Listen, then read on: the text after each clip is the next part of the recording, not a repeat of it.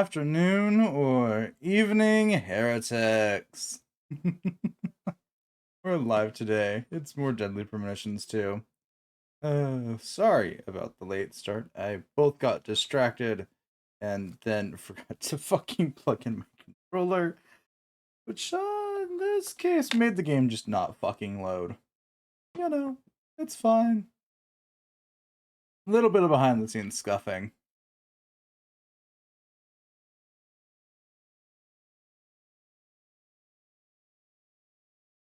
Nothing too abhorrently bad.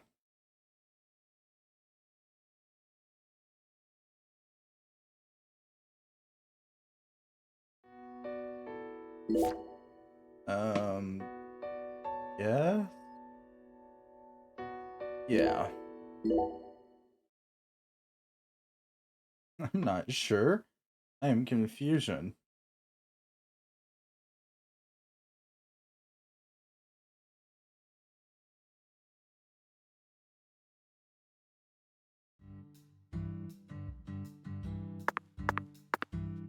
Why did I come all the way over here again?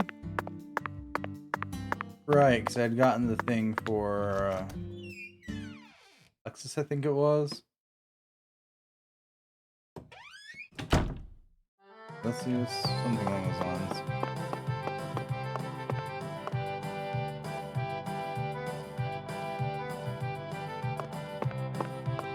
What'll it be, honey? Yeah, I forgot the thing. Lexus, will this do? Oh my lord, you really brought it. I'm gonna give you a taste of some real Cajun cuisine. Now, while I'm working on this one, hope you'll be a DM and bring me the other 2 ingredients. Gather 1 green pepper at her house. Okay. This ingredient might be a little hard to find, but I believe in you. I know you can find it for me, honey. Zach, see how happy Alexis she's looking now. Must have a lot of special feelings attached to this dish. I definitely can't wait to taste it now. Yes, exactly what fulfillment reminds you of. God, no. We haven't even been 10 minutes into the stream. No film theory things. Damn it! God. The cook, the thief, and his wife. The cook, the thief, his wife, and her lover. Holy fuck, that is a nightmare.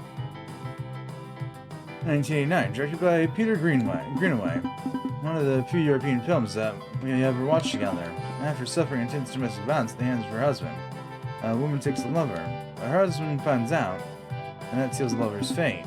In order to get revenge, she has a chef cook up her dead lover's body. Bizarre murder spiced with cannibalism. A story that could happen any day of the week. The director must have watched and must have wanted to express realistic crime in that film, but that reality didn't sit quite right with us. And I argued for a while about whether or not it was possible for the lover to be cooked in a whole roast. Now that's what I call a special dish. I'm so sorry you had to hear that, Alexis.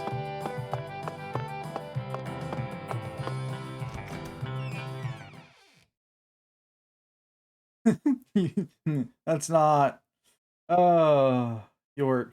It's not the kind of sort of stuff you discuss with people around.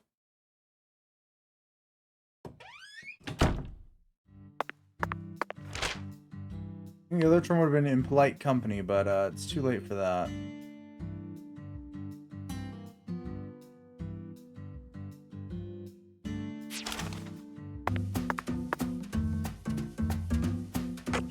Right, gotta retrain my brain again.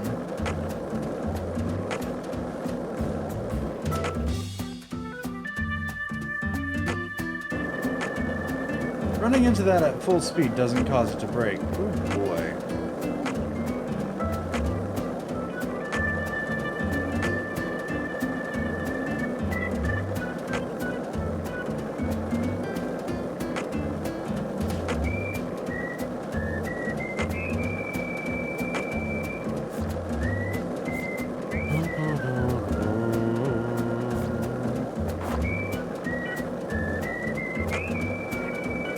Oh, there's 2 rare squirrels over there. Not gonna go kill them, as tempting as that might be.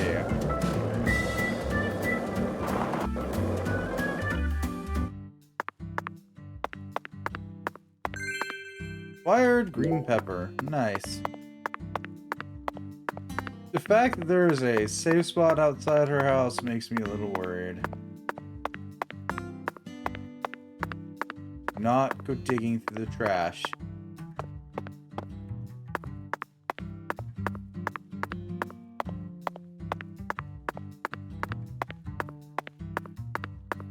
I don't know. I think some part of my brain is perpetually worried because, of course it is. I had to deal with the entire last game where save spots usually indicated places of interest. It was someplace I could go into eventually.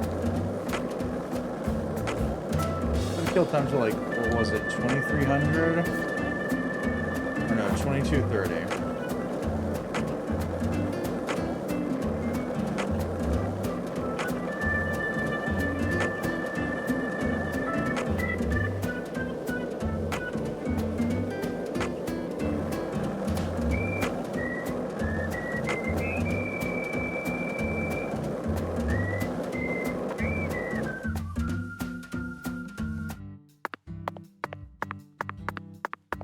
Alright, we got another ingredient down.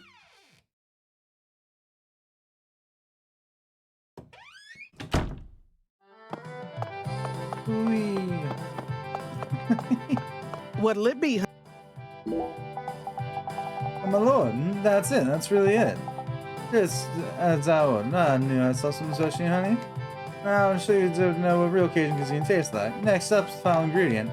Bring this to me and I'll be able to serve you up that special dish. Gather one time. From where? I don't know. Your guess is as good as mine. I'm gonna stop preparing the second ingredient, so if you'll excuse me, don't give up, handsome. Zach, we're finally down to the final ingredient.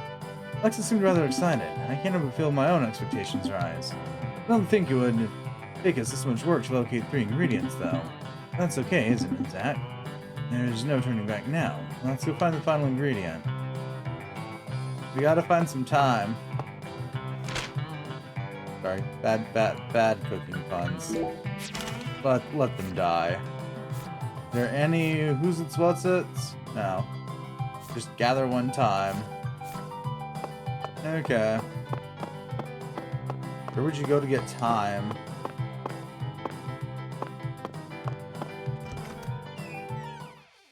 Let's say a clock tower, but no, I don't think there's any clock towers around here.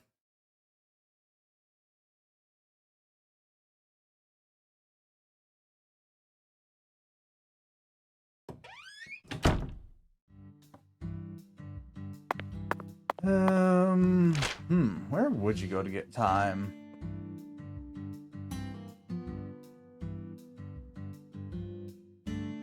Maybe the park? There's a non-zero chance you could probably find some time in the park. I haven't visited the Owl's Nest either. But I think it might be closed. No. From 5 p.m. to 6 a.m. So 1700 to 6 a.m. Okay.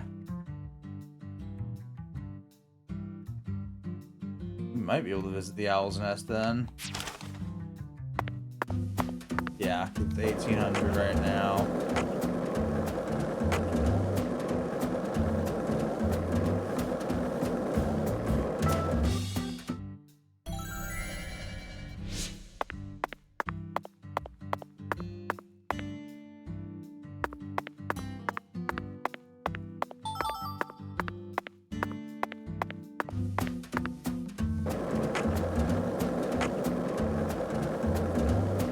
Okay.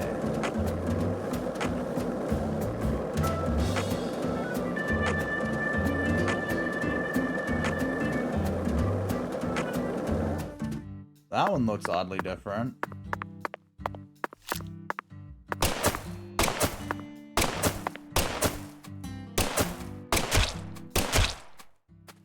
Oh, that's because it was rare.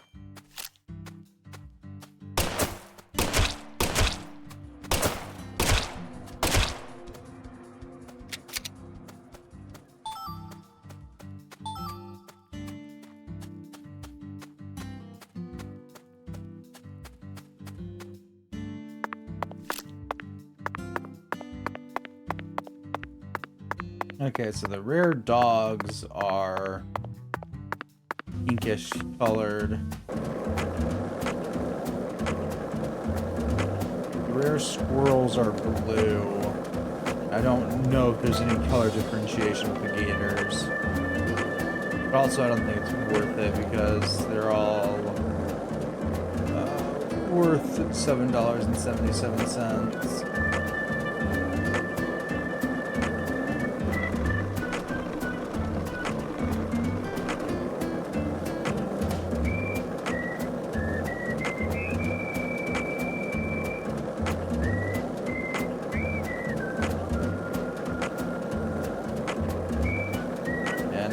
The other thing is I'm not quite certain we found anywhere is that I could, like, for certain say is where we'd go to find some time.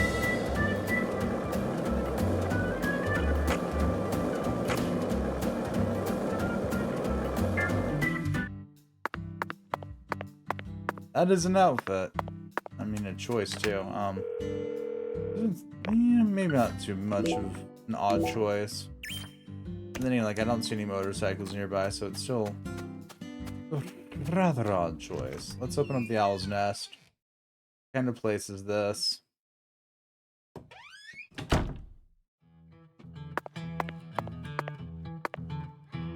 Like a bar, maybe? Yeah, oh, jazz club. Okay. That explains why it's open late. Well, late-ish.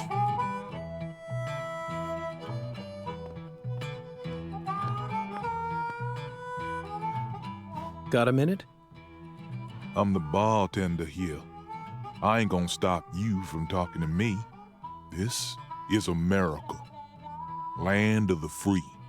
So folks just do whatever the hell they want. That's one of the beautiful things about America. Yeah.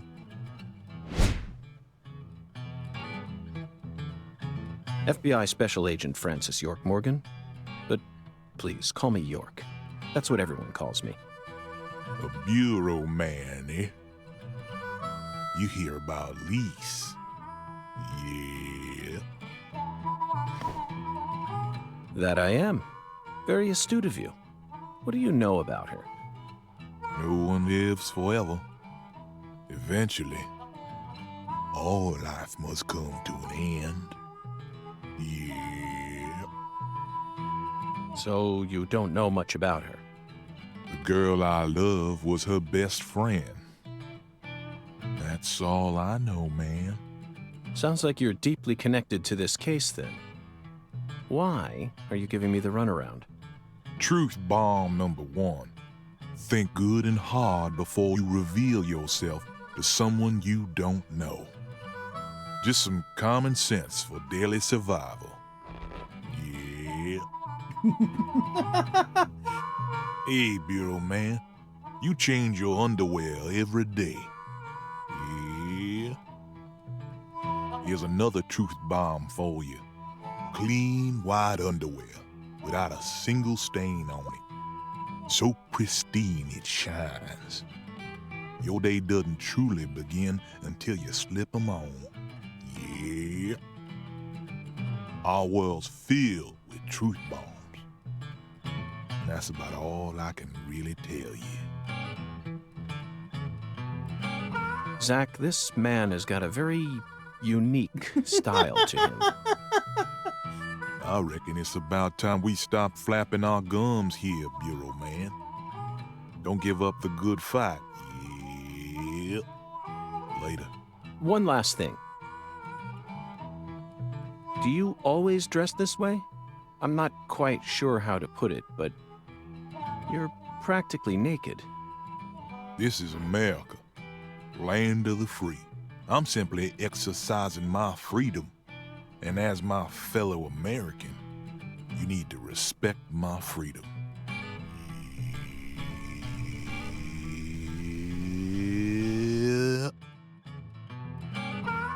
Yeah. Yep.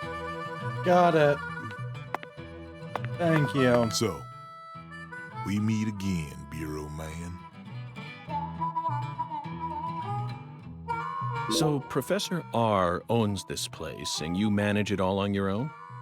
Pretty much, yeah. Professor R's really busy. What sort of relationship do you have with her? You interrogating me, Bureau man? Professor R is my boss. I'm her employee. End of story. What's your job? Bartenders make drinks and serve them. Yeah. Oh boy. No special drugs on some secret menu? Louisiana's got music. We don't need drugs.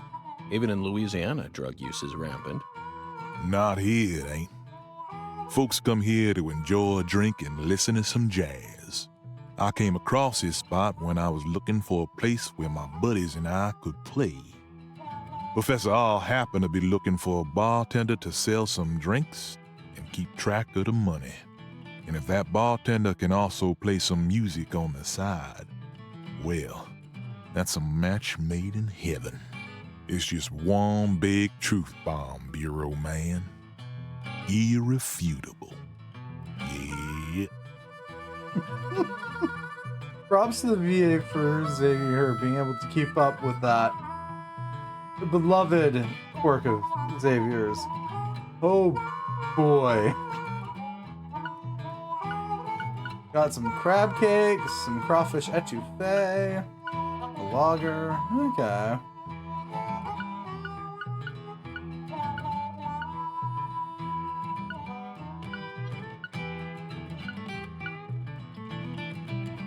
Veggies and crawfish simmered in spicy sauce. That's the way to describe crawfish etouffee. Ugh. Thanks, tongue. You're failing me already. You'll be back, yeah, Bureau man? Remember, live jazz on the weekends. Yeah. Yeah. Just the way that's always long and drawn out that is gonna get me dying every time I come here. No comments from the peanut factory that's not supposed to technically be in here because, yeah. Reasons.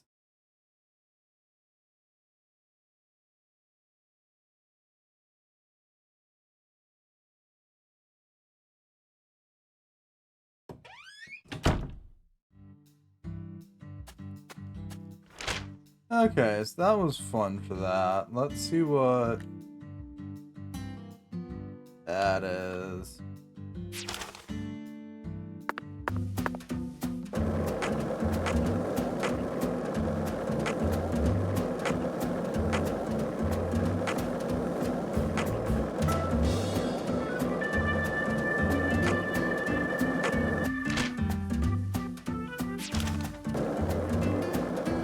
So why is this entire street like highlighted in red on the map?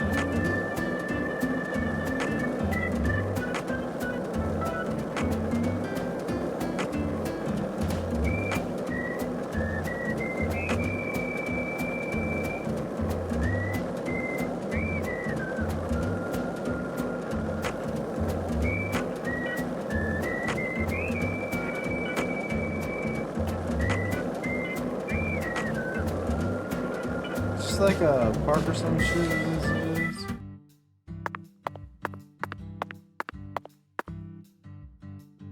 Skate.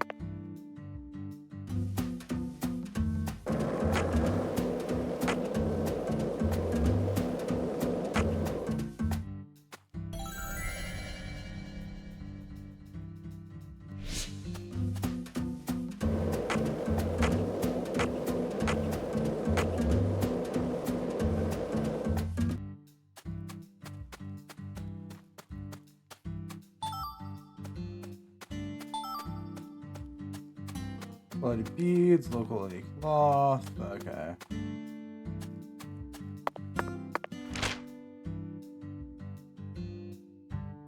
What is that?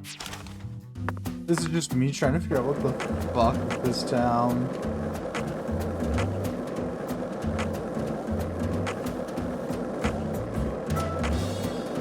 Hi, Easy.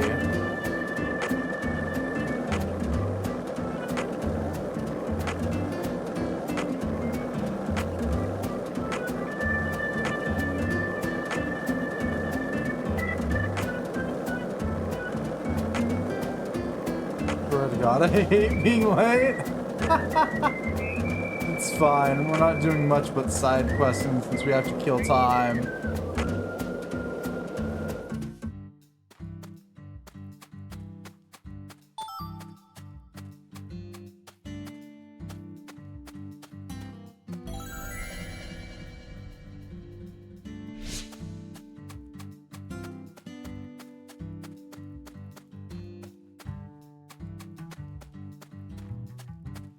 Why would you cut the fence? The place isn't even sealed off. It hurts my brain.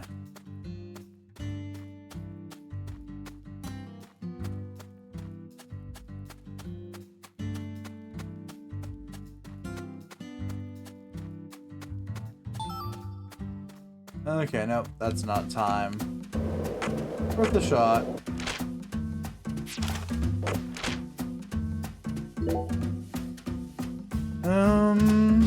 Melvin's place, Xavier's place, there, Avery's place. Well, there might be some time in the park or by the church. We'll start heading down that way. Hang on, wait, was that?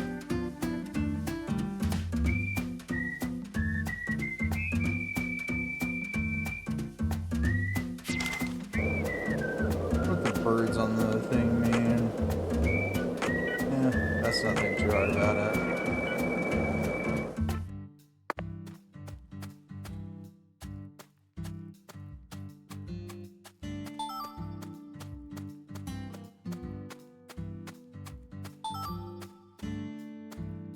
A lizard skin, that's at least unique.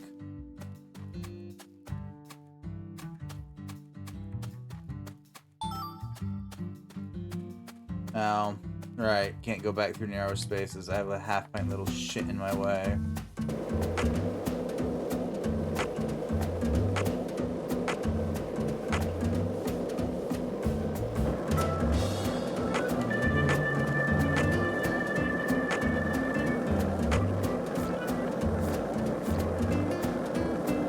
Kill time until 22:30 for that one.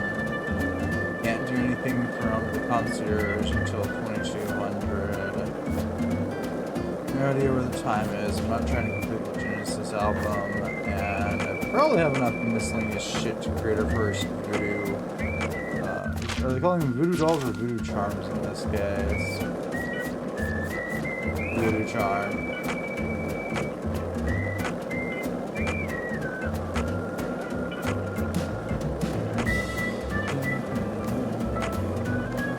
Zach, you're a coffee person, right? No sugar, only milk. Yes, I'm completely with you on that one. Yeah, just think, in 5 years, York, they'll be talking about 2 letters that appeared in your coffee. They'll help you solve the case you're currently on.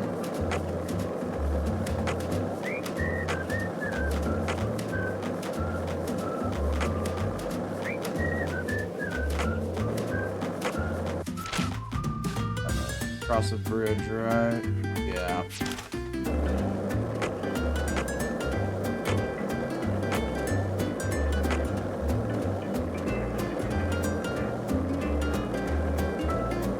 Did you notice it yet? The streets in New Orleans were a mess. All busted up and undergoing maintenance. The city was built on a swamp, so the ground is soft. All it takes is some heavy rain to cave it all in. There were also a lot of places where large tree roots were pushing up parts of the asphalt and the sidewalk. Those bumps were dangerous even when we still had our car, remember? But this town is different. The streets are all paved so cleanly that we can skate along them without a care in the world. And there's hardly any trash or graffiti to be found anywhere. The Clarksons truly do control this place. For better or worse, it's a good example of how allowing certain people to rise to power can have positive effects as well. Also, don't you find that Southern people are remarkably friendly, even to total strangers? Both here and in New Orleans, I've been amazed at how cordial everyone is. Is it just the way things are down here? You certainly don't see that sort of thing in New York or D.C. They never stop to chit-chat. especially when ordering food. They only say what's necessary, without any decoration. A customer only makes eye contact with the waiter about once every 3 times they interact. But that's just how it is. Isn't that right, Zach? The human relationships here are as fluid as an inorganic mechanism running on the smoothest, purest oil there is. And it feels strangely comfortable after spending time in New Orleans and coming here. I think I'm starting to like the southern disposition. They even have their own breed of bizarre crimes. And besides, the New Orleans area is famous for its paranormal culture. I'm sure it'll entertain us somehow. It's still a bit of a ways off, but perhaps we can also do a little case study for our post-retirement plan. What, you still think it's too early for that? I wouldn't say so. It's never too early to be prepared. Come on, I know you're with me on this one, Zach.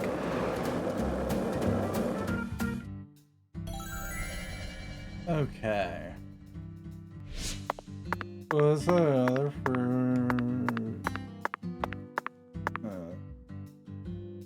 Let me see. It's fine.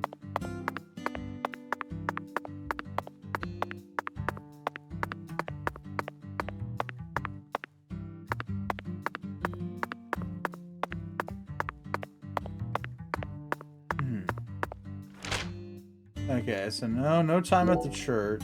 Let's see about the nearby park then.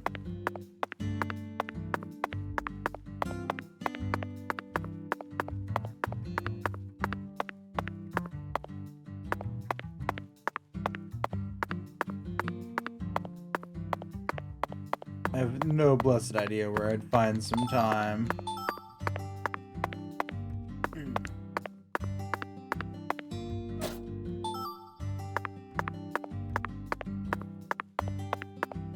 There's a human in the park.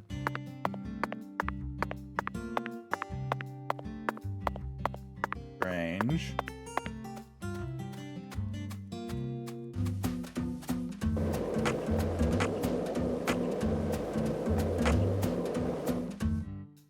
Oh, it's you.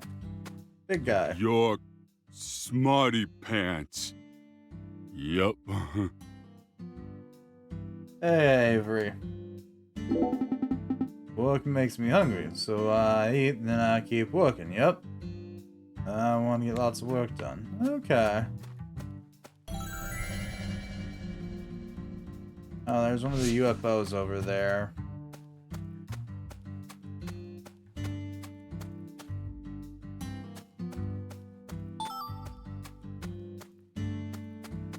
Here you can find. Oh god, there's bees.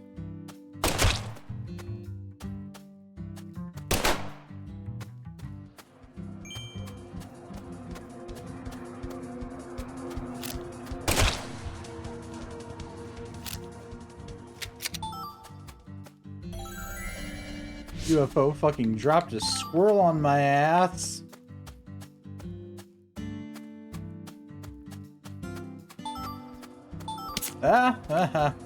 Bees.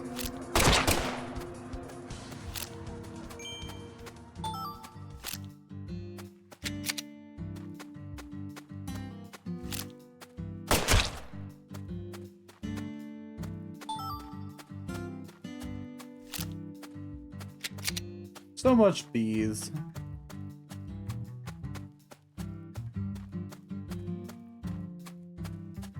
So no time in the park. Oh, for certain there'd be time in the park. Okay.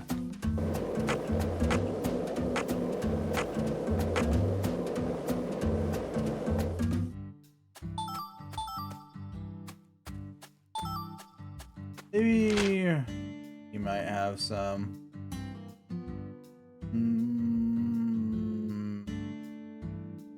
Zille. Fruta. Already forgetting what the hell they were calling these places. Pronouncing these places? I don't know. English isn't strong. Well, in this case, it's not an English isn't my strong suit. It's a French isn't my strong suit.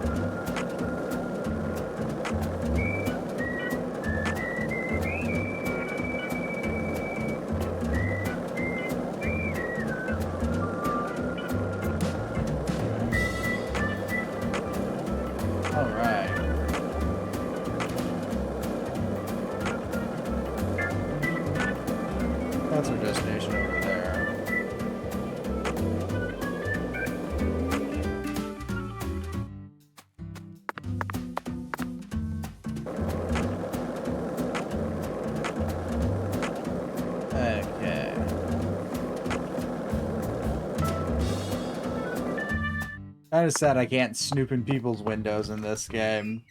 That was ironically one of the highlights for me of the other game. Silly as shit, yeah. Oh. Verily, much shall serve thee well here. Create. Plus range, plus power, plus firing speed, plus reload speed, plus chamber size, plus accuracy. Oh, don't tempt me.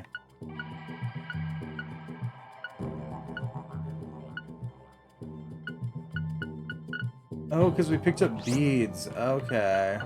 Whee. So let's see.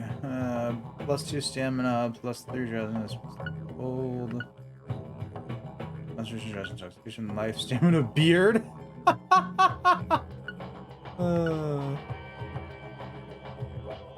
Concentration, life, hygiene. Oh, I don't have the chicory flower for that. Okay.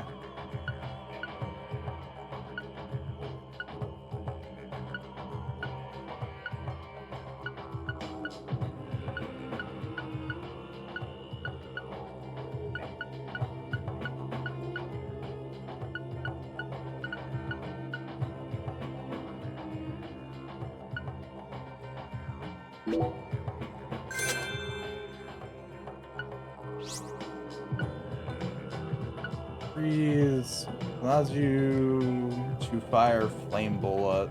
No. Let's see, you found the upgrade system? Sorta, yeah. Armor piercing bullets. Allows you to fire shotgun bullets. Sure, that's how that works. Right. Minus 3 power, plus 3 accuracy, plus 3 firing speed.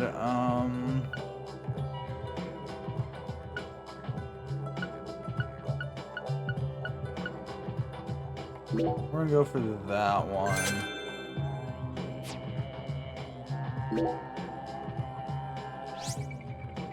Where's the thing I just bought?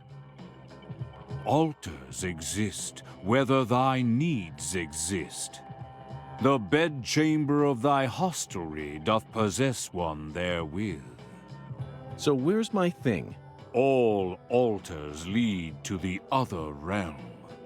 Thusly, all periapts in thy possession may be confirmed at any altar. The other realm? Forsooth, any mirror may metamorphose into an entrance to the other realm. Prithee, say thou doth grasp this wisdom. You can see the same world as the skeletal gentleman? I am the mirror. As my name doth suggest, I am the looking glass given flesh. Your god just looked to your left. Zach, it appears that there's still a lot about this world that we don't understand. This is the deep south. There's no telling what might happen next. Emphasis on the deep. Altar has been unlocked. Yay. Yay. Equip charms at the altar. Yay.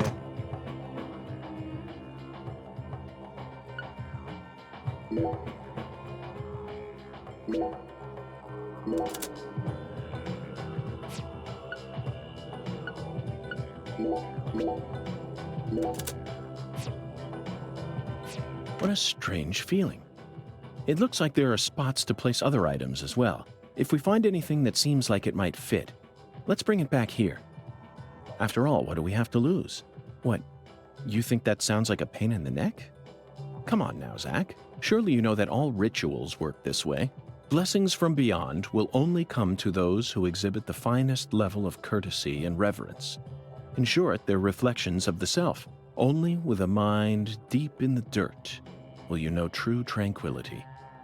Then your body will turn to dust and dance with the wind. Who came up with that quote? That one was all me, Zach.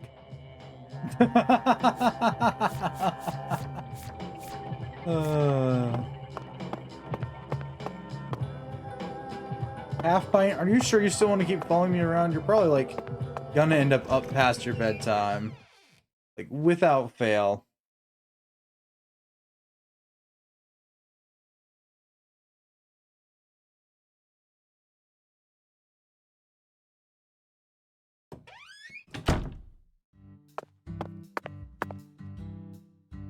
Ah, younger York, for certain events. Ah, younger York. You're not any better than older York. Do, do, do, do, do, do. Xavier's Melvins. Memorial Oak Street. Owl's Nest. I don't know what this building is. Be a factory. The rice fields. That's probably the Clarksons way up there. Welcome to the square.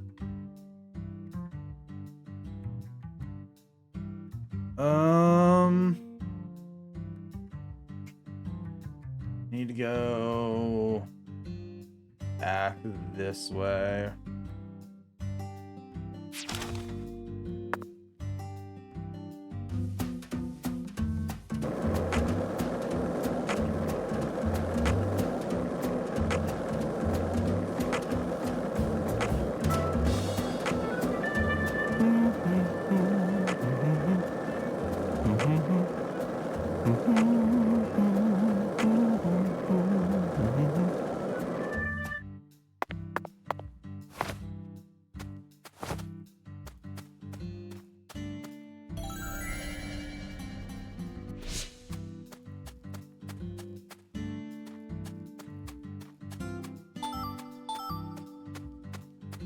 Low quality beads, sparrow feathers.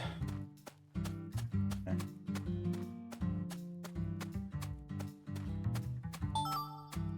Low quality cloth.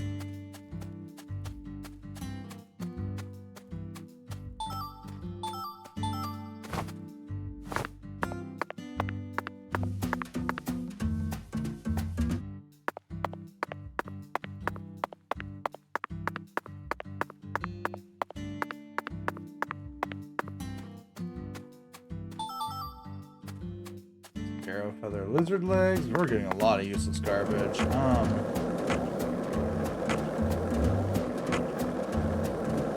Right, you know what I didn't check for time? Oh, of course. Special sale for sunburned customers only. I mean, to be fair, the sheriff also seems to be running the town's general store. So he might have some time. He's just not here right now. And I don't feel like hunting him down.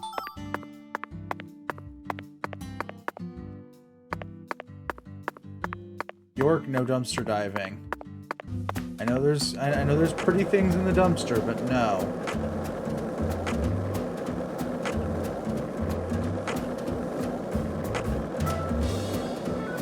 Hey, Zach, it looks like we were right on the money. Tracing the San Rouge distribution route led us right to Louisiana. You know what that means. We've got a hot hand, and Lady Luck's given us far more favor than she ever has before. We just happened to hear news about Lisa's murder while sitting in a bar during our vacation in New Orleans. That certainly wouldn't have happened if we had stayed in D.C. They would have given the case to another special agent, or maybe even to the state, and then we never would have found it. In the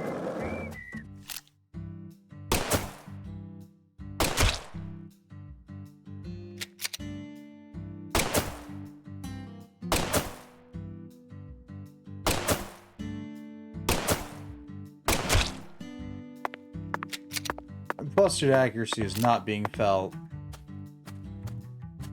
I don't know what you're talking about, DZ. The squirrels attacked first.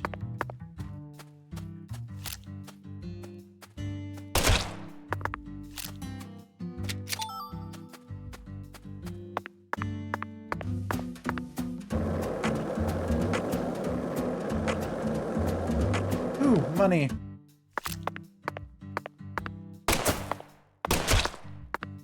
Nice.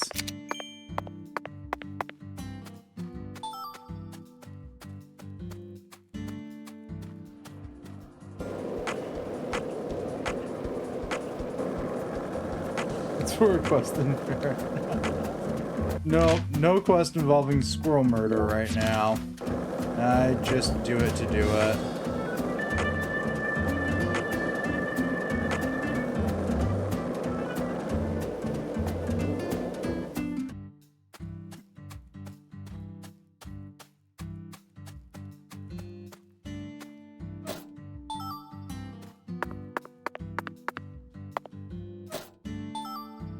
Just the same thing with the dog murder and the alligator murder. Looks like a case of bad. Let's come back.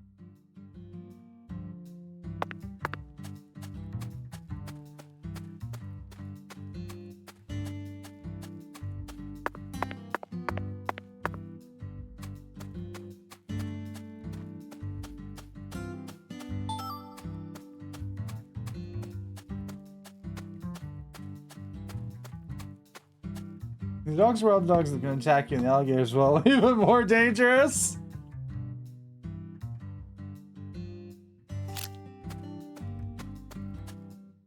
Lost Lamb. An evangelical church, is that what that says? Yeah. Okay. York, do we happen to have any cigarettes on hand, or are we fresh out? On the map. Oh, we are running low on bullets, finally. We are fresh out of cigarettes. Squirrels, though, unless they have the power of squirrel. I mean, they're just squirrels. They're little thieves.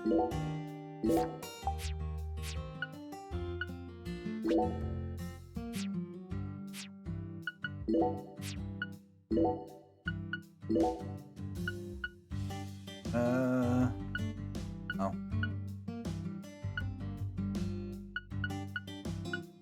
We can get something for setting off parked car alarms. Great. Items picked up off the ground. Unknowns. Buying something at vending machines. Using our vision. Stealing items from squirrel. Or, no, having items stolen. Steal items from squirrels. Okay. I don't know how that works, but alright. Sure.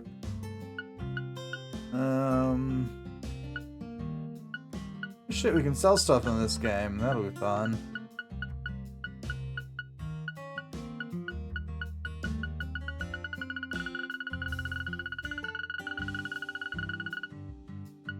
Took part in the... We can spend over a year here in the game?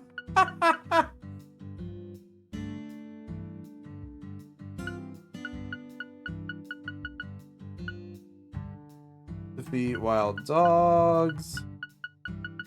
Defeat pink dogs. Defeat squirrels. Defeat blue squirrels. Defeat killer bees. Defeat alligators. Defeat white alligators. Ah, so we get a bonus for hunting the albino alligators. Earn the sharpshooter bonus. Survival bonus, dual kill bonus, stench hunter bonus. There's something for gaming over 100 times.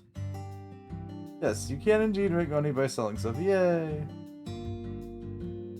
Also, yeah, you actually have to pay attention to the area on this one somewhat. Yeah. Beat UFOs. Pay the excessive force fine 30 times. I don't want to pay the breach of contract fine that many times. Medical emergency bonus, recover from hunger, lack of sleep, obstruction of business, blessing bonus, personal grooming bonus, good hygiene bonus, BO damages, clean shaven, let your beard grow all the way out 5 times. Yeah. Enjoy a tan discount while fully tanned. Suffer from dead drunk. Suffer from cold, paralysis, poison. Pedestrian damages, skateboard damages.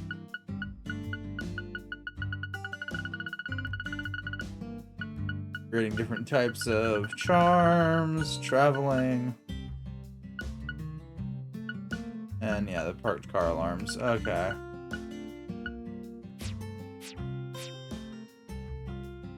Alright, time for the boring part of this.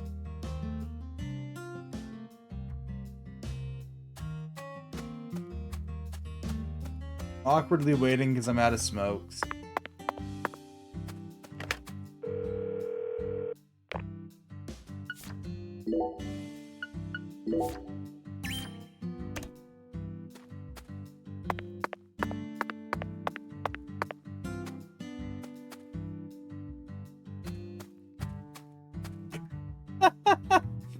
Yes, the boring part. I have to wait until at least 22:30 to do anything. I've already completed all but one side quest, and that side quest doesn't have any like actual direction on the where to go chart.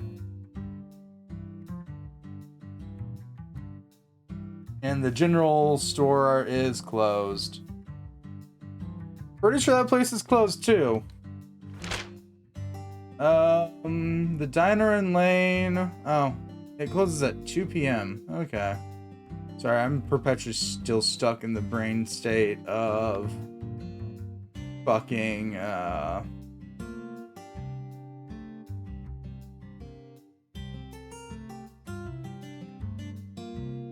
the first game where places opened at 9 in the fucking morning and closed by like 1700.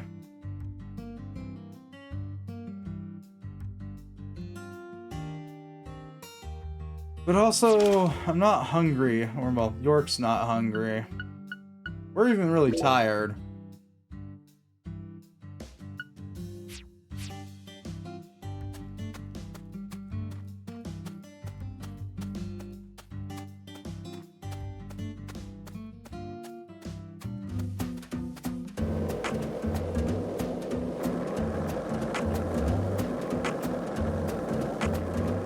Have you been to the sugarcane fields? Yeah, I've been to the sugarcane fields. Been there. Did that. Did all of Alexis's quest up to having to get the time.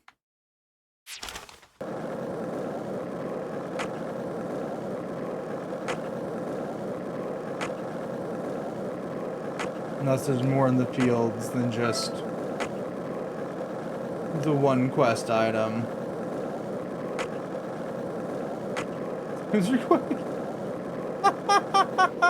Yeah, it's still day 1 too.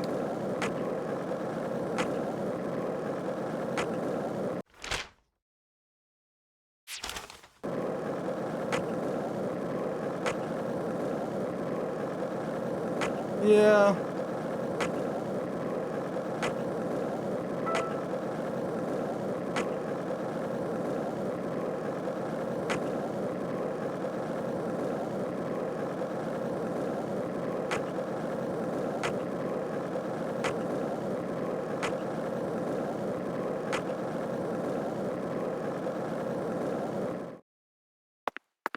Oh, there's our general store. So, Mr. York, what do you think of my castle? Pretty cool, ain't it? I've been Sure. curious about it since the first time I saw it. You've got excellent taste, Melvin. I dub it Lou Crawfish. I'll have you know, crawfish is pretty much its own food group in this town. Since this store carries all the bare necessities you'll need for daily life, I reckon it was an apt name. Easy. Everybody in this game so far that we've met's a weirdo. If it's sundries you're looking for, there ain't much you won't find here. Ah, we can buy rubber bullets for $6. Not bad, not bad. Buy more smokes, suntan lotion, gum, adhesive cleaner. Okay. Not what I was hoping to find here, but alright.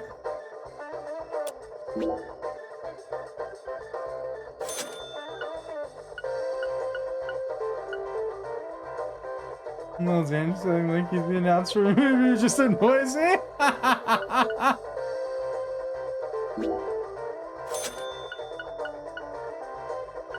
Fair.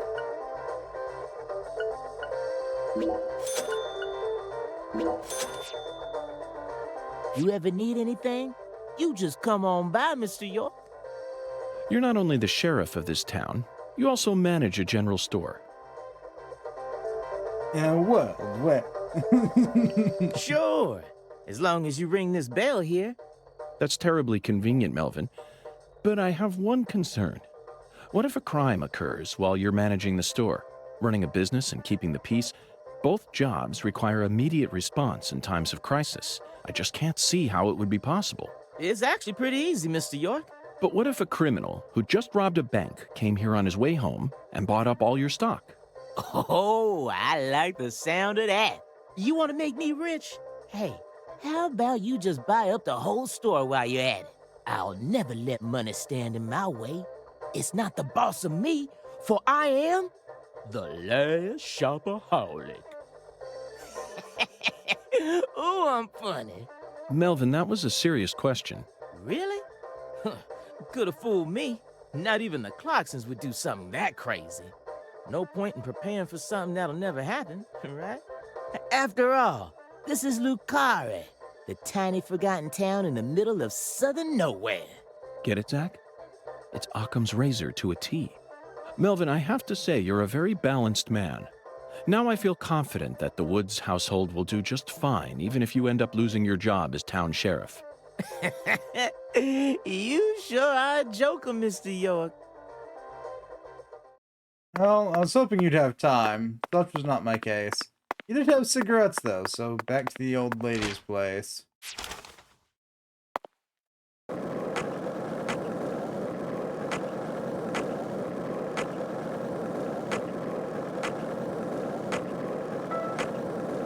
Hey, Zach, it looks like we were right on the money. Tracing the San Rouge district. God, no. Get off the skateboard. I don't want to hear this. I need to quit pressing that button, but I'm expecting new dialogue every time. I forget we're still on day 1.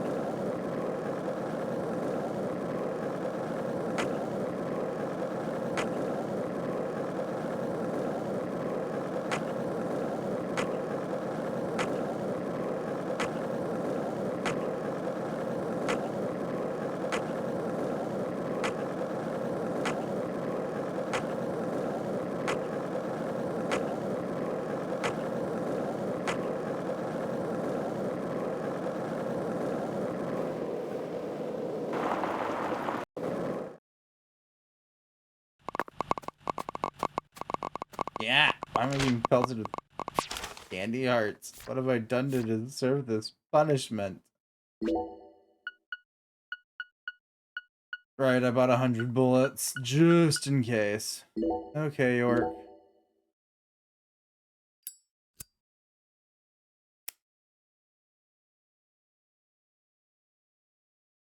Oh, that...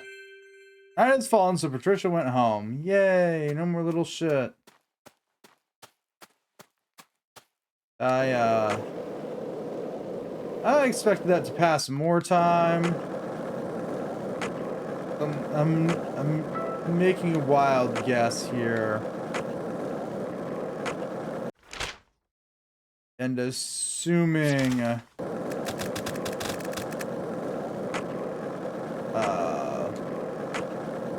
the light cigarettes pass like a hour, the heavy cigarettes pass like 2, or the medium ones pass 2, and the heavy ones maybe pass 3. But that's also maybe not true, because I think the medium ones passed 3 hours last time.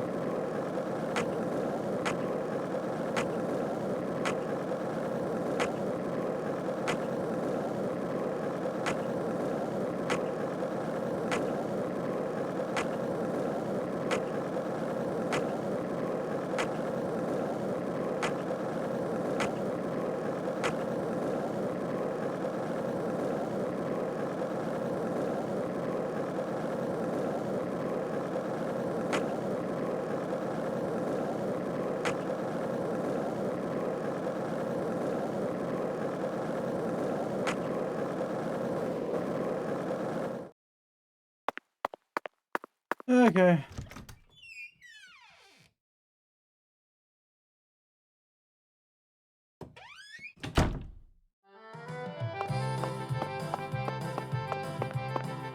What'll it be, honey? Is this place a bowling alley or a restaurant? Oh, my Lord, what's wrong, honey? Can't tell the difference? It says restaurant right there on the outside. How do you explain that then? That's so the customers can bowl while they eat. Convenient, ain't it? If you want to bowl, honey, you'll have to ask Mrs. Carpenter to open up the lane for you. Good luck with that. But if you just want to eat, then all you need to do is call my name. Got it? Oh. Shrimp and grits, duck cash, chocolate sundae, beignets. Fuck yeah. Oh, red beans and rice. Also pretty good.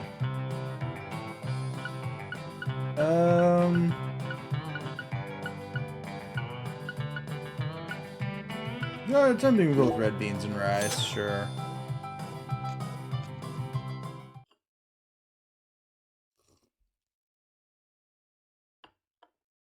That is a little bad. That could sound thought context. So, what do you think of my Cajun food, honey? No complaints here. No wonder you call this restaurant the best Louisiana's got to offer. Oh, my Lord. Ain't that nice of you? I'm sure glad to hear you like Cajun flavor. It's nothing like that Creole food. And I'll be damned if it isn't the best eating you'll find this side of the Mississippi.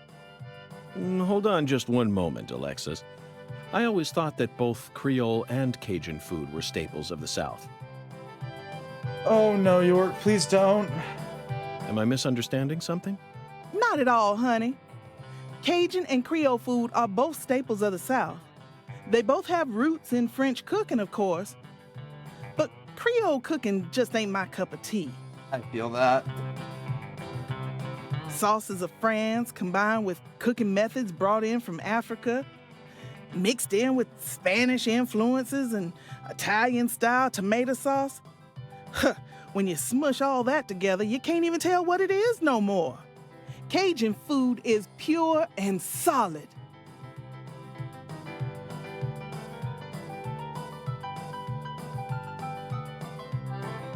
And if done properly, will kick you in your ass. The Acadians who settled in Canada brought it here from France in the 1600s.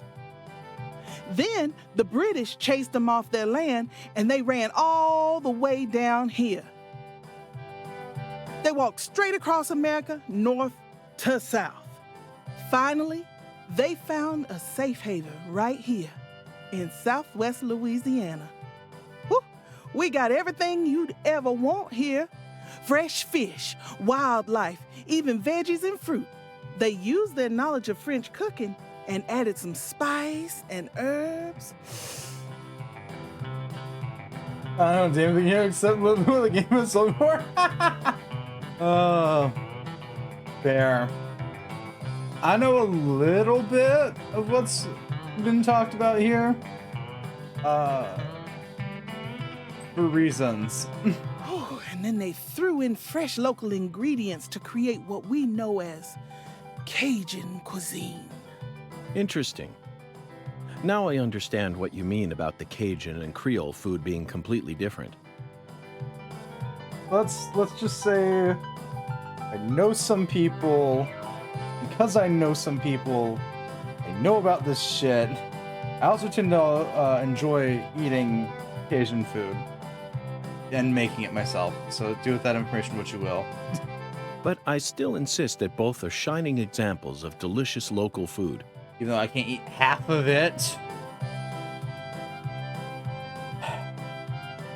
Roots and history aren't that important, are they? Oh, my Lord. You don't get it, do you, honey? Lately, there are shops all over the place calling themselves Cajun, Creole, or whatnot. But all they serve is a hot mess of different ingredients loaded with spices. And the tourists ain't none the wiser. I'm sure you like some spice. I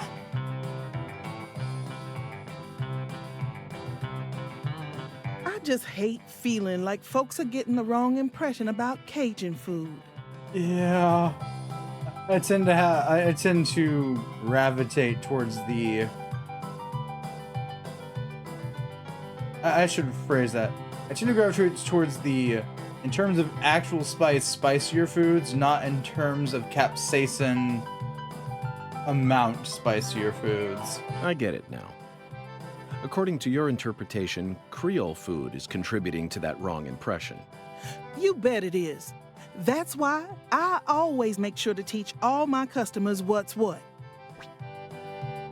In this game, time is a flat circle and always use math. Blah, blah, blah. Okay. Okay, so no. I specify that because you can get stuff that is hot and spicy without absurd amounts of capsaicin in it. There are other things you can use to make something spicy.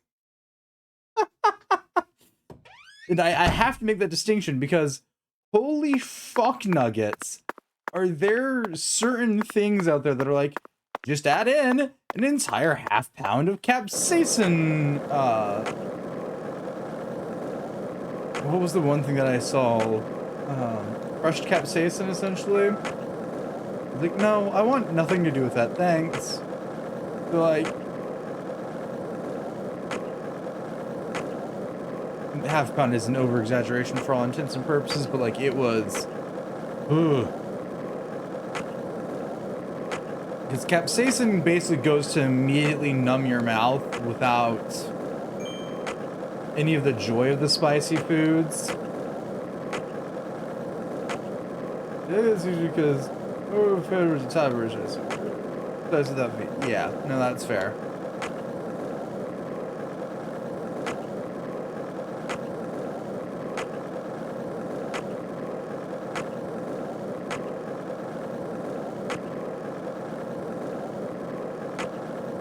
Ooh, turn. Oh my god, we still have an hour to kill. Ugh.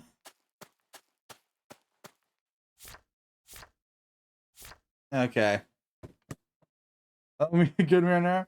I'm fine. I like me just pasta in general. I don't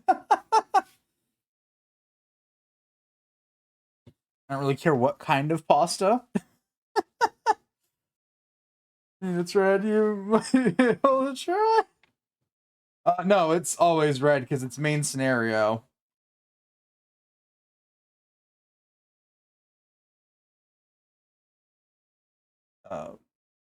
But like when I'm just generally like pasta's good.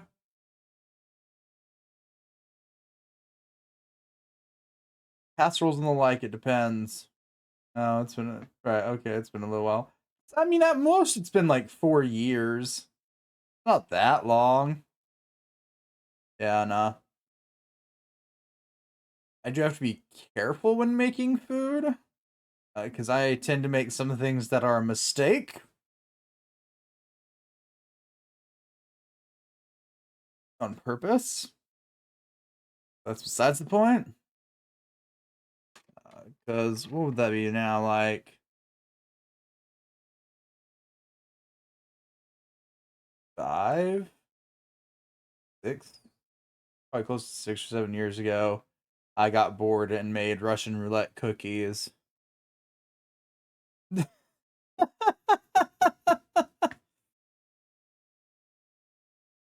Fine. You don't mind the fact that some of them are randomly spicy.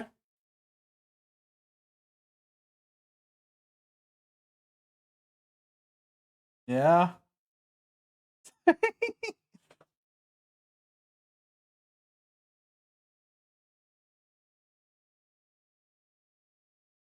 Is it the term Russian roulette cookies?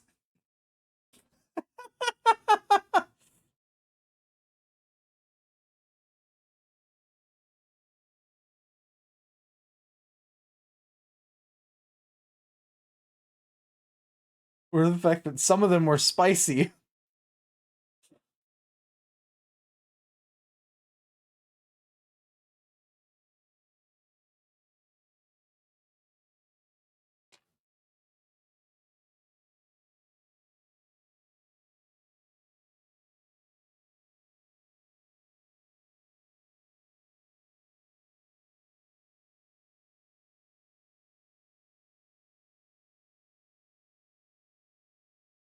Also, I believe it's back in February last year. Fair.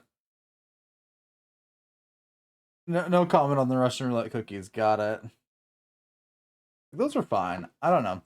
They can be done a couple of ways. The easiest way to do Russian roulette cookies, in my opinion, is with clear wasabi. Yes, it is a thing. It can come in not green. No, it's not common. Yes, it was hard to get my hands on. No, it wasn't worth it. Well, maybe it was. Depends on your definition of worth it.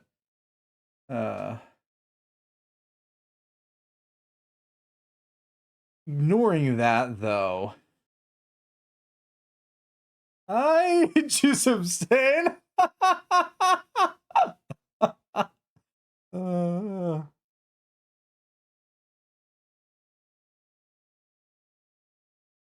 To be fair, that was me getting back at a couple of friends. So it's not a normal thing I end up baking. Do know that baking wasabi is a horrible idea. Well, I say horrible because it's gonna burn like fuck if you're not careful and don't ventilate the area. Anywho.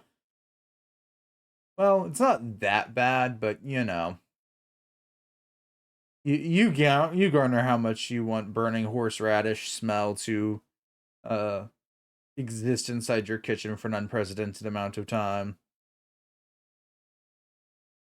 I don't do well with heat. Fair. Yeah, no, I'm fine with spice.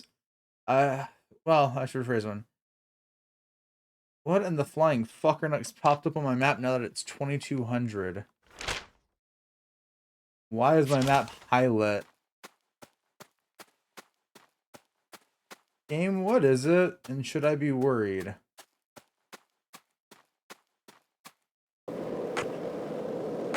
Well, we're gonna go to one of the exclamation marks real quick.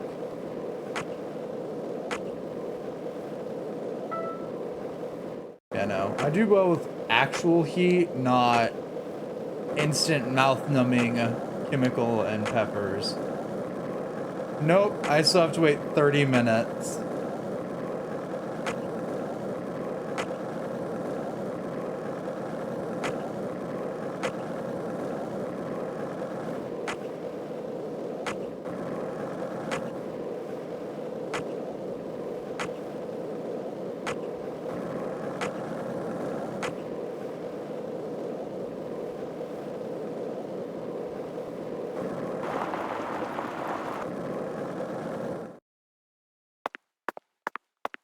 Why is the diner being highlit?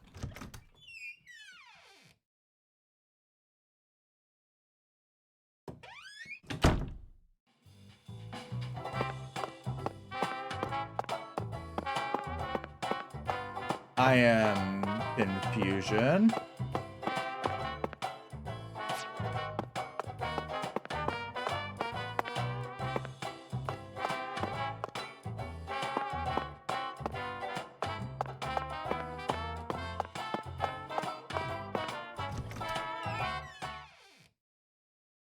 Anyways, back where we came. But yeah, nah. I'm fine. Because yeah, there's ways you can do eat spice without numb spice, and that is the best way to go, in my opinion.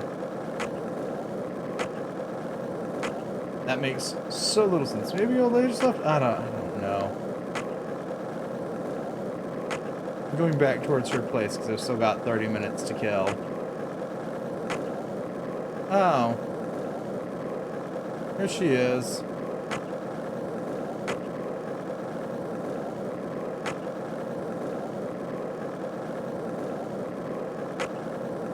I wonder if maybe we use our alter vision if we'll see something else.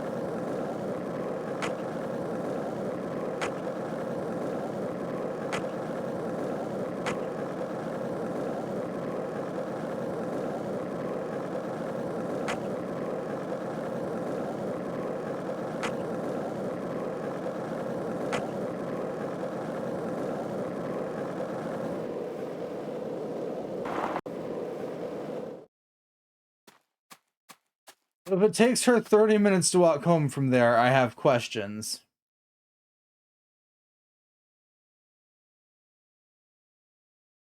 Yeah, no.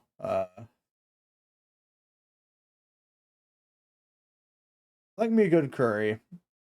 Like preferred side of curry though is Japanese curry. I like that more so than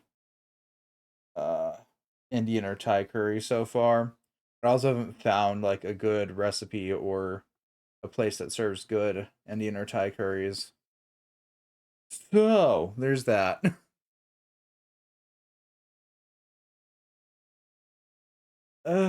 Gumbo's hit or miss. Some places do it good, and some places put too many peppers in it.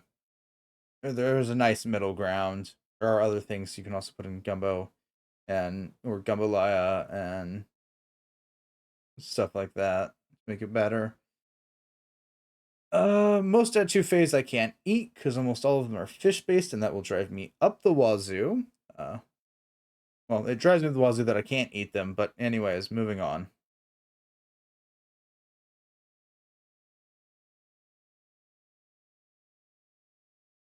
It's because she takes the long way home. I can see your dot now. Best I can really take you. Really good fish and shit. Yeah. Can't eat it.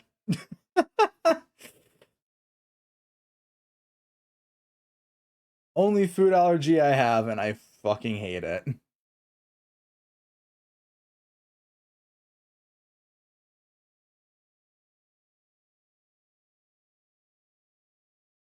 Can I do it now? Thank you, York. Yes. Perfect. Oh, my dear lost lamb. What are you doing there? Oh, this? This is all part of the Lise Clarkson murder investigation.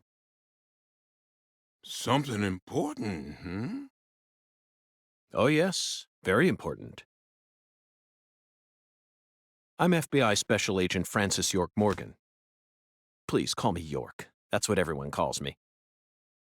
But what should I call you? I'm Tyrone Sanders, pastor of the Lucare Evangelical Church. Oh, you What business does a pastor like yourself have in a place like this?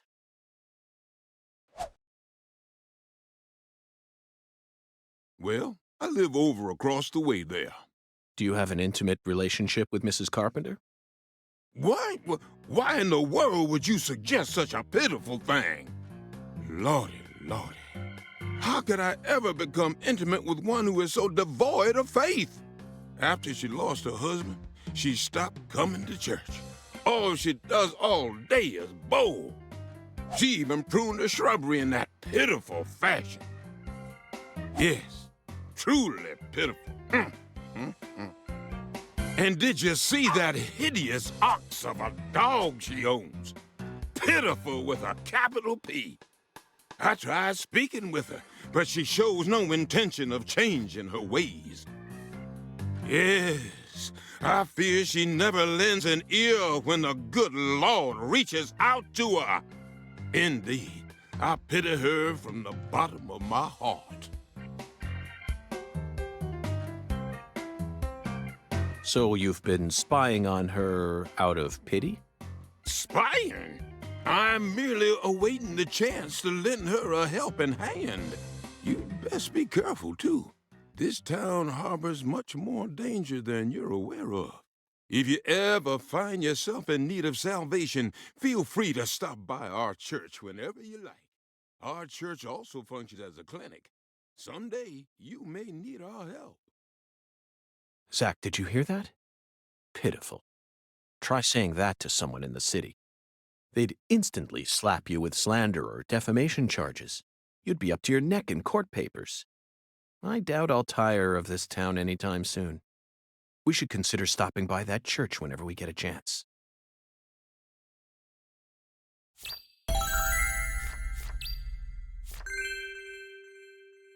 Yeah, no.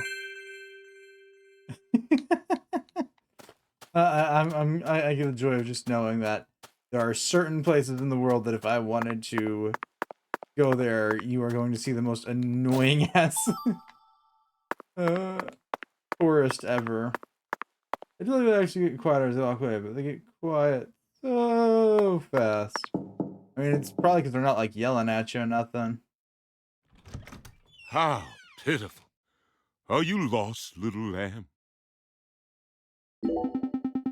I perform a church service every Sunday. How about coming down sometime and offering up your prayers to the Lord? No. Just no. Head to Alexis's Diner and Lane. Should I do that now or later? Should I do it now or do it later? I think later? When does the Diner and Lane close? 2 p.m.? I mean, it's still open.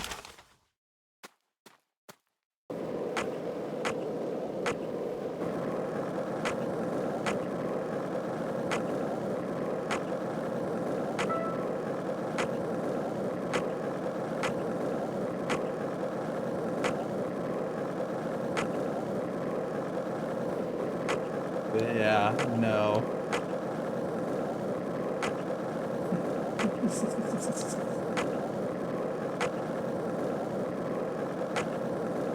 Wait, it's a morning fair. Either way, I still gotta go back this way. Get back to the pineapple place.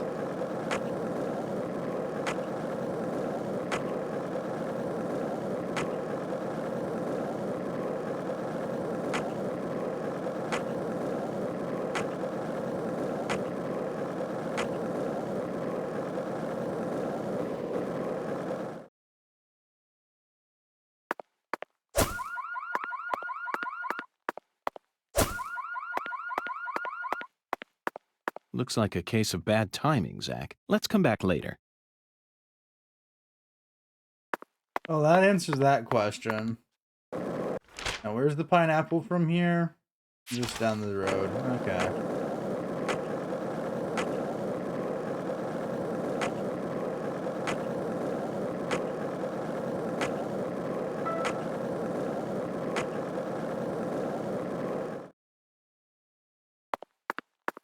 The only other traditional thing here I can think of would be a Jig's dinner or Sunday dinner. Diner dinner. Not sure which way that's supposed to be read right now. I'm not.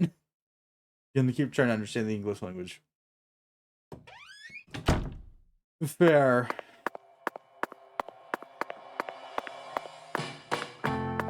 Mr. Morgan, sir, how may I be of service? I'm deeply sorry, sir, but the shower specialist won't arrive until next week. I already tried to adjust the water valve on the 3rd floor, and this failed to fix the shower. Exactly, that's why I'm here. What do you right now? Fortunately, I'm but a mere concierge. All I can do now is do the specialist drive, or perhaps Chief or the bellboy can help you think of an alternative solution. Ah, bother with the other two. Got it.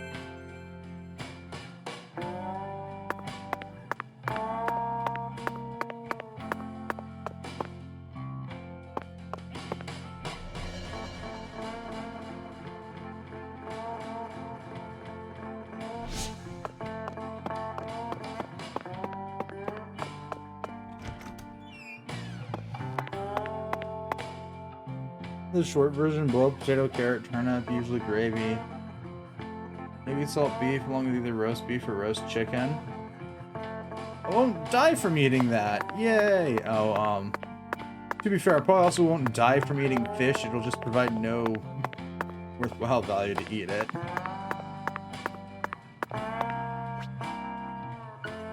That's cleaning for 18 hours. Wait, what?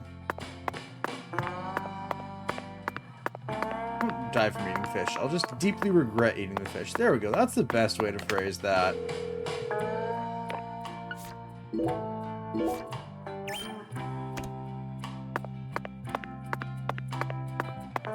Not severe. Anywho's. Random me thinking out loud. Ignore me. For once, please. Maybe. I don't know. We're rambling. Let's see, it's 2,200 right now. Made in France. It looks soft enough to alleviate all our Well, exhaustion. That'd be fun, right? Yeah. Like I said, it won't kill me. Zach, even though the Bureau is paying for this, it's still tiring to have to live out of hotel rooms day after day. Nothing beats getting a good night's sleep in your own room. What's the technicality with the fishes? It won't kill me either, but I will deeply regret eating it. I was starting to get concerned. Fine. Sleep for 8 hours? Yeah, that sounds like a good idea.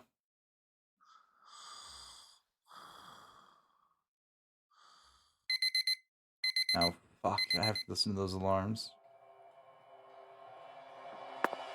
No, I'm not that. Okay, so that one's still cleaning for 10 hours. Let me go ahead and put up 1 box of rubber bullets for now.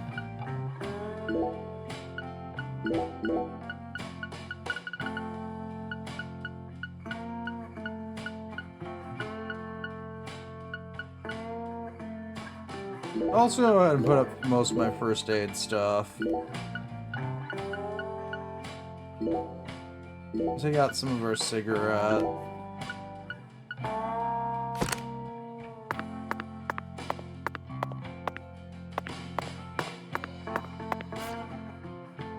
You already tried the shower? Yep. Already got that quest going.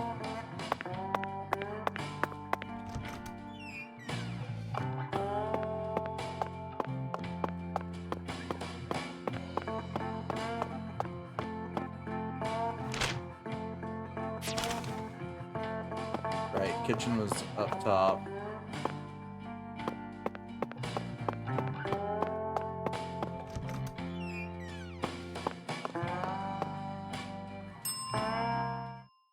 My restaurant serves only the highest quality Creole cuisine. The real deal, which ain't too easy to find in a backwoods town like this. That's probably why the siblings aren't anywhere near the same shop. Did I hear wrong then? Set me straight, would you, Chef? I thought that Cajun food was the norm in Acadiana. Why would you go out of your way to serve Creole food here? When I was a youngin', I trained myself at a famous restaurant in New Orleans. Nolans. That is perpetually how I refer to that place without thinking. A famous restaurant? That's incredible. Was it Arnaud's? Antoine's? No, don't tell me, I got it. Brennan's, right? None of those, actually. But that place taught me how to really cook. Go on and try something, you'll see. Very intriguing.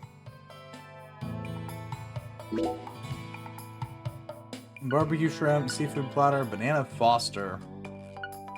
That's a choice. I think we're going for the barbecue shrimp.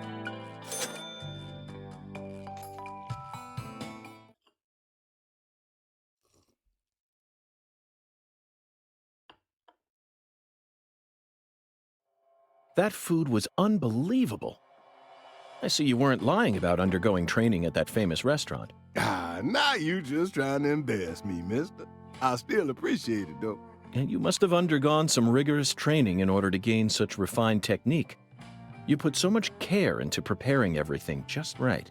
And your manipulation of that low-temp flame in order to bring out such a pleasant fragrance, simply perfect. Now, I will put the caveat out there. Actual fish is the only thing I cannot eat. Well, refuse to eat because it makes me sick. Anyways, moving on.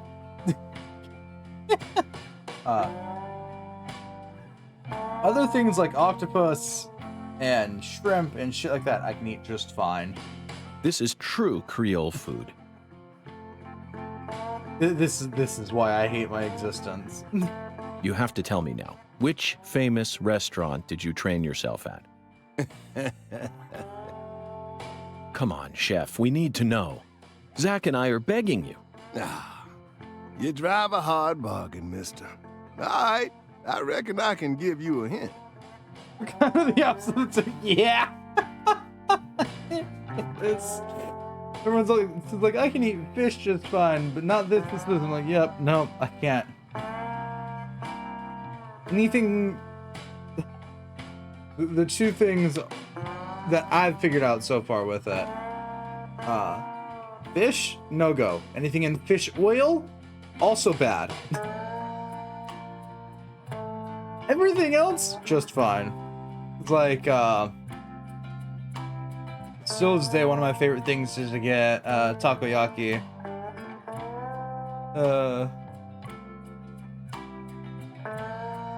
Really? Oh, just a hint now. Fine, we'll take it. Just say it.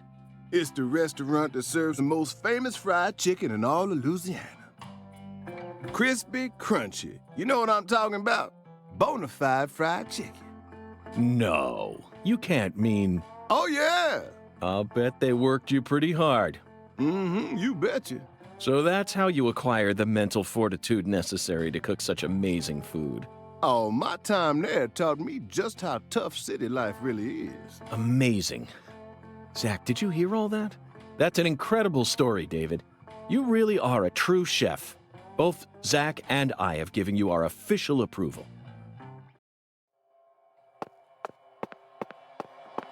Oh, there's the chef, so I can talk to him normally. Hey there. Hello there, mister. Need something? I'm pro chef, mister. I can move you with fast grill food no matter what kind of ingredients I got. But this is something gigantic. Hey, pros never panic. Just gotta stay calm and think. Okay, so I have a guess, but I've never been sure. Hello there, mister. Bro, I don't Just have you any more of an remember. answer So than give you me- do.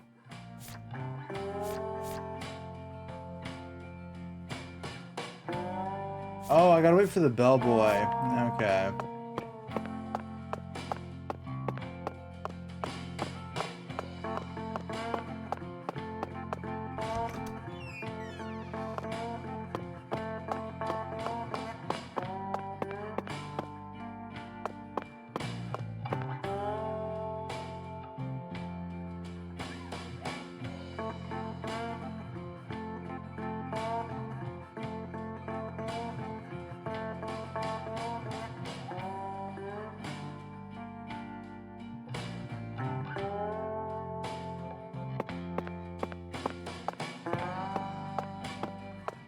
Popeyes. I mean, maybe.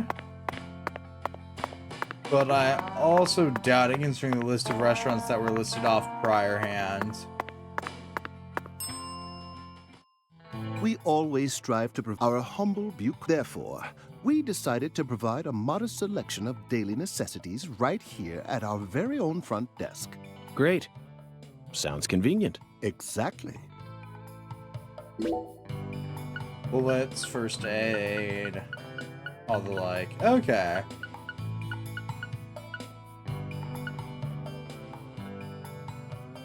No, not him. That's fair. Serving you is my greatest pleasure, sir. Please do let me know if there is any other way for me to assist you. Yeah, is there a bell for the bellboy?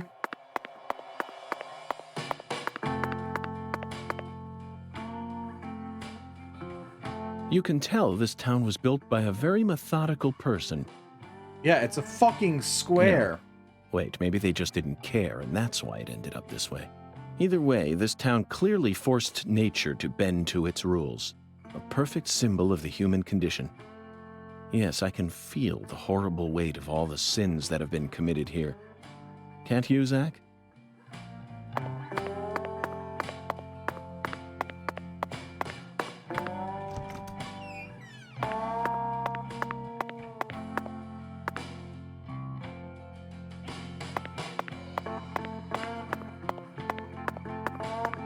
Being a total square.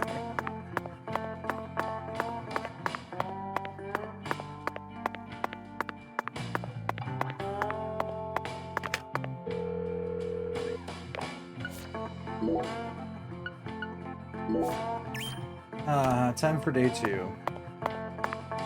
Frankenstein became Dracula. You haven't gone there yet, have you? No, I'm only on day 2 of the game.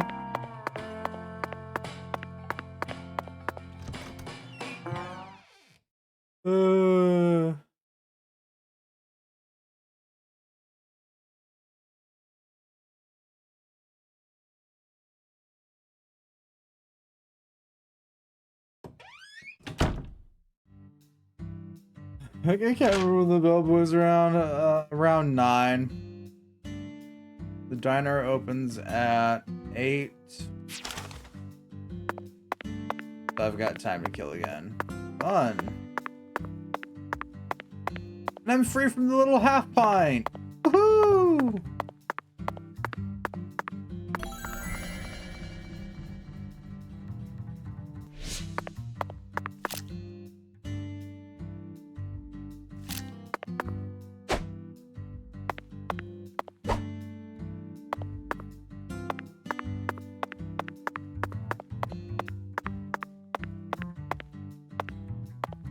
You're just gonna let me know when the bellhops bite. That's when I'll actually start worrying about things. Until then, we're fine.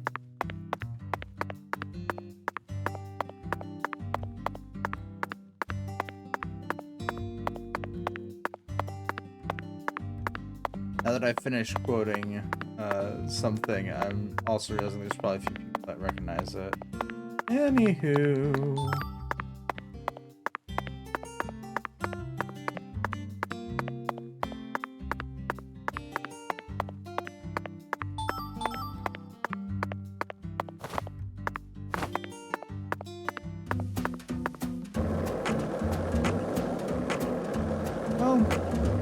Yeah, no, part of that is a quote. Yep, okay.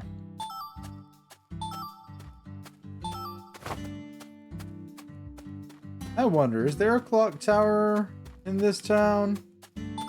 If there is, it's probably we'll find the time. I don't think there is.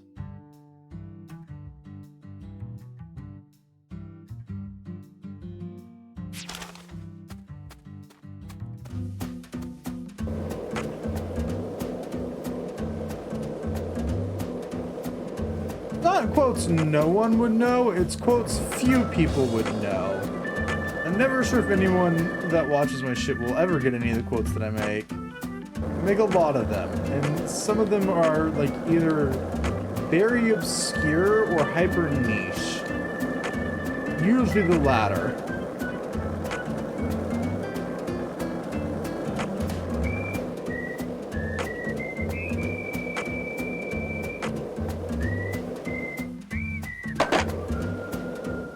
We tried. It's a gator. I want to be nowhere near it. Bye bye, big guy.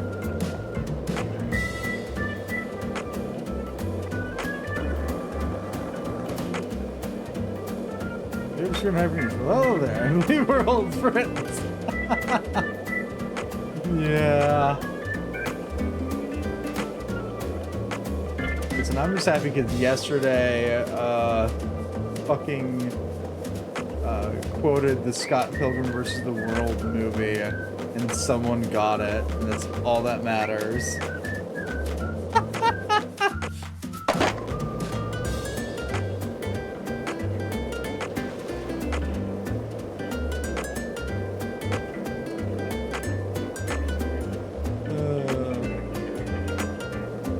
That's it. That's all it took for my day to be good. I quoted something and someone realized what the hell I was quoting.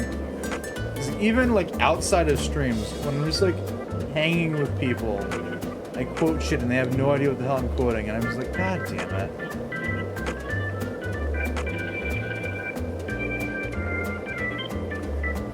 Involve the Great White North? No. Let's just say we met the Gravekeeper in the game, and someone had commented about how everything he was saying was being censored because he talks in beeps. And I made a comment because it said, What was the quote? Word for word. I'm blanking on it right now. Like, how are you doing that? I think is what the quote was off the top of my head.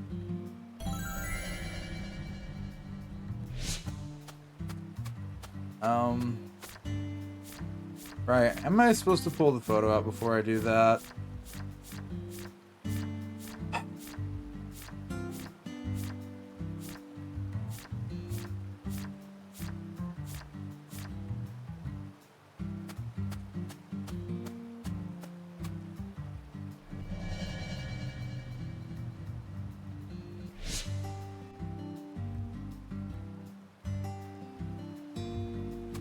Oh, we got the full release bonus. Okay, I can leave.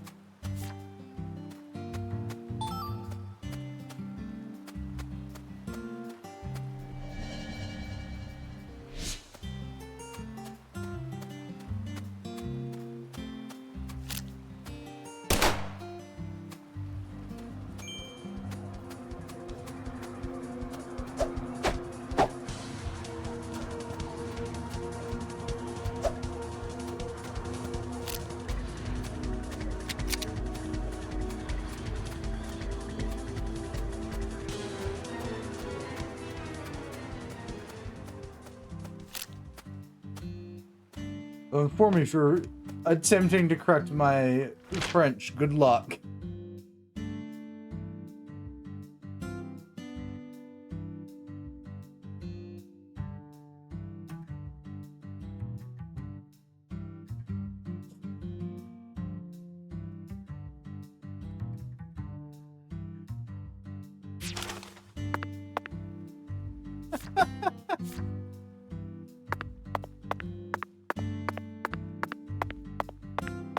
Which of these bridges has that?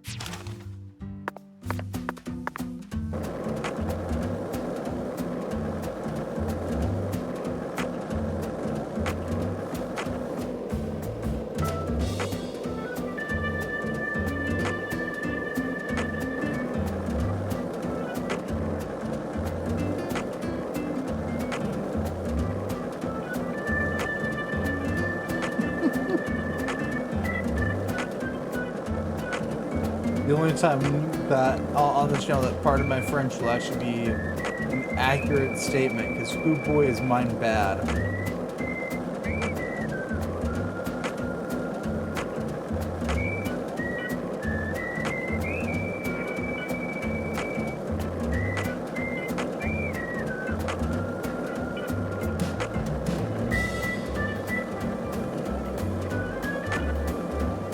Not correcting, just spelling it.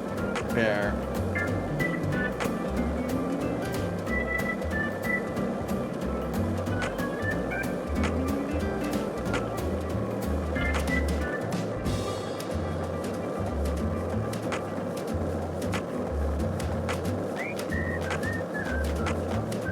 Some of my French might be on point. Half of it's going to be absolutely butchered.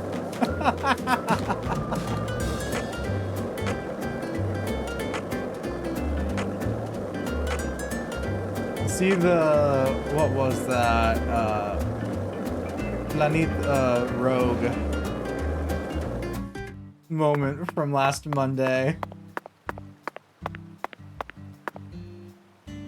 No.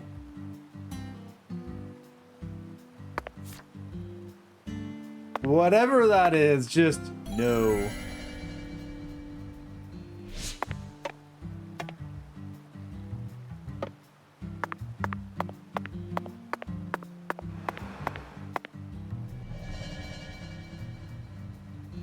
Alright then. I read the question. That wasn't his question. I have no idea what the hell you said. The safe answer is no. Alright, that's by the one place. Let's go back.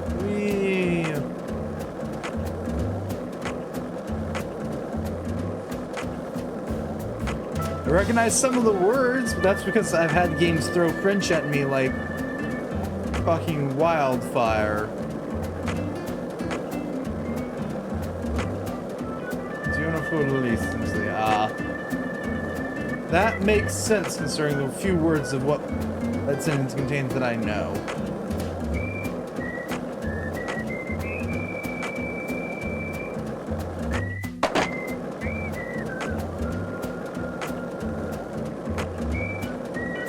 Not gonna try to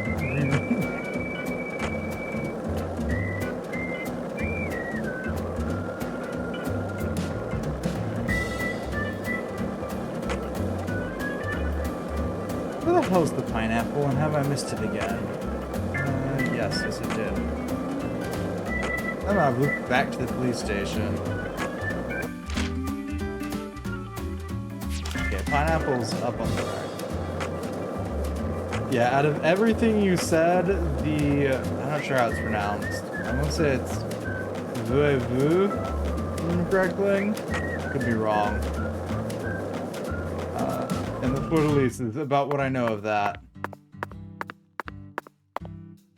I mean, no, I'm not reading that out loud. I cannot. I know better than try and read French phonetically.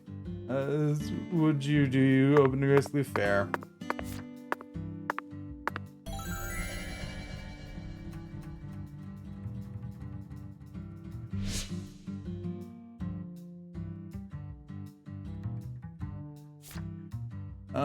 This is by the diner.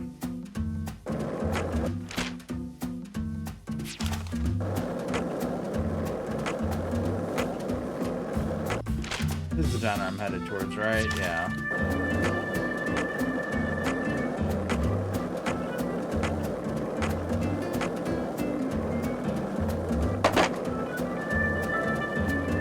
And most of my not in Kids of Moulin Rouge. I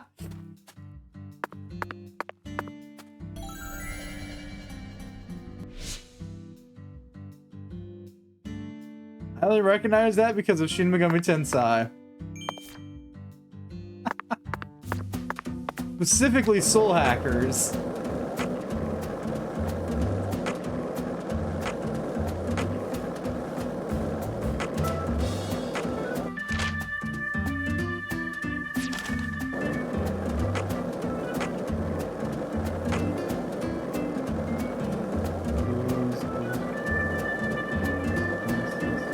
There you go, song lyrics.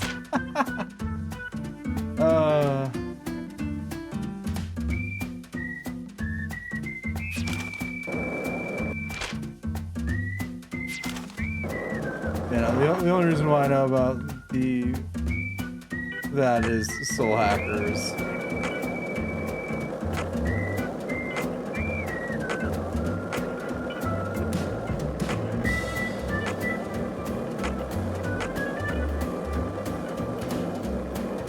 And if you're not, would you like to see the night fair?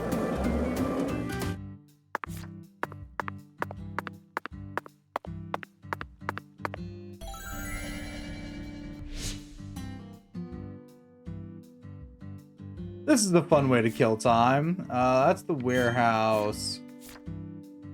That's also part of the warehouse. That's one of the parks. That's the voodoo shop. I'm assuming that's the Weirdos Manor. I don't know half these places.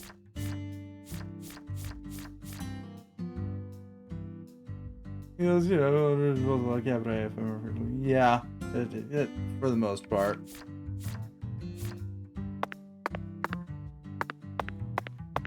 It has been a minute since I have seen it at all. God damn it.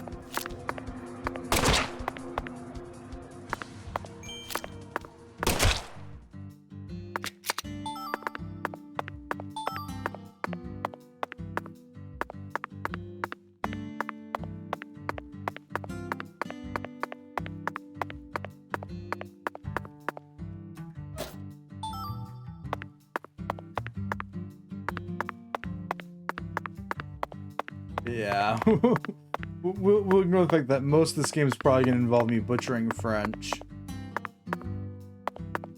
Because Because my brain wants to read it phonetically, and I also know that French is not a phonetically written language. Yeah, no. The phrase, it's because in Soul Hackers, the blacksmith who upgrades your shit always asks, I want to say what it translates to was, what can I do for you? Remembering correctly. Except no matter what, he always says it in French. Like, without fail. Yeah. Which was like, "Comment voulez-vous?" or something like that. It's been a little while since I've played Soul Hackers 1. Well, specifically the version with voice acting, not the original.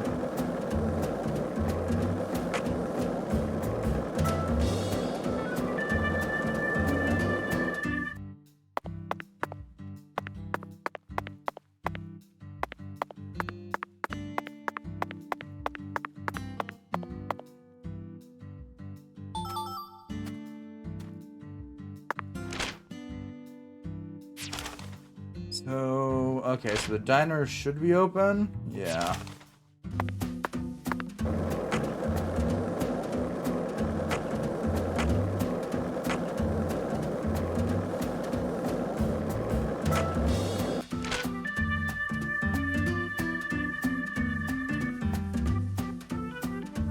Yeah, it's fine. I can handle French for the most part if necessary. Fair. It's too well known that my French is going to be slightly butchered at all given points in time. The little bit of French I know, it's not a lot. And I've picked it up from mainly video games. Video games, a couple animes, and a few movies for French. Same thing with Russian, though. But Russian doesn't appear as often in other media.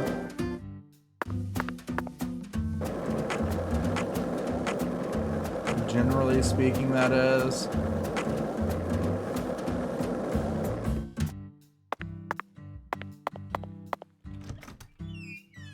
Oh mon dieu.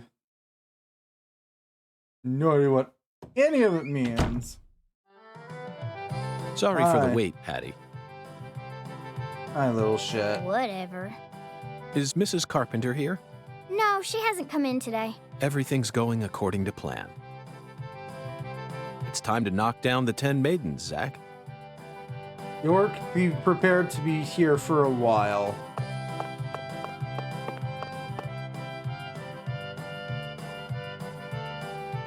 Oh my lord, y'all are back? Listen up, y'all ain't gonna believe this. What's wrong? Mrs. Carpenter hasn't come in. For the first time in 10 years, what could it be? I just hoping nothing bad happened to her. She's fine. You have my guarantee. Oh my lord. I reckon if an FBI agent like you is convinced, then I should be too. Most languages I've studied, What now did I I'm tell you, realizing Patty? it. Value is a relative thing. I'm now sitting here and realizing it, but like most languages I've studied are considered dead languages.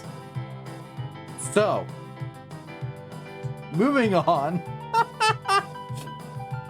I need some sort of thing. I need my brain not to want to learn those. We needed to find that figurine, no matter the cost.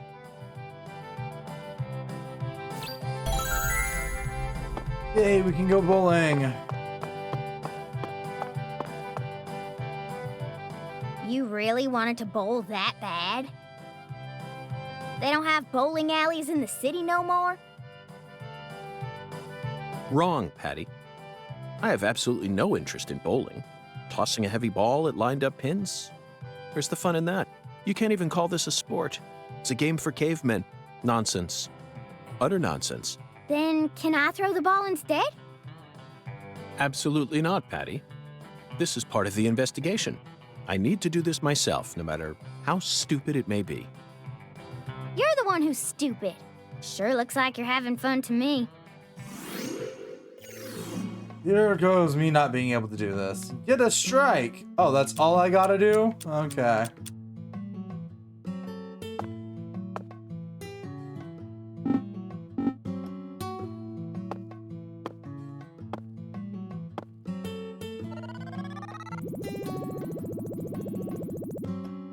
Ah, shit. That's got a little bit of a left spin to it.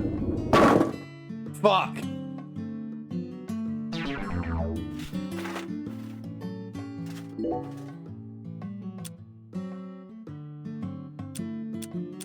Go for a 10-pounder.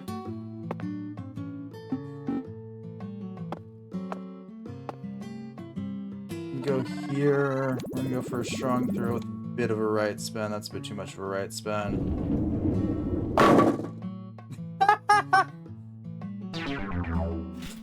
Oh boy.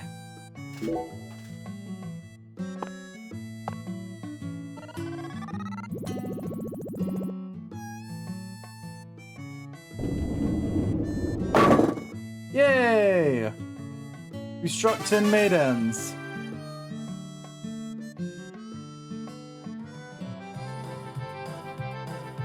Oh, looks like I finally earned myself a rival. That was just a stroke of luck, Mrs. Carpenter.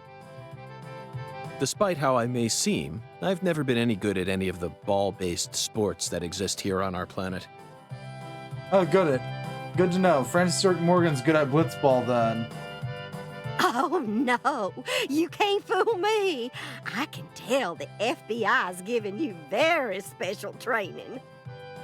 If I gave you a few lessons on top of that, I'm sure you'd be able to go semi-pro. Semi-pro? That's right. That's what I said.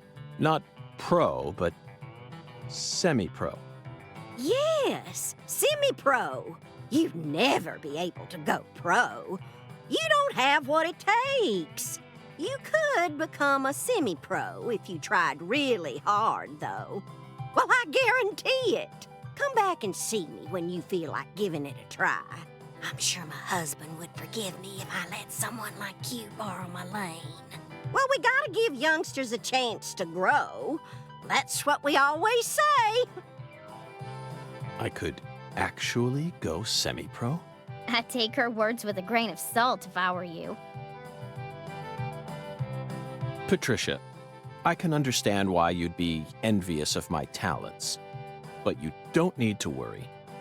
You have your own unique talents, just like any other person. You shouldn't have to feel inferior every time you look at me. You're unbelievable. You sure you don't need to get your head checked out?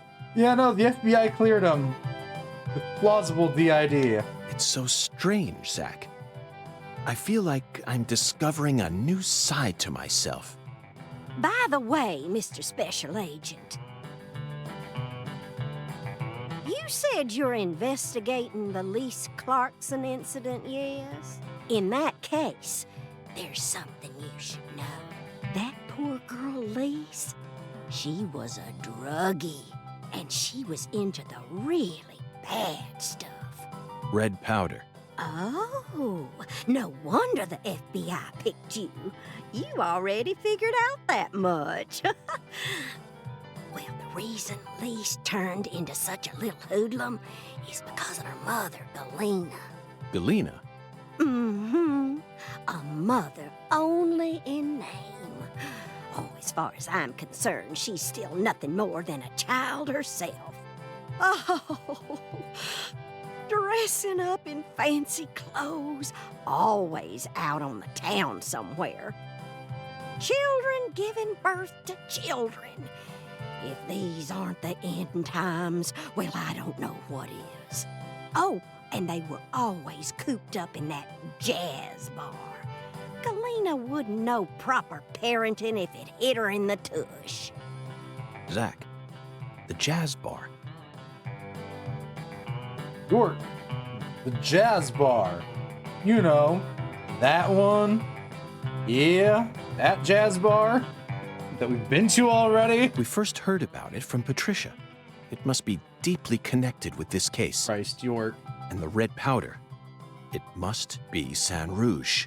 Following the Oracle and felling the 10 maidens sure paid off, didn't it? So, Mr. Special Agent, are you all finished here? Yes, Mrs. Carpenter. Thanks to you, I've gotten a new lead. Oh, then how about you mosey on and let me get back to my bowling? I need to bowl my first game of the day or else I'm gonna get rusty. Well, what are you waiting for? Get a move on! Shoo! Shoo!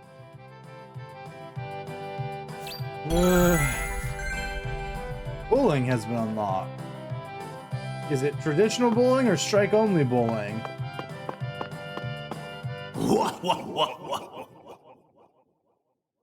Oh no. When the sun awakens, catch the tip of the baby bear's tail at the Force Altar. At the entrance to the other world will reveal itself to you. Zack, it's another oracle. It appears that we're being guided by a mysterious power. This oracle is a simple one. The false altar. You already know what this is, right? The place where Lise Clarkson's body was first discovered. She was found under a bridge at some sort of altar as if she was being worshipped. That's what Chef David said, right?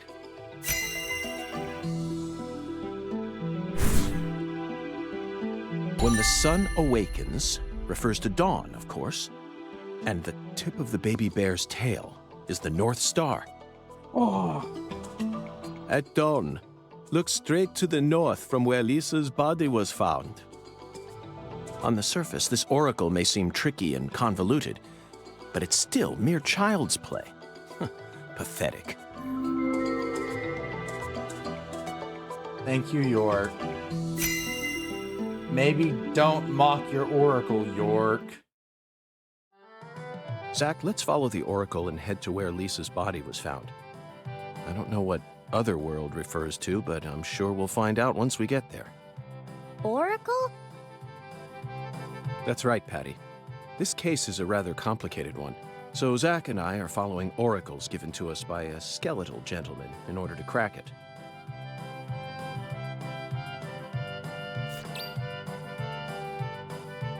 Between 6 and 8 in the morning. Oh boy, it is. Too late for that.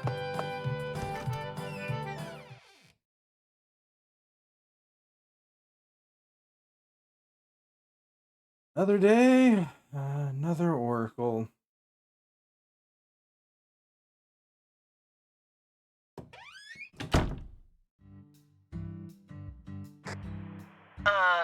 This is Lucare Tiger. Do you read me? Over. Yes, I read Lucare you. Tiger to DC Eagle. Do you copy? It's Daddy. Hurry up and answer. What if I don't want to, Patty? This is DC Eagle. I read you loud and clear. Over. Oh, good. Mr. York. I'm sure glad you picked up. There's no point in using code names if he's just going to say my real name. Mr. York, can you hear me? Hey, Mr. York. Oh, right. Over.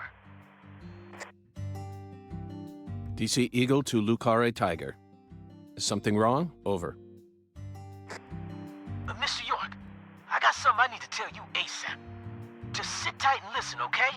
Over. Roger, Wilco. Go right ahead. Over.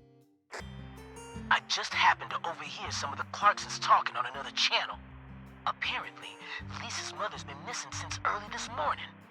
I reckon it might be related to the case, so I wanted to let you in on it right away. Oh, over. Lisa's mother. You're referring to Galena, the social butterfly? Over.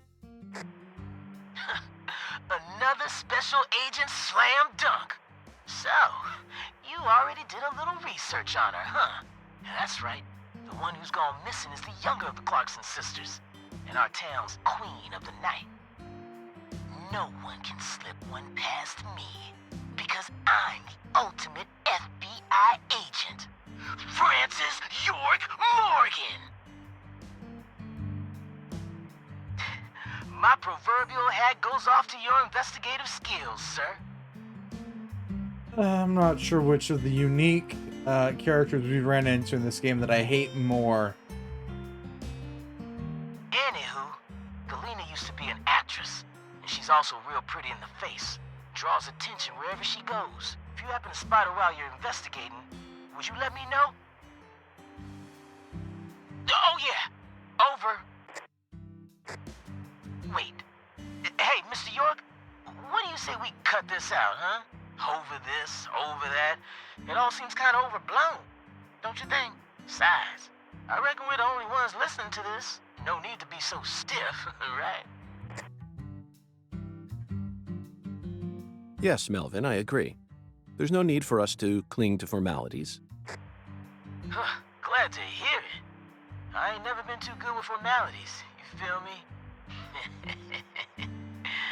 Well, Mr. York, if I hear any more news, I'll be sure to let you know. Good luck out there. Daddy's such a goofball. Patty, do you think Galena is really as beautiful as people say? I don't know, I guess.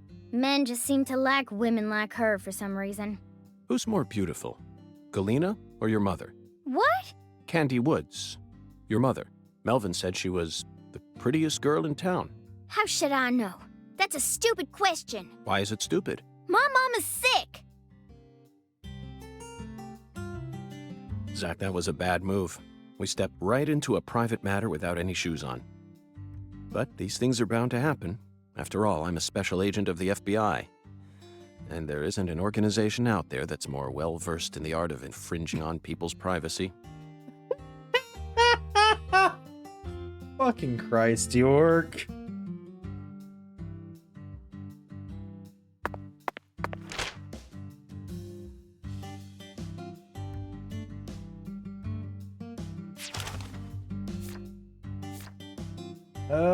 Once it hits 9...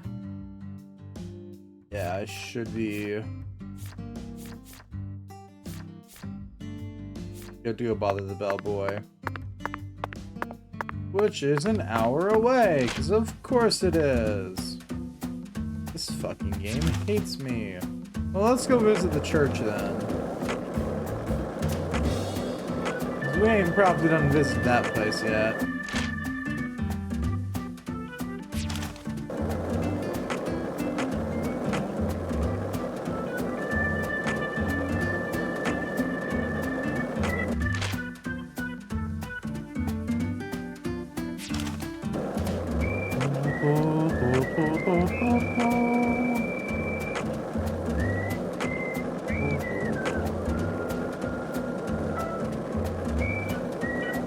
Hey, Zach, it looks like we were right on the money. Tracing the San route...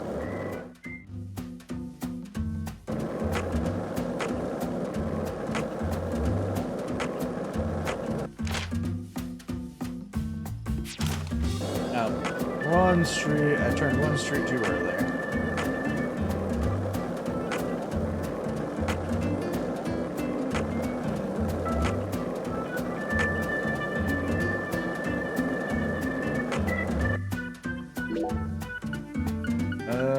While I'm running here.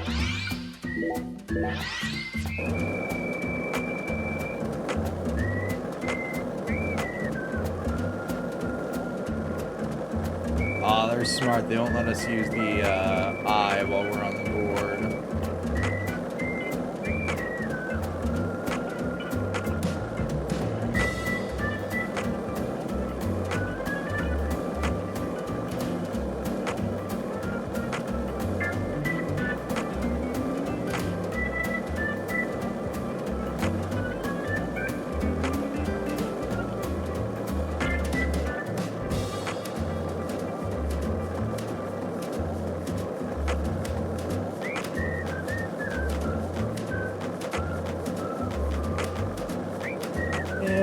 Head-rending skating continues.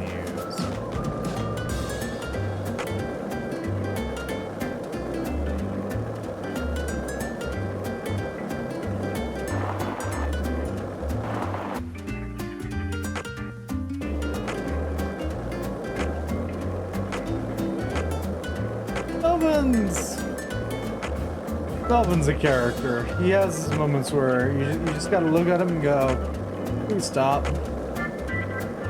Though ironically, I think Patty's the most normal person in this town, and that's a worrisome statement.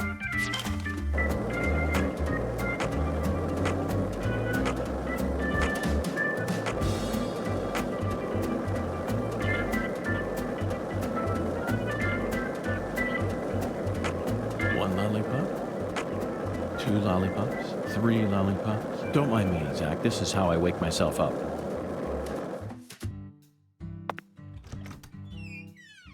Oh, so Teddy.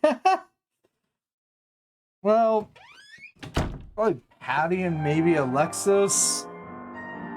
I think those are the two that I'd give the normalcy tokens to.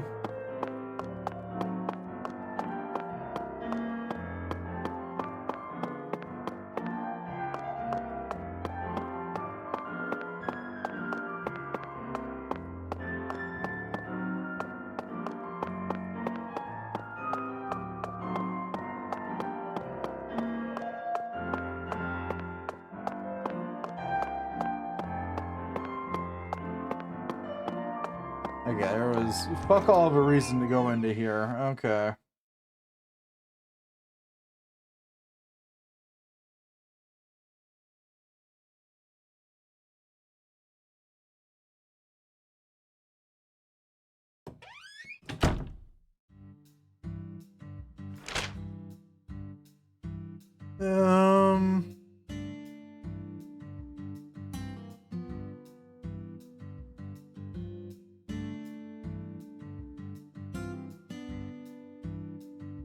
And there did that. I guess we're headed up to the pineapple again then.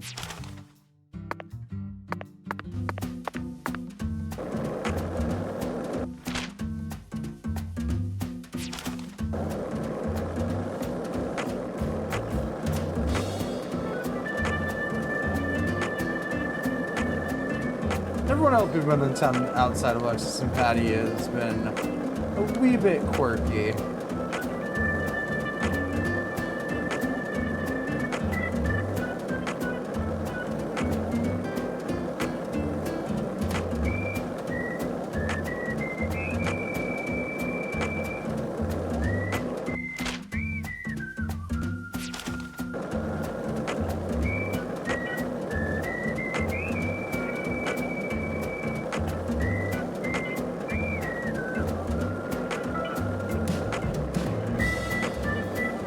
And I still got 30 minutes to kill.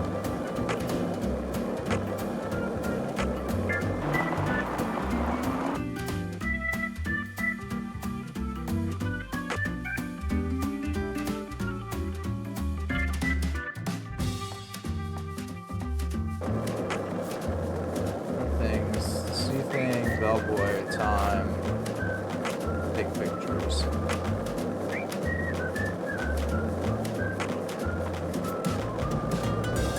Could go gator hunting. Would prefer not to use my money. We're not running my ammo for that though. Also, probably not going to do me much good go gator hunting. You know, it's not hunting because the rubber bullets, but you know.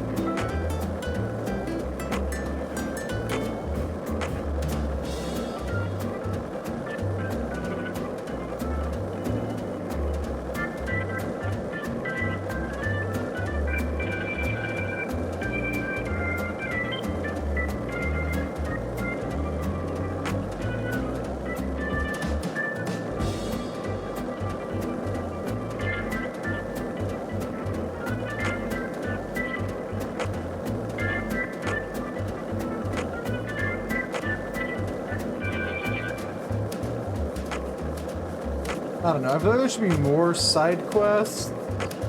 How little, like, how slowly the actual story progresses, but it could just be me.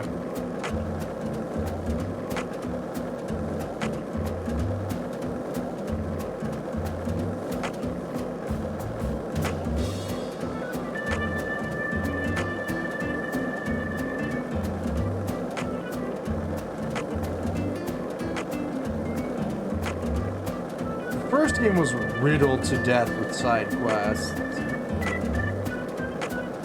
You're either doing the main scenario or doing a side quest, even with like all the bugs and shit.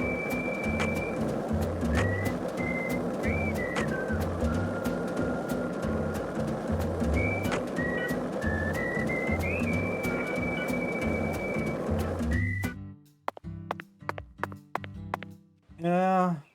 No, are we gonna see Galena? No, it's the...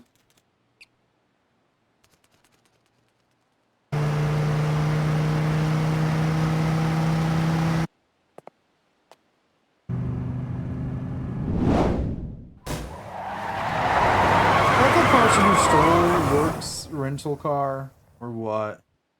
Oh, her? Hey, you! You're FBI, right? Raven Yahoo? And who might you be? I'm Raven, but around here they call me the Speed Witch. Raven Yahoo. That's a name to get stuck with. You're here investigating the lease case, yeah? And instead of a car, you're using a skateboard? For real? You've already become the talk of the town, you know? Anyway, I was just wondering if you needed any help. What's your name? I'm FBI Special Agent Francis York Morgan. Please, call me York. Okay, Yorkie it is. I'm actually testing out a new kind of business right now. And I was hoping you'd be down to try it out, Yorkie. What kind of business are we talking about here? I drive my customers to wherever they want to go, and once we get there, they pay me. Now that I think about it, I reckon it ain't much different from a taxi. Seems a bit strange to call it a new type of business, then. Only 'cause you haven't heard the details yet. Here, let me explain. I got a feeling that in the future, cell phones are gonna get more advanced. And people are gonna be able to just order taxis from their phones whenever they need to get somewhere. So I'm thinking, hey, why don't I just start a company that instantly sends out drivers to take folks from point A to point B? How? I want to make it so that anyone out there can just register on my site as a driver. I'm talking normal people, not pros. Then once we get a request, we'll just send out the driver who's closest to the customer. It'll be a hell of a lot more convenient than public transportation, and faster than any normal taxi company. I'm positive it'll be a big hit. And I'm gonna call it Wyvern. The logo will be a Y and a V. Cool, yeah? Is that legal? Beats me. But if I hire them all as independent contractors, I reckon it'll work out. See, that means each driver and customer will be bound by their own private agreements. My company will just provide them with a platform to hook up. Squeaky clean, right? 2005. Now, here comes the fun part. I want to help you get around while you're in our town, Yorkie. For a fee, of course. Keep an eye out for my balloons. Whenever you see one in town, give me a whistle and I'll be there. Why not invite me to use your site, then? Why are you out here driving around? I'm still experimenting with this business model. My site isn't open yet, and I'm still trying to figure out what sort of fees will work best. So I decided to go find myself a customer to get a feel for how things will really go. Well, want a ride? Zach, that was quite the spiel, wasn't it? This seems like little more than a scheme to make some pocket change from carpooling. And what's new about that? Although it will be a bit hard for us to keep investigating here for days with nothing but a skateboard. What do you think? Should we accept her offer? Sure. I don't know where to. That's what I'm talking about.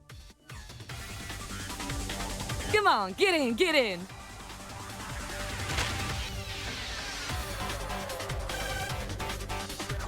Oh, sweet.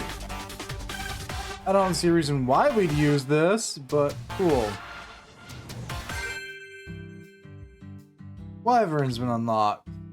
Wyvern balloons are all over Licata. You can use them to call Raven and let you fast travel to another balloon. It costs you, but it's something fast on your skateboard. And you can also use the transportation desk at Casa Pineapple to visit secret hotspots. If you don't want to ride with me, I ain't gonna force you to. But if you ever change your mind, just give me a call. I'm always ready to get out on the open road. Sure thing. Wyvern, the new cutting-edge transportation service. We'll come to you, wherever you are. Bye now. Promise. But what that's referencing, being slightly meta about, sometimes it's cheaper to call a taxi. Especially since 2020.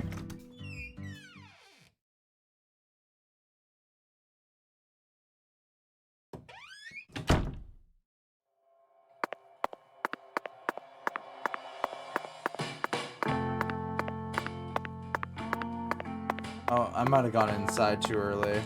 Anyways. Yours, bellboy. Good as well, boss. Thanks for all on the transportation desk.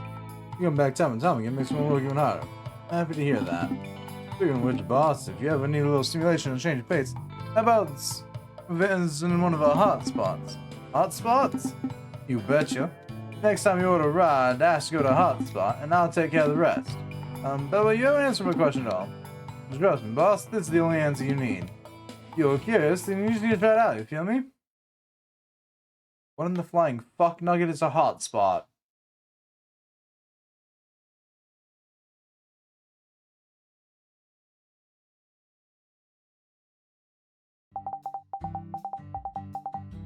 Where'd you tell me, Yorkie? Someone gave it to me. Okay. Yeah, I think I recognize one of these spots. Really? Yeah, because it happens to be a Wyvern hotspot. It's gonna be important, actually.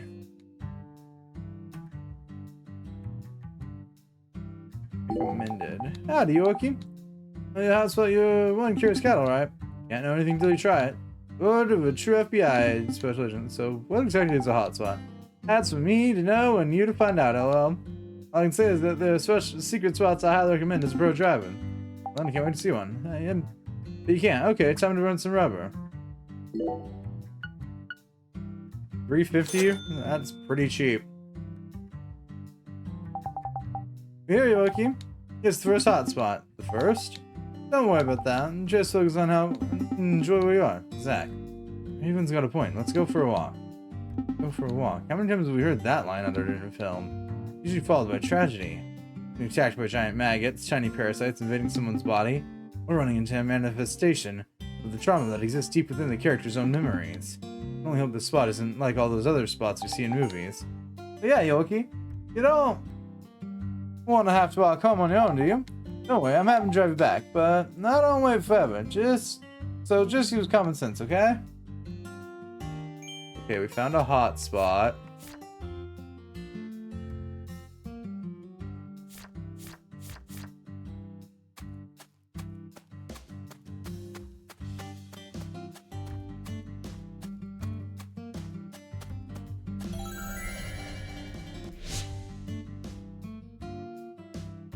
Bing bada boom. Orderly acquired.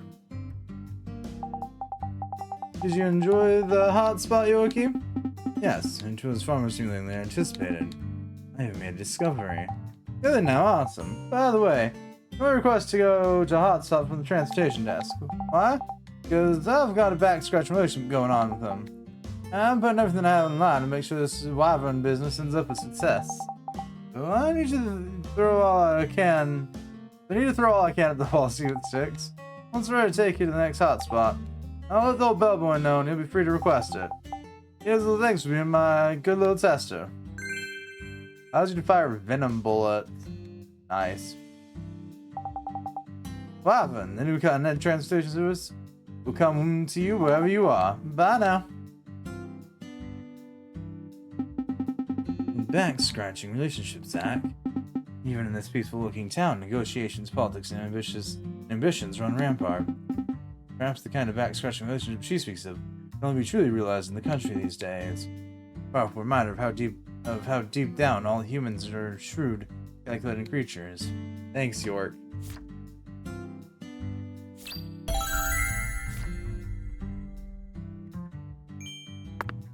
Um... 10 minutes for Bellboy to actually pop his head out. I don't know where I'd find time. All my answers are fucking jokes. And that's a problem for once.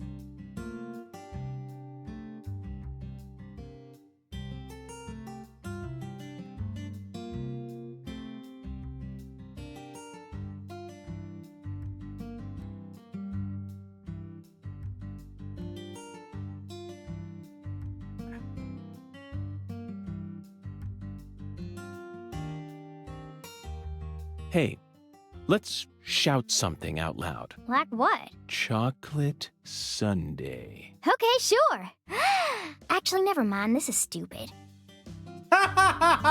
So you clearly love TV shows, but what about movies? Movies? We don't even have a movie theater around here. So I can only watch what I manage to catch on TV. Like what? For some reason, the only movie channel we get at home is the sci-fi one. So I just watch a lot of sci-fi. Like what? What's the last one you saw? The one with Schwarzenegger, where there's all these clones. The Sixth Day, 2000. Directed by Roger Spottiswoode. You must be very well versed in sci-fi if you can appreciate an Arnold S. film. I thought it was way too easy for them to make more clones. And you'd never see a clumsy investigation like that on CSI. That's right. It's realistic. Everything about that film is so realistic. It may be difficult for a child to understand. But, Patty, that's not your fault. All of Arnold S.'s films are filled with hyper-realism, you know. On top of that, Roger Spottiswoode is a director who excels in dealing with hardcore subject matter. Turner and Hooch, Stop or My Mom Will Shoot. Each film features one of the toughest tag teams you'll ever find. I can see why it's beyond you, though. No, what I'm trying to say is, Schwarzenegger's character was just a pilot, right? Why was he so strong? It's okay, Patty. You don't need to try and act like an adult to impress me. I didn't understand the charm of Arnold S. films when I was your age either. You need to take your time and slowly reel the film in. Do that, and Arnold S. will greet you with a big, warm smile. Whatever, just stop calling him Arnold S., okay? It's irritating me. Zach, she's at a sensitive age. We both know full well that this is the official way to refer to the film star, but she isn't used to it, so it's bothering her. When in Rome, Schwarzenegger will greet you with a big, warm smile. Zach, my mouth feels weird. How many fingers do you think we'd need to count the number of people who actually call him Schwarzenegger? We'll just have to stomach it for her sake, Zach. Patty, we're investigating here. I think it's about time we cut the chit-chat and got back to work. What? You're the one who brought it up, and you hardly even let me say anything. Honestly, that's my new favorite way to pass time. Need to kill 10 minutes? Bother the shit out of Patty.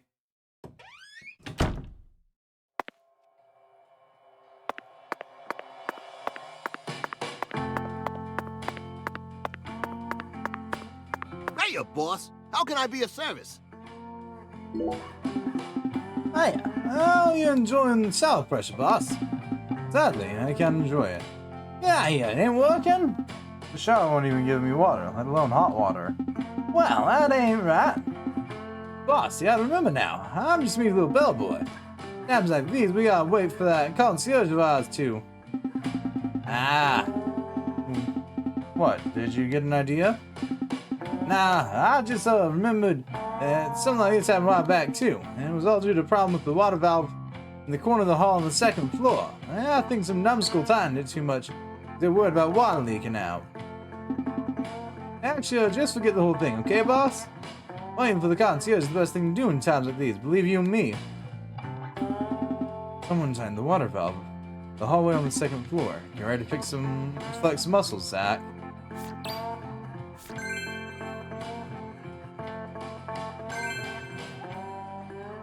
You already did hotspot one, you dingle dorks.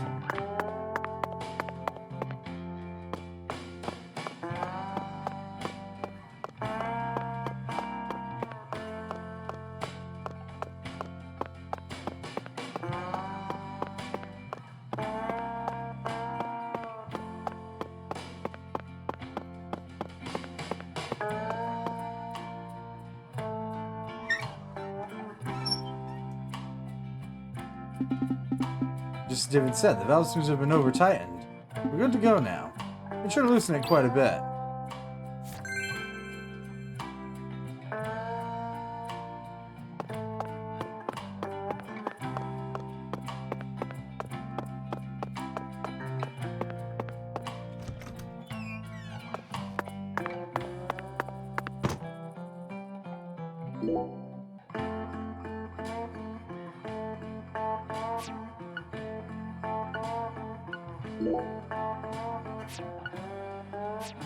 I already know the shower's not gonna work.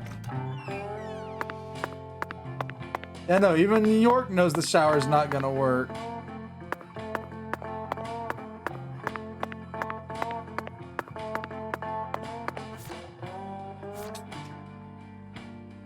Uh, 11 to 13:30. Okay, that'd be our next best time.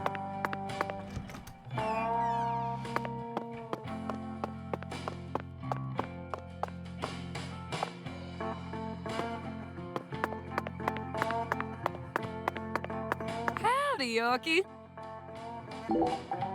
I'm a real important businessman right now, so you mind waiting a bit? Is this bad boy a kid or what?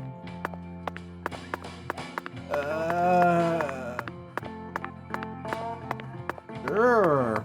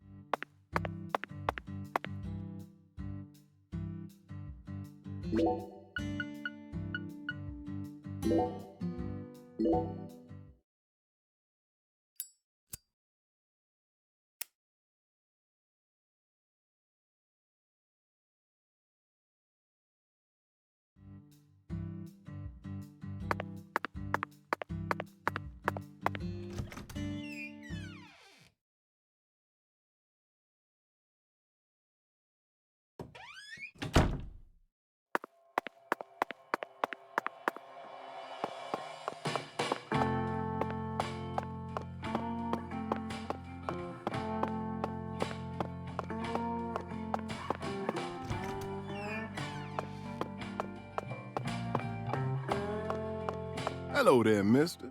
Need something? Hey, mister. How'd you like our shower pressure? Here's what the doctor ordered, ain't it? It appears the shower in my room is broken. So, there's really no way for me to sample the water pressure you seem to be so proud of. Is that so? Well, I'm a chef, so anything other than food's outside my jurisdiction. You're a true pro, after all. But, I may be able to give you a hint that'll help you fix a problem of yours. Meaning, there might be something wrong with the water valve near the bathroom on the first floor. That damn bellboy's supposed to be checking up on it, but he never follows through. I see. Well then, can you ever fix the valve? No can do, Mr. FBI. I'm a pro chef, which means I ain't gonna do jack squat out of cooking good genuine food. Then what should I do? You're an FBI agent, aren't you? Fixing the valve should be a piece of cake for a fella like you. Zach, it looks like we'll need to masquerade as a plumber for a bit. I wish you could enjoy a good shower here.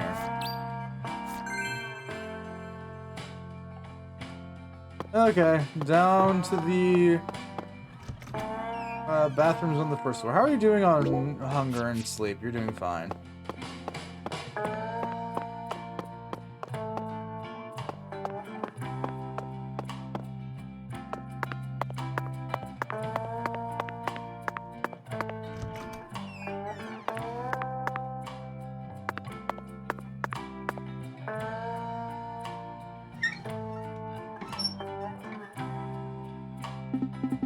So many valves, but so what?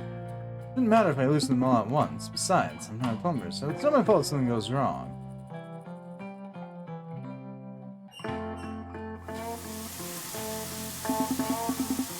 Look at this. This is it. This is what you call a shower.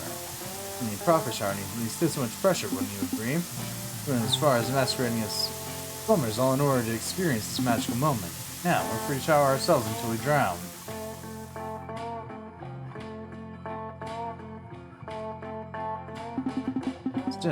surprised that trio had the gall to use an FBI agent as a shower repairman. Those two professionals are far craftier than they let on. You notice that they're up. You notice what they're up to, right? None of them want to be the one who calls the repairman.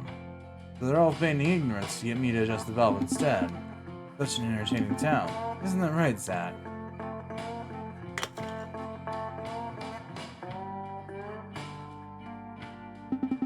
Zach, it's a bead. Fixing the shower led us straight to a dazzling jewel. Abyssal bleh. Nope. I'm getting tongue twizzled here.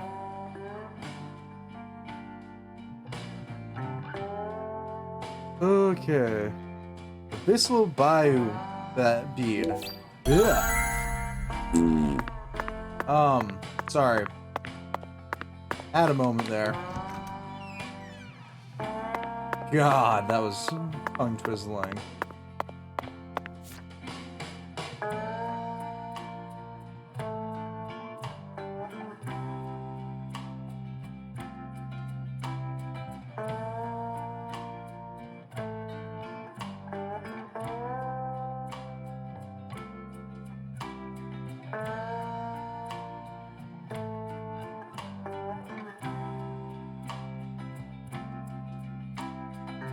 Siblings, regular, neighbor,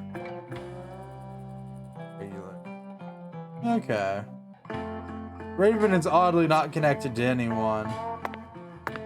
You're with your tongue, watching it twisted and turned into different amalgamations of shape, none of which being the right one.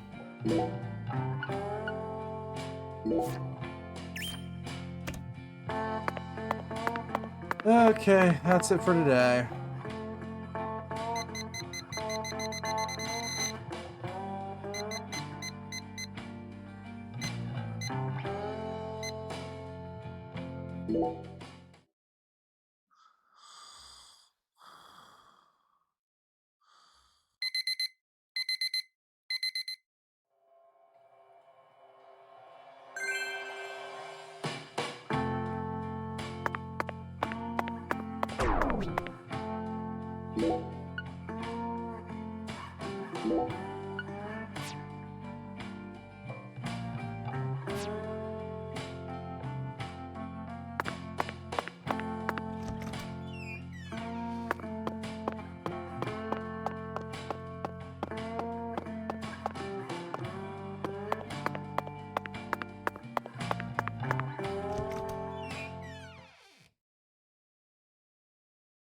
All right.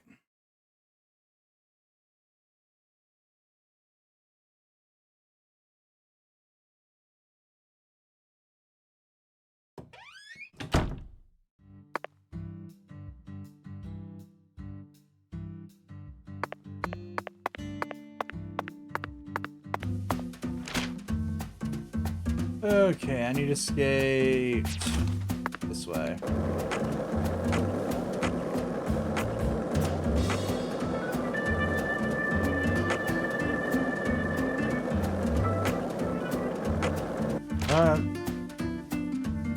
Yeah.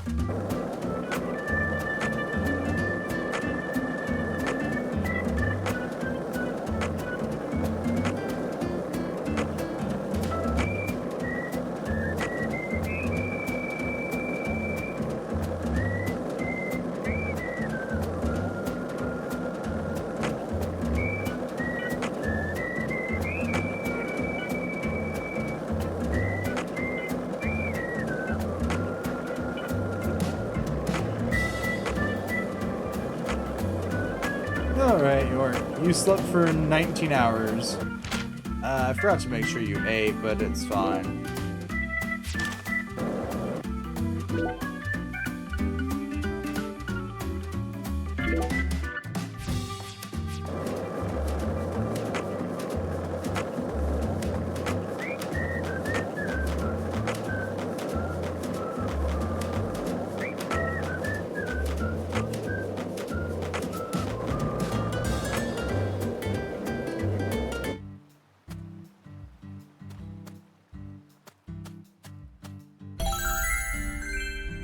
New destination's been added. To Wyvern, yay. Lise Clarkson Discovery Site. Indeed, that's where we're at now.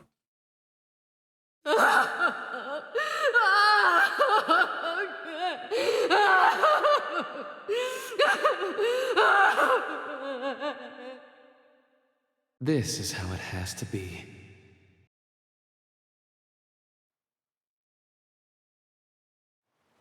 Why did the perpetrator decide to enshrine Lisa's body here? Good question.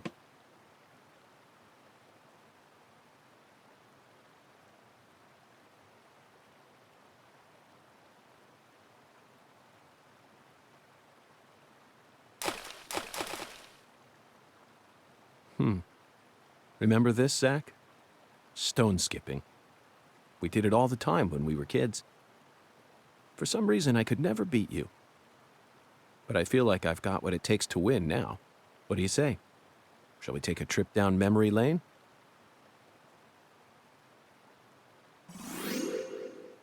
What are we doing, Zach?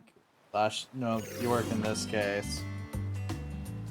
In order to start something, you'll need to select a stone. Each stone has its own unique properties. After tossing a stone at the right time, it decreases by... So, anyway.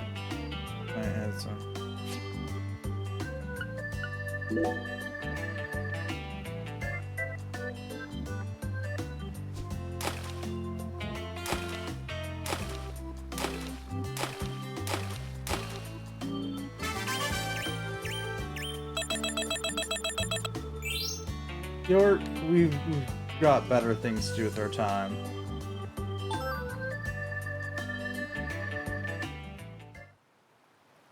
Not bad, Zach. That was just as fun as when we were kids. Hey, what's that? No wonder the word Mississippi means father of waters. It has the power to carry boats down the tiniest of tributaries. It's one of the prime symbols of America's majesty and the vitality of the human race. Now about that boat. What sort of cargo would give it such a deep draft? What else do you see, Zach? I saw it clearly, if only for a second. The dragonfly crest. This town never wants to stop reminding us about the Clarksons. Stone skipping has been unlocked.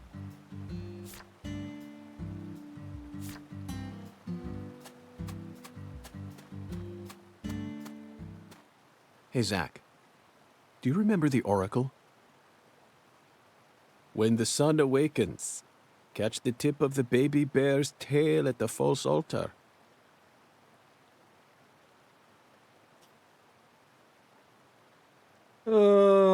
York's impression of him is going to be the highlight of this entire game. And the entrance to the other world will reveal itself to you.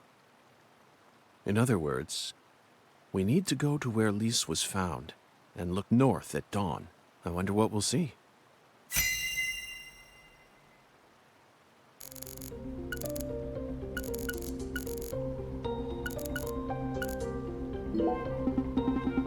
I thought it was an old document, but it's actually an old movie flyer. Don't worry, it's hard to see, but I think it depicts a bicycle flying in front of a big moon. The title says E.T. Have you ever heard of such a film, Zach? It's such a bizarre image, and it almost looks like there's something in the bicycle basket. Really bizarre, isn't it, Zach? What a strange movie poster. The bottle from a river. As a child, I used to love finding these. I always hoped one would contain a message from a faraway land that could change my boring life forever. Not like this bottle is all too real. It's filled with nothing but dirty water. An old tire and a solitary glove. Kinda looks like a surrealist painting, doesn't it, Zach? Whenever I see an old tire, I'm possessed by the urge to jump inside and roll down a hill with it. It must be the influence of some cartoon we saw when we were kids. Now, come on, Zach. You couldn't possibly try that here. We have more important things to do right now. Look, Zach, someone used these stones to create a mini Stonehenge. Stonehenge next to an altar. Their love for cliched symbology. It's truly horrifying, but this is in England, nor is it a historically significant location. I mean, this symbol has nothing to do with this case. Fortunately, it's nothing but a childish prank. Let's take our search elsewhere, Zach. There's a vine-like plant dangling from the bridge beam. Probably Spanish moss, common around these parts. Someone clearly hung this moss here on purpose. And it's hard to try and understand the mind of somebody who would want to enshrine a dead girl's body. It's a skull, Zack. As clear as day. In the water. Sorry. Damn it. That one line from the first game will haunt my entire second game playthrough. That's the spot. The barrier between our world and the other world. One might call it a singularity.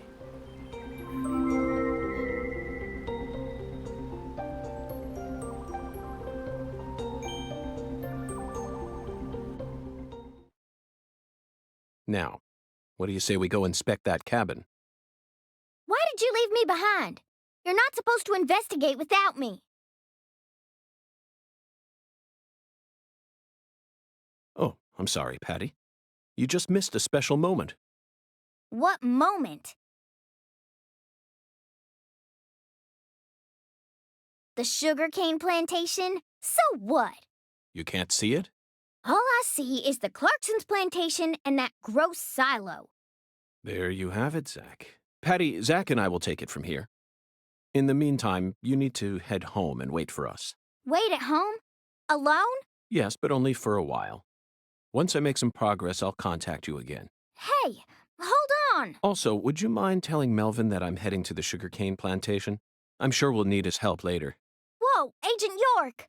Wait! You're really gonna leave a little girl like me here all alone? Act like an adult for once in your life. I promised to protect you from all the evil in our world. You promised! Protect me! You'll be fine. You made it this far alone, didn't you? That's not what you did, but sure. We'll go with sticking her tongue out. That's an apt way to refer to a raspberry.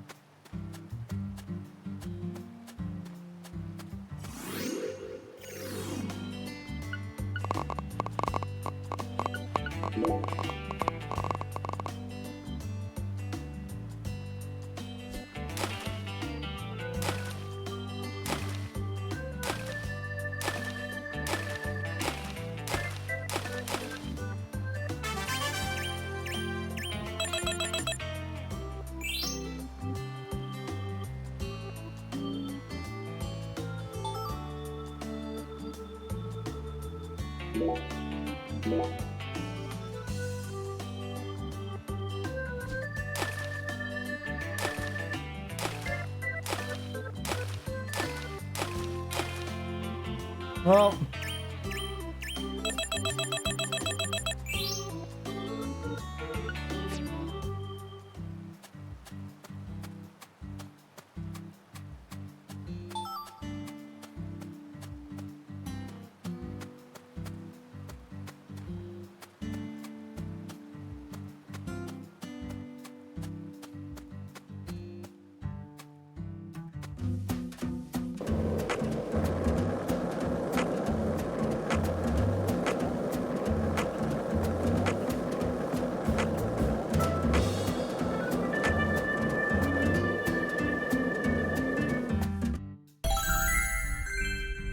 another station's an add to the Wyvern list. It'll keep growing as one Francis York Morgan keeps finding them.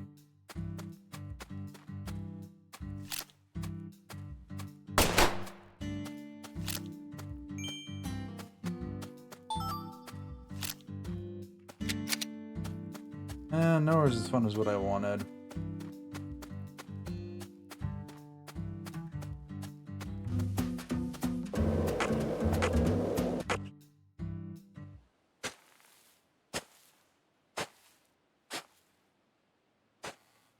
Look, Zack.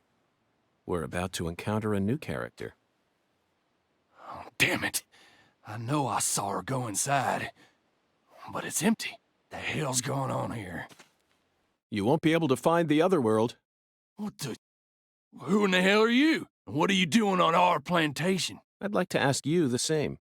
Well, Hey, shut up! This ain't got nothing to do with you.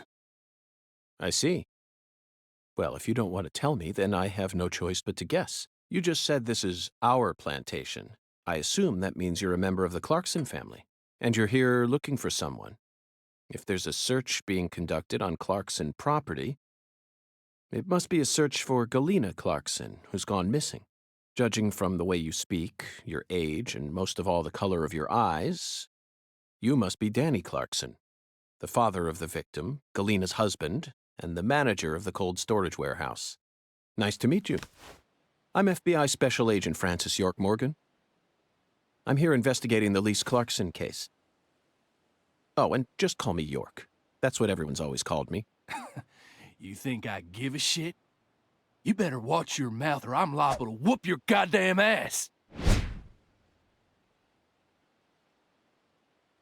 Your daughter was taken from you, and now your wife has gone missing. No words can describe what you're going through. I imagine you're doing everything you can, searching every last nook and cranny all over town. But, Danny, listen to me. It won't get you anywhere.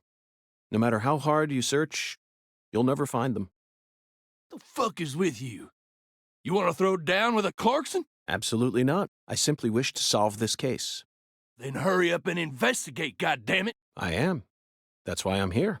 The Oracle told me there's something in this spot. Oracle? That's right. Zach and I are following oracles given to us by a skeletal gentleman. If you wish to find the person who killed your daughter, you should cooperate. I imagine that not even the Clarksons want to start a feud with a federal power. I've had enough of your bullshit. Why's everyone and their mother been pissing in my ear today, huh? Shit! Does this mean you're ready to cooperate? May I enter the building? Do whatever you want. If you think you can mess with the Clarksons, you got another thing coming.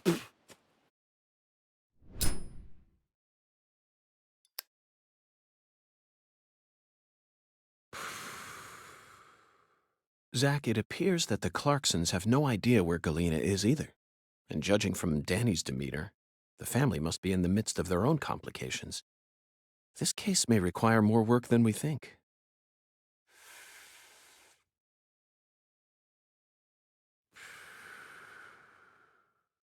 Zach, Danny married into this family, didn't he? Yet he's acting like he's a full-blooded Clarkson. I'm surprised, really. That was the most unexpected aspect of our encounter. After all, he's only the son-in-law. What do you think, Zach? I think this is causing my brain to hurt.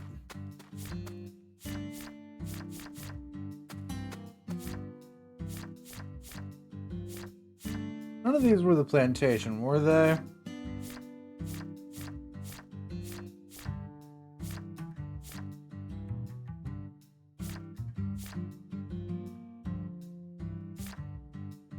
Oh no, one of them was.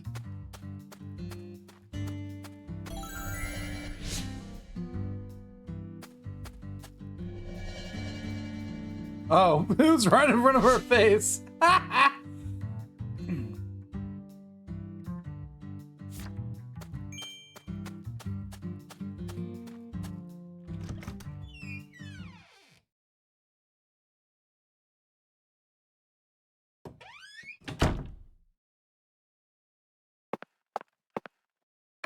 Pop open our toolbox, take out another couple dozen rubber bullets. Put up the sunscreen we got. Grab out some of our cookies and lollipops.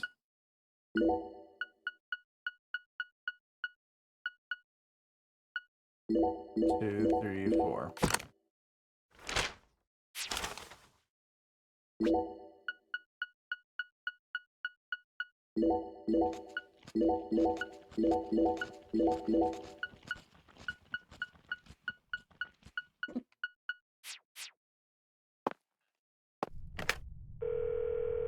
This might be our first proper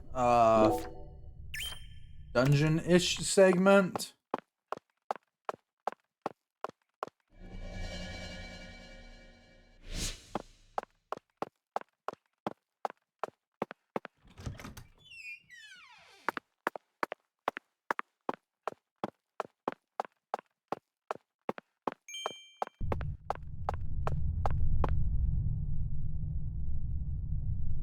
This is it, Zach. A deadly premonition. And here's our title drop. You know, for some reason, I'm getting butterflies. How about you? It's time we went and saw this other world for ourselves.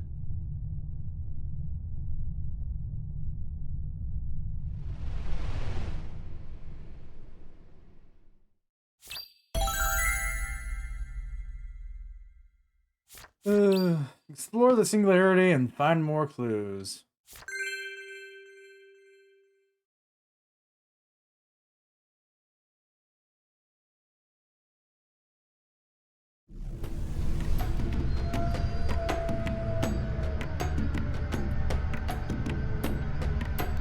Zach, the countryside is always so entertaining. It has far more stimuli to offer than the big city.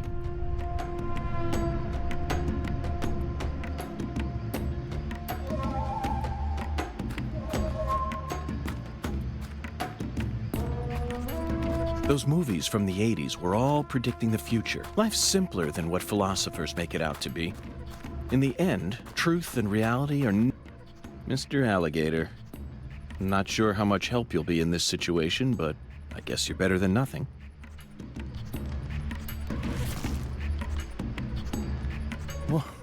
What the... Zach, I don't even need to say it, do I? This is right out of that movie. Videodrome. 1982, directed by David Cronenberg. At the time, it was seen as a hard movie to digest for normal moviegoers, but now it's become a cult classic. I always just saw it as another weird Canadian movie, but this changes everything. My arm and my gun have become one. Now I can really understand what Max was going through. Hold down the fire button to charge the psycho gun, aim towards an enemy to lock on, then press the fire button to fire a homing bullet. The faster your firing speed, the faster your gun will lock on. Okay.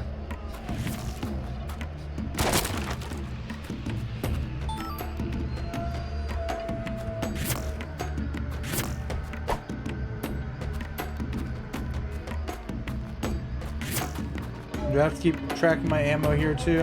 Okay, yeah, I do. Okay.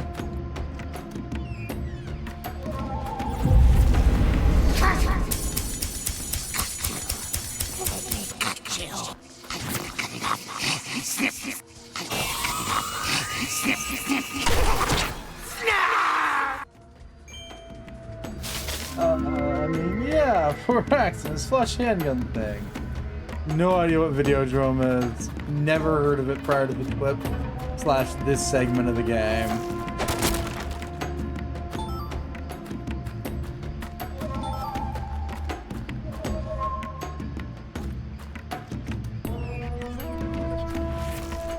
Enemies are a bit more active here.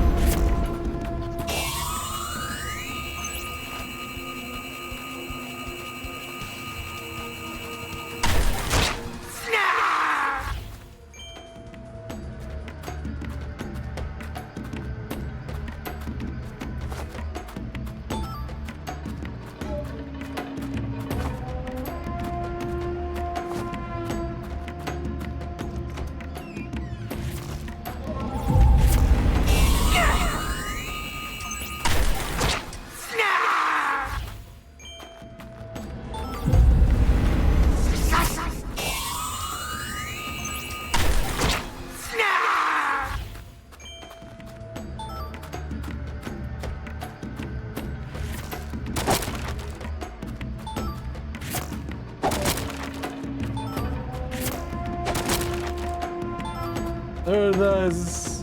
It sounds like snarp. It's supposed to be snap. Pretty sure that's what the word of the day is.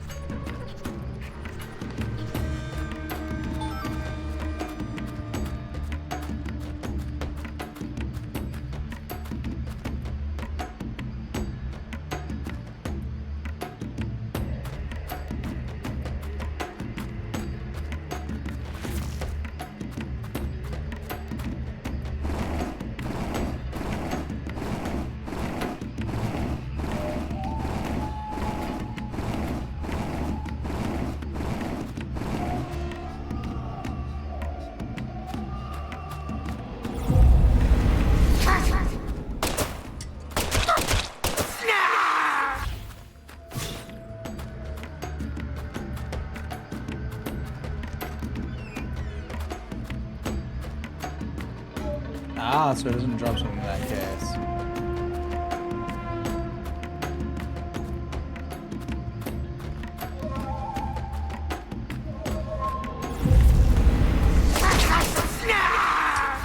Oh shit!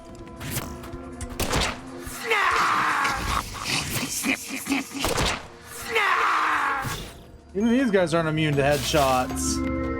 Nice.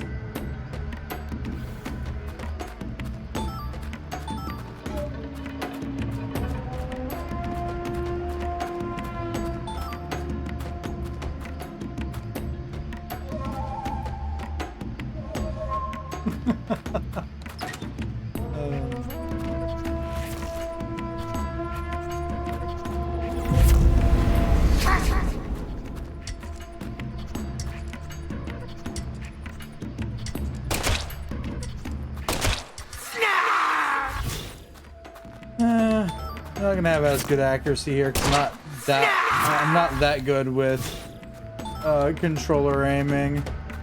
Okay, I guess.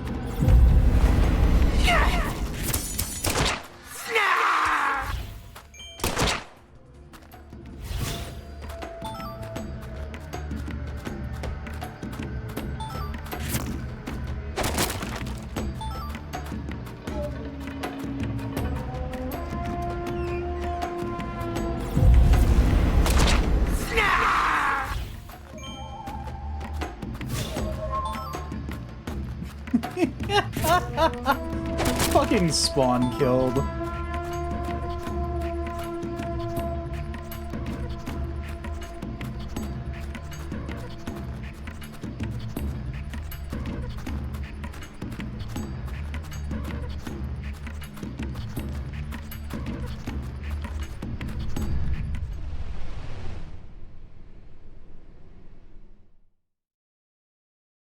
Part of what made the first game so easy for me is mouse and keyboard aiming can be stupidly easy sometimes. Zach, I sense something here. What might that be, York?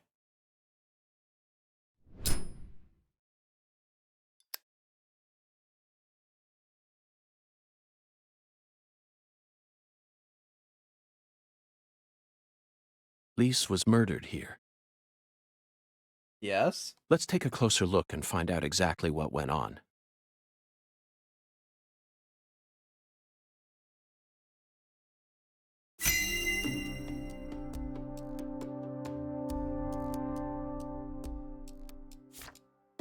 Right, I don't know why I keep trying to use that to pause.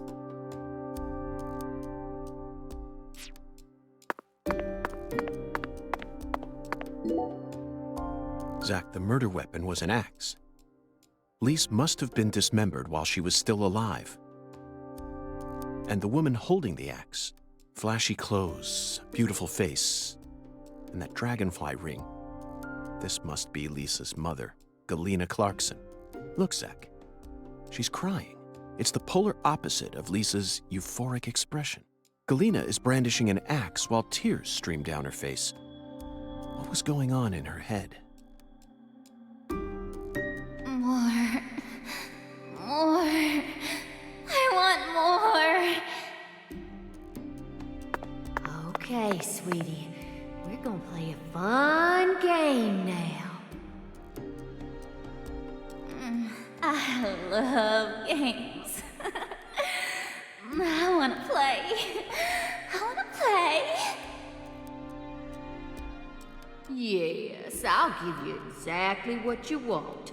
Something real special. You'll be able to fly much higher now.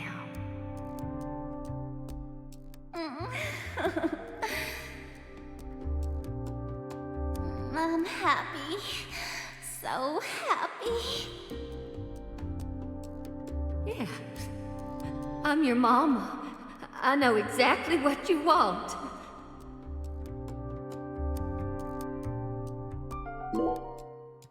Red powder. Lots of it. This must be Sang Rouge.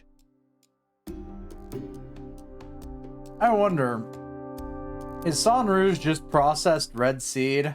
But for some reason, looks more vibrant than all the specimens we've gathered so far.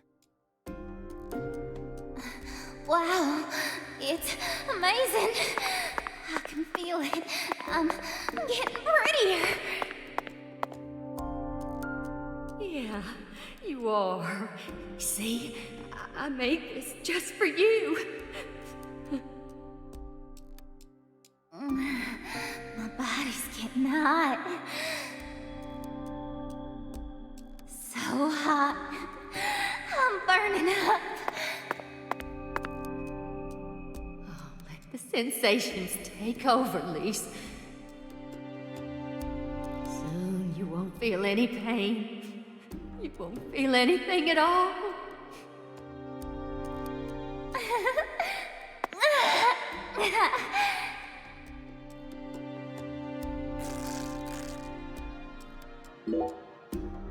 Zach, Lisa's limbs were severed while she was still alive. Yeah? But she's smiling. She must not have been able to feel any pain. San Rouge isn't that powerful of a drug. At least it shouldn't be. And look, Zach. Another dragonfly. The tattoo is just to the side of her navel. She always carried the mark of a Clarkson with her, wherever she went. Okay, let's get started. This is gonna be so fun. Remember how you used to play with dolls when you were a baby, honey? Yay! I love dolls. Dolly, dolly, dolly.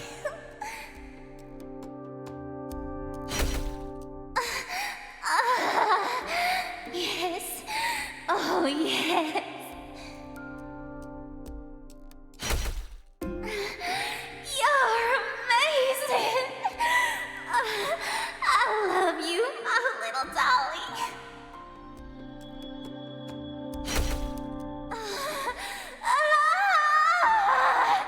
Yes, yes. Play with me. Play with me, dolly. Oh, right.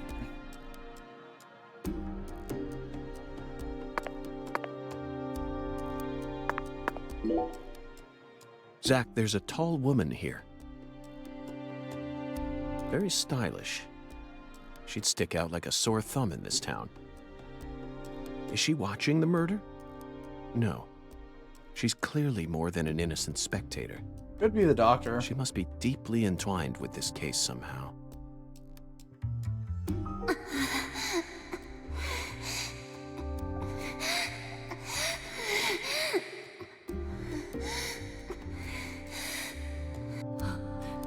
Lise, you're so beautiful.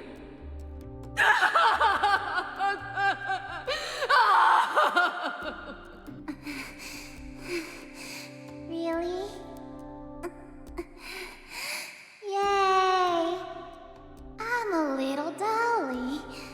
I'm a little dolly. That's it, Lise. It'll all start from you. Now you'll never die. You'll be eternal.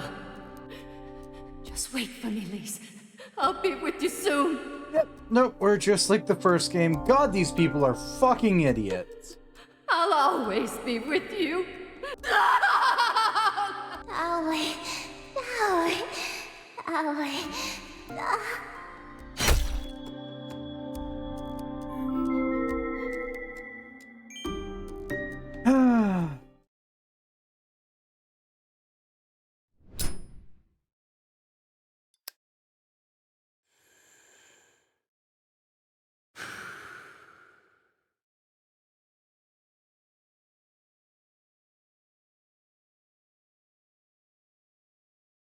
Lise Clarkson was murdered here.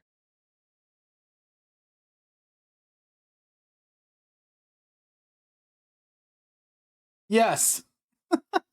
Until proven otherwise, the answer to that last question is yes. After she died, she was carried to the spot underneath that bridge. Why did the killer feel the need to move her? Bodies are usually only moved to cover up evidence, but this is different. Lisa's body was enshrined. She was being shown off to someone.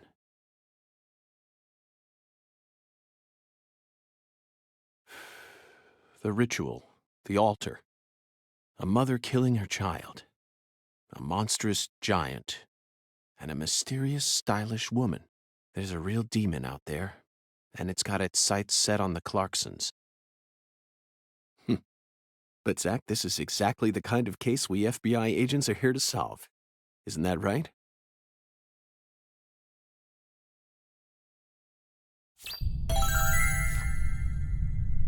Though presently these people is referring strictly to the Clarksons, but generally, yes, until proven otherwise.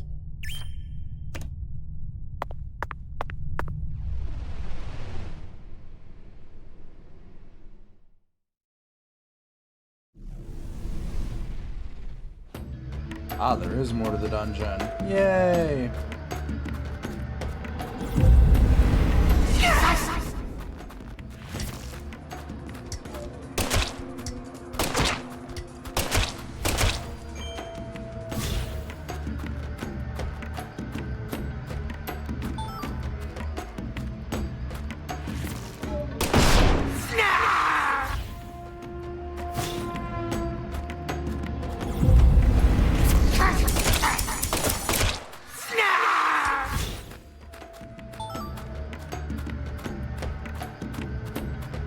Okay.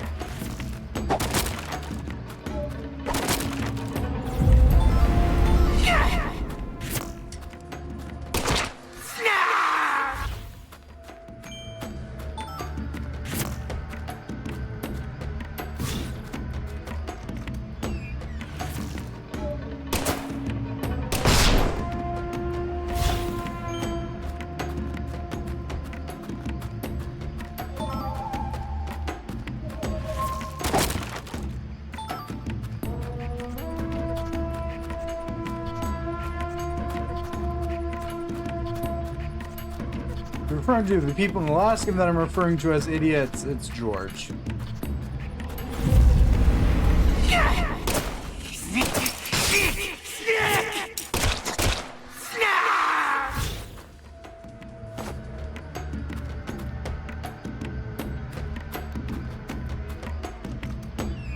Well, probably George and Thomas.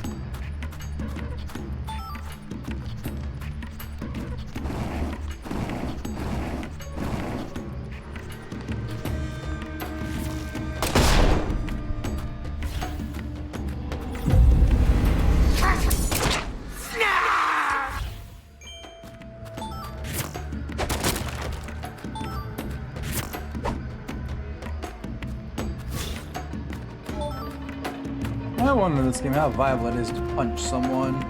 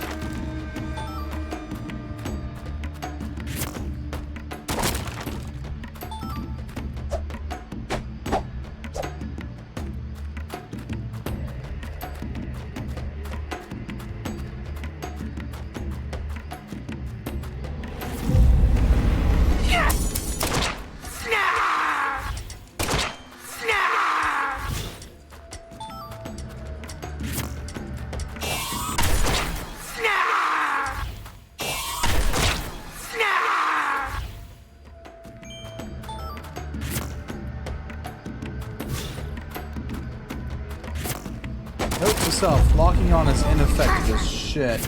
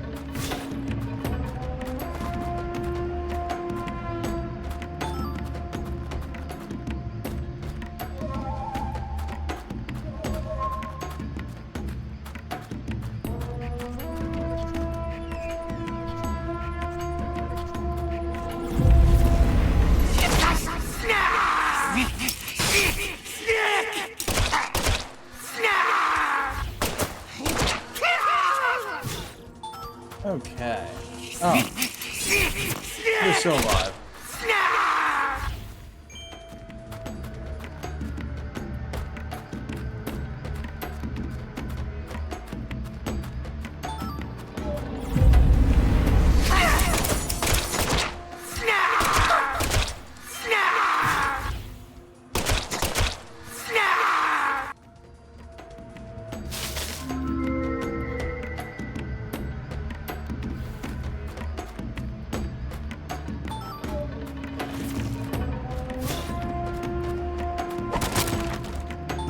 I wonder if the priest might have something to do with this in this case, if it is religious based. And again, he's supposed to be an evangelical one, so probably not. But also, you never know.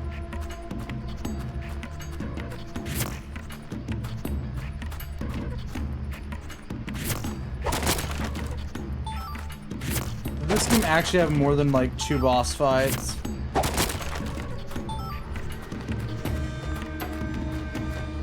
This prep setup screams boss room, but it could also just mean there's gonna be a lot of enemies.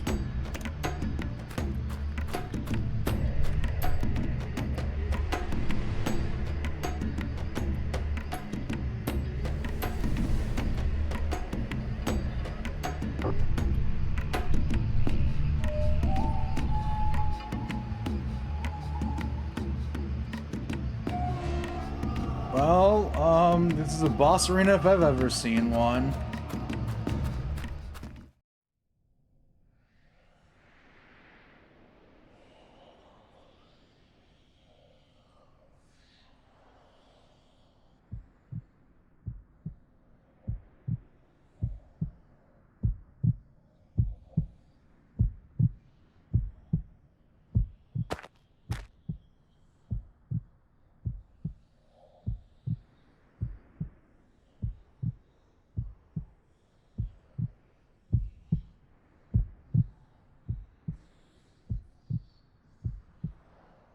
Did it.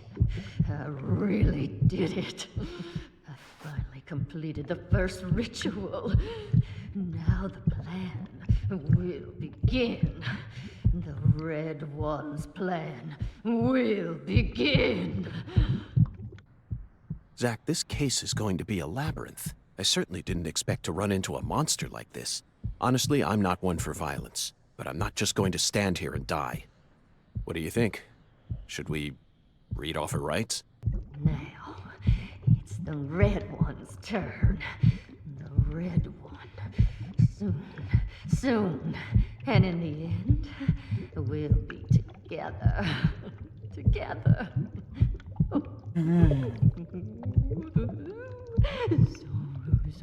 So rude. See.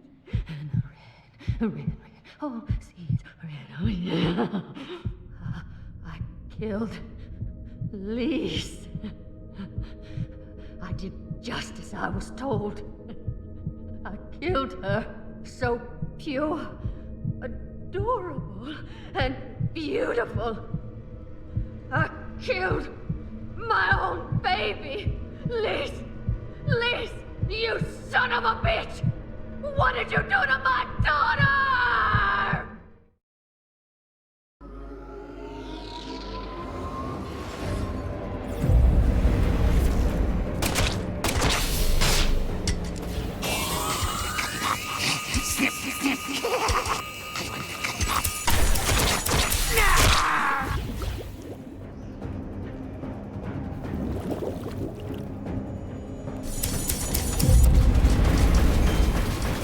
Oh boy.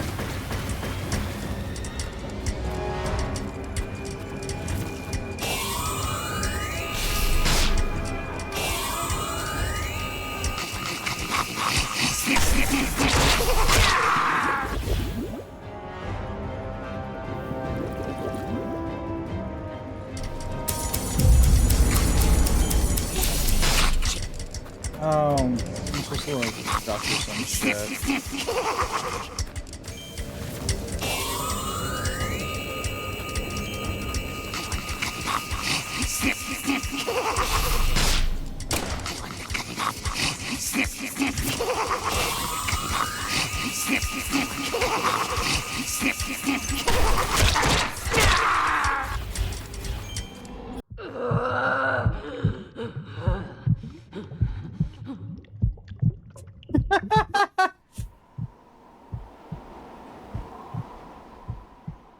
You're really pissing me off.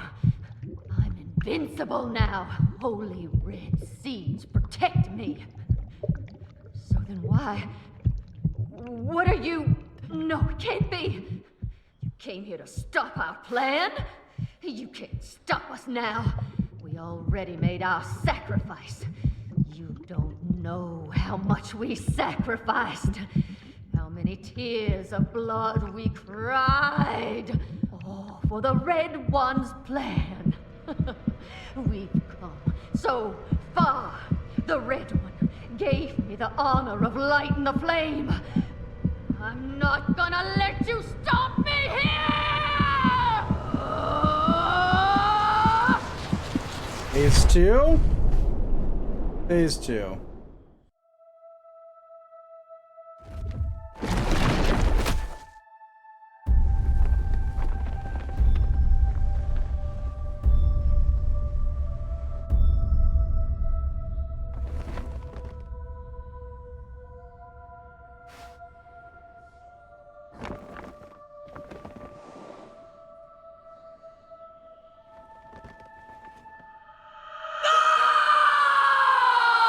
Galena, is this your true form?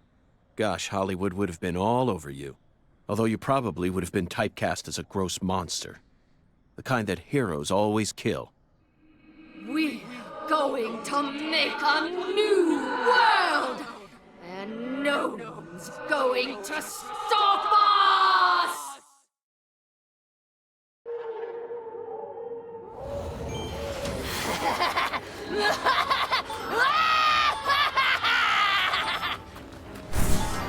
Flesh!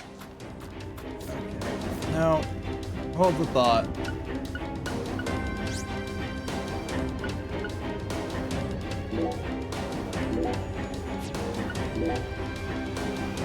Which was the dodge button? A. How does it work?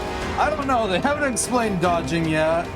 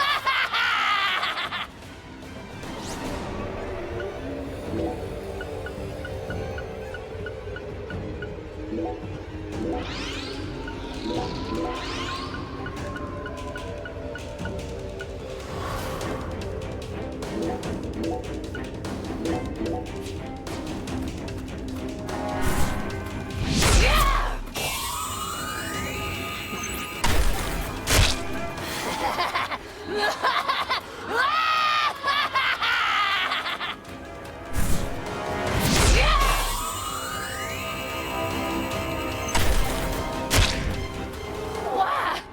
Why?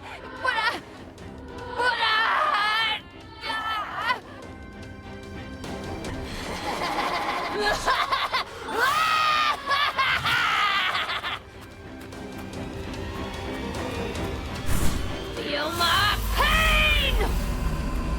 Okay.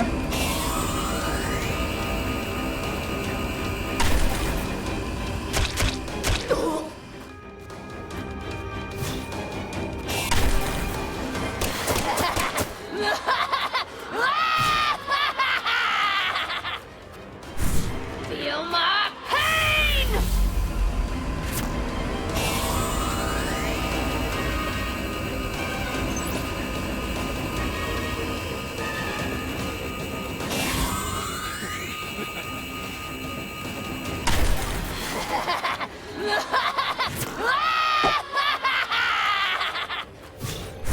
There's gotta be a way to tell which one's real.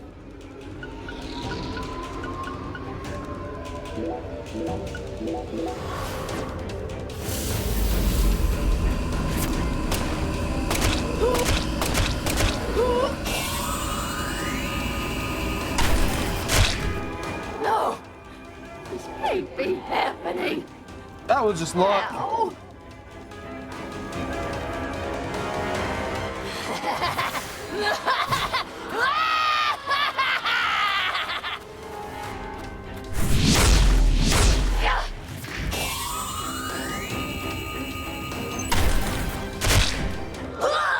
Disaster aversion bonus. Hey, other idea we could go and show you fair. This is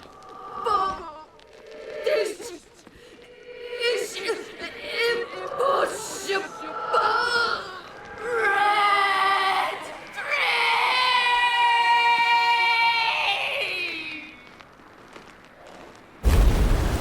Yeah, there's one at the water treatment plant.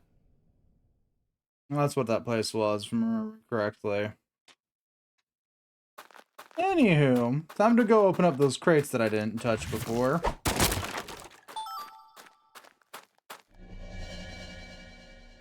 Actually, more surprised she didn't drop anything herself.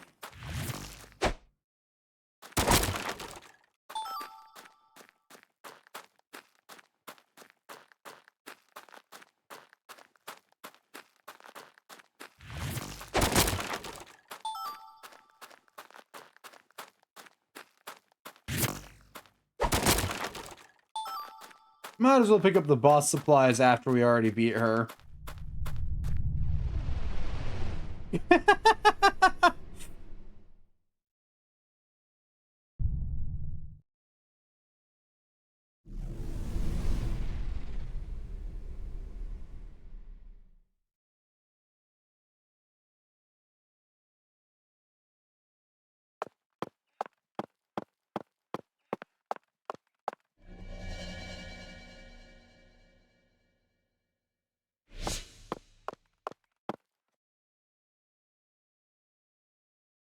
Lise. Our new world. My Lise. My sweet little dolly. Galena Clarkson, you are now under arrest on suspicion of the murder of Lise Clarkson and the illegal disposal of her corpse. You have the right to remain silent. Anything you say may be used against you in a court of law. That's enough, Zach. She can't hear us anymore. Zach, pardon my language, but this case can go fuck itself.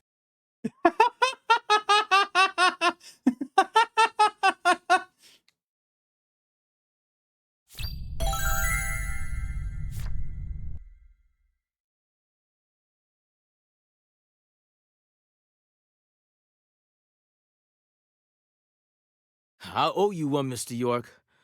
I'm awful sorry you had to get all caught up in our town's dirty laundry. I didn't expect you to catch the criminal this soon, though. You never fail to impress me. Come on, CLG. Let's head back to the office. Mr. York and I both got a lot of cleanup work to take care of.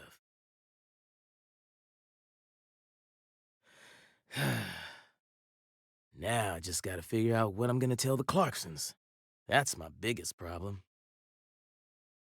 Melvin, this investigation has only just begun. What? But we got the killer. This case is much more complicated than it seems. You mean you're gonna keep searching the town? Of course. At the moment, I'm after a tall, stylish woman. Does that ring any bells? Stylish? You lost me. What's that got to do with anything? Zach and I saw her with our own eyes. We need to find her, I'm positive. You're probably talking about Professor R. Professor R? From the jazz bar? Yeah. I mean, she's the only person in town you could call stylish. She's tall, too. But... What is it, Melvin? Well... Well? Out with it. Don't let your 10-year-old daughter upstage you here, Sheriff. You're looking for a stylish woman, right? Yes, we've established that. Then I think you're barking up the wrong tree with Professor R. She isn't exactly a normal woman, if you catch my drift. Ah, got it.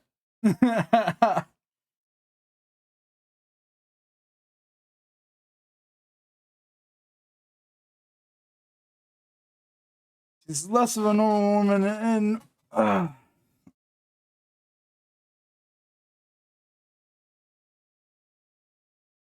You know, it's actually right there in her name. Moving on. I hear you loud and clear. Or, no, I'm not getting into it. Moving on. Melvin, you're careless in every sense of the word, but I believe you operate on the side of good in most cases. With that in mind, I'm disappointed to see that you carry some prejudice with you. But I, Is she the type to forbid customers from entering her jazz bar due to the color of their skin? No, she ain't like that. Well then, case closed. Melvin, I think we should call it a day. I'm going to head back to my hotel and get some sleep. I also need to prepare a report to send back to the Bureau. Patty, thank you very much for assisting me in my investigation. I'll be counting on you again tomorrow. I just helped an FBI agent. Oh, and Melvin, one more thing. You needn't worry about what to tell the Clarksons. I'm sure they already know that Galena's been arrested. After all, this is Lucare. The phobias in the South. Yeah.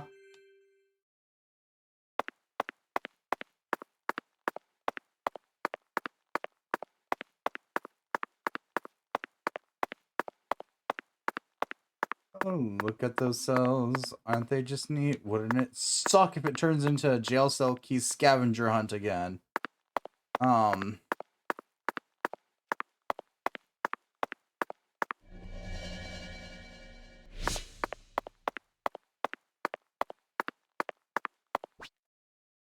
Accept free quests at the bulletin board. Complete them to earn cash and items. Be sure to check the board.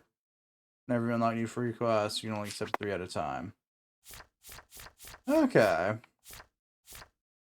They were buzzing through walls. Sun yellow demon quick chased off for it's too late. Okay. Defeat 1 killer bee. Defeat 1 alligator. Defeat 1 UFO.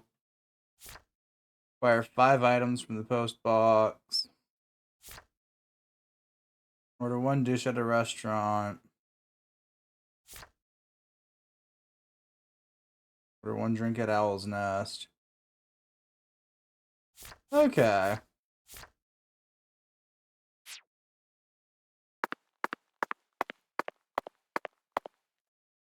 Don't worry, everyone's alright. Did you run into any killer bees? Yes, I ran into the killer bees. Well, I think I have. I ran into the fucking bees. I'm not sure if they're killer bees or not. They're just fucking annoying. Hey there, Mr. York. Looking sharp as usual. What'll it be? Melvin, is there any data about this town that I should know? Data? Yeah, info that a sheriff like you would want to relay to me. Probably is. I reckon you already know everything there is to know. You really put me on the spot here. There's got to be at least one thing. Oh, yeah. Yeah, I got the perfect thing. Well then, out with it.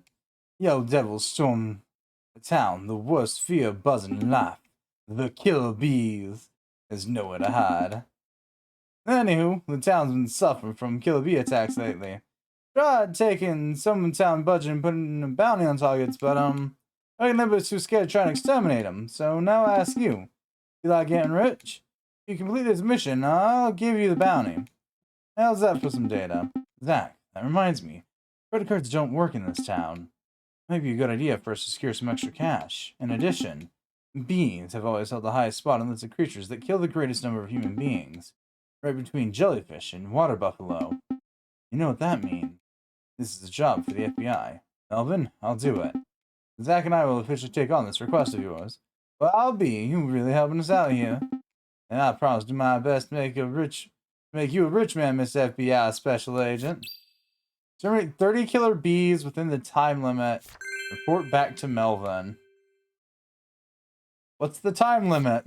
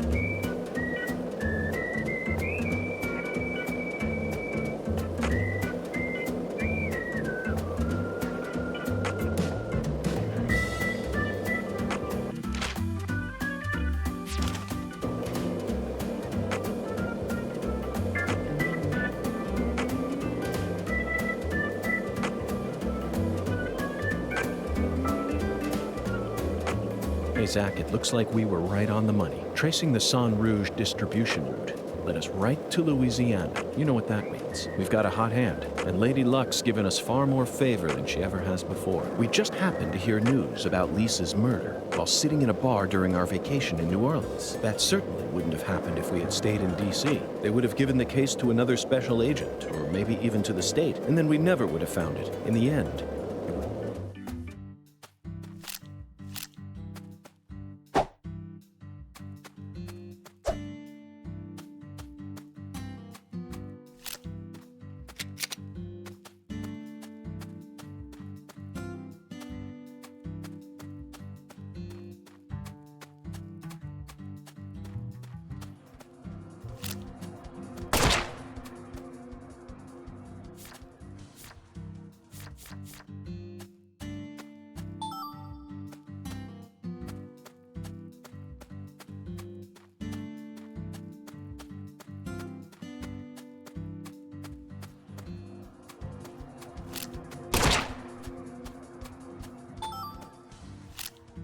You can't sell here. That's a bad fair.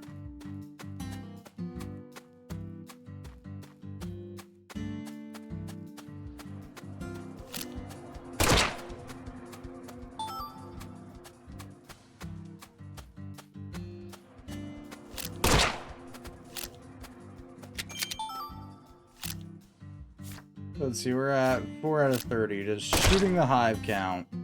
No. Okay, I'm not gonna worry about shooting the hives.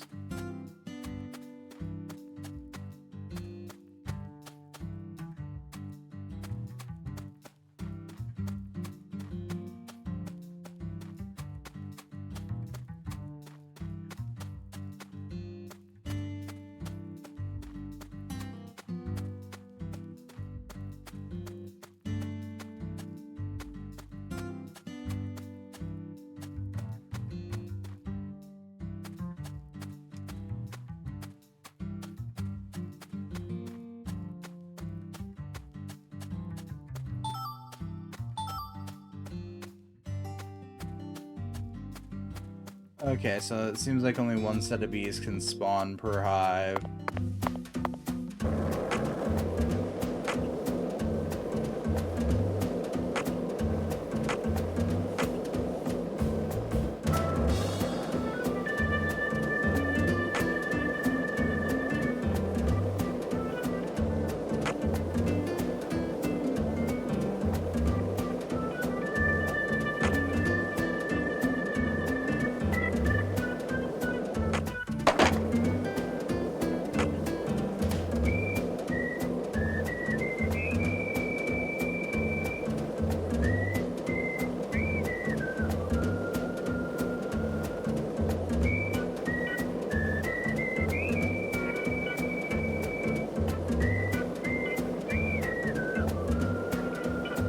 You know, going through all these trees and not running into any bees is oddly weird.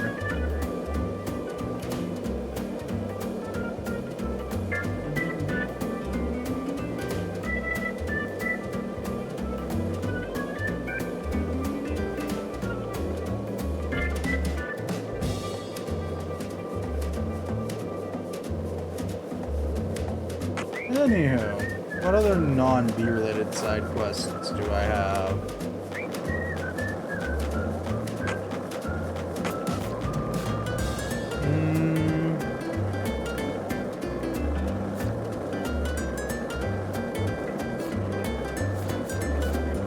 Okay, I really don't have much then. Alright.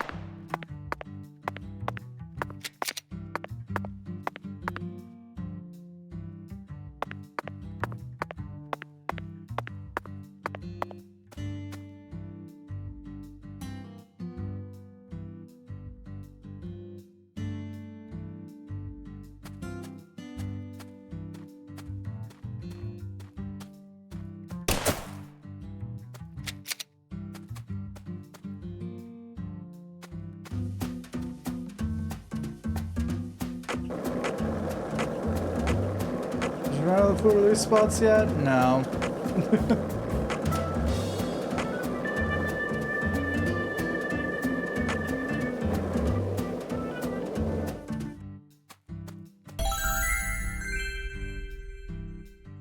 Emma's skateboard workshop.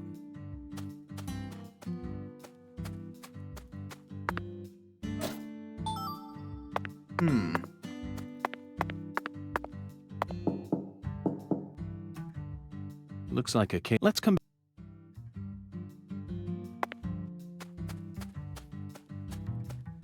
Oh.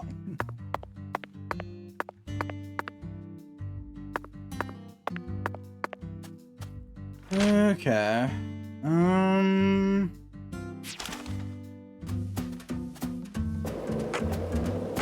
What's the main quest? Return to York's room.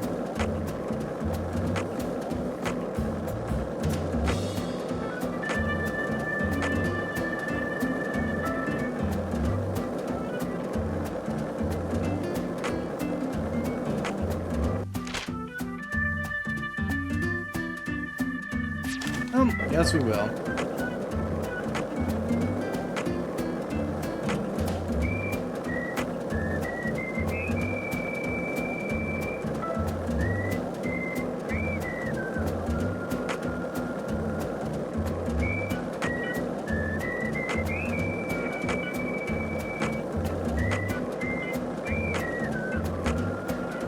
Because besides the time, which I have no clue where it's at,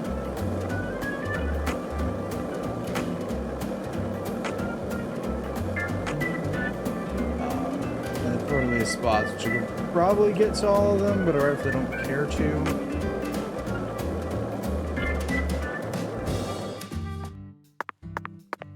I don't think we're actually, yeah, because there's not really much of a reward for doing it.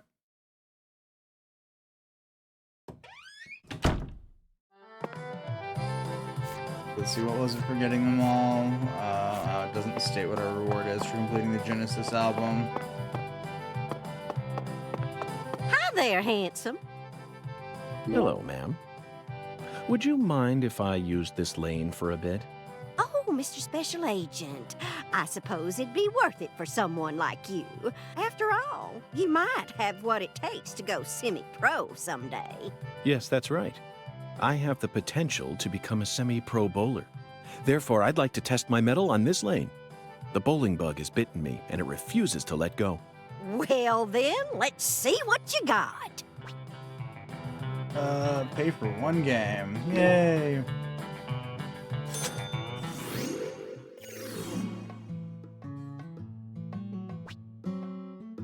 Yeah, I know all about bowling.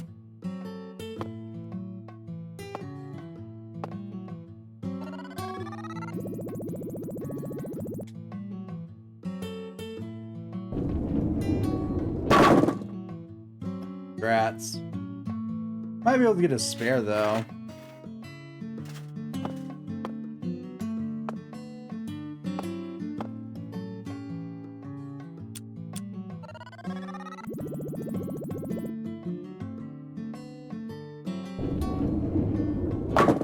Yeah.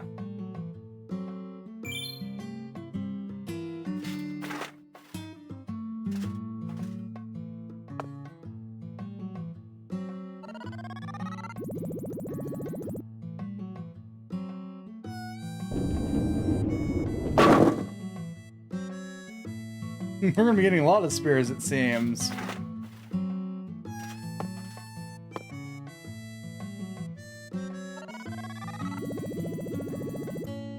Oh no, that's too much for a right spin. Might not make it. Yeah.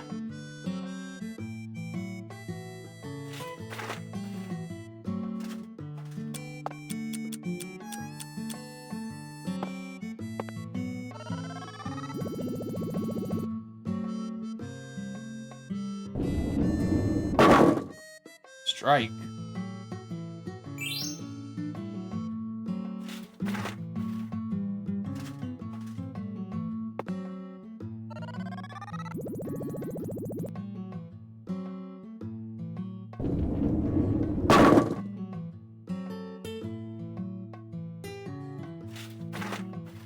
Here's your fun fact of the day about bowling. It's really hard to get a strike unless you have a little bit of a curve to your ball.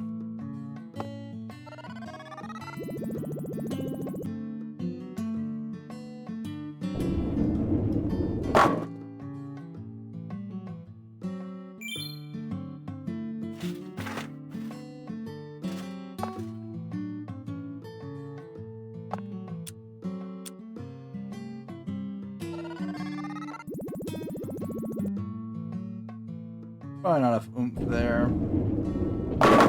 Yeah. We have that one pin in the middle staring at us.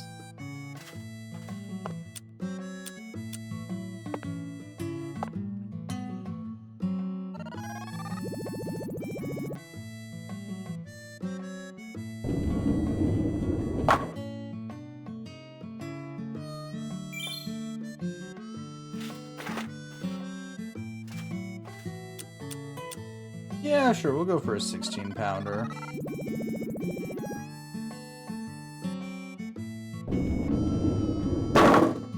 Ah. Fun fact, I'm slowly nearing 200k points. Yeah.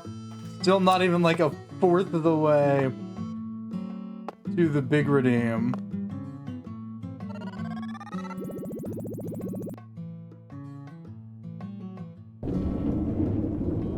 Ah, just short.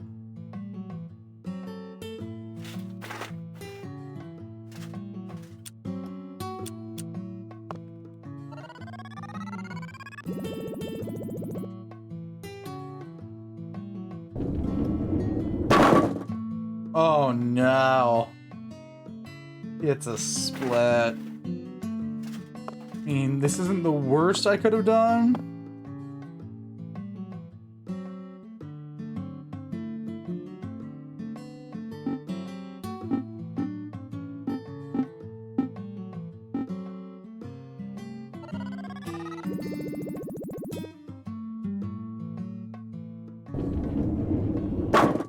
Ah. Hoping you're gonna hit at just the right angle to send one of the pins flying over to the right-hand side. Was not the case this time.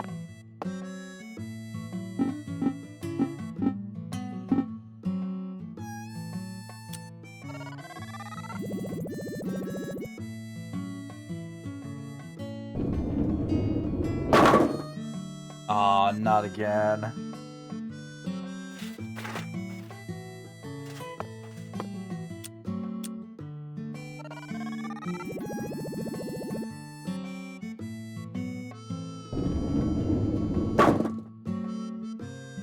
Yeah.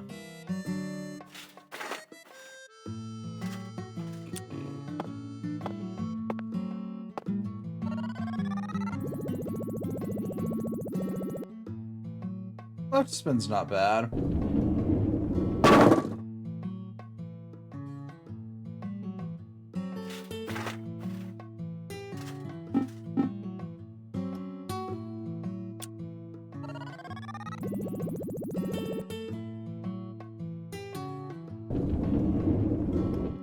Damn.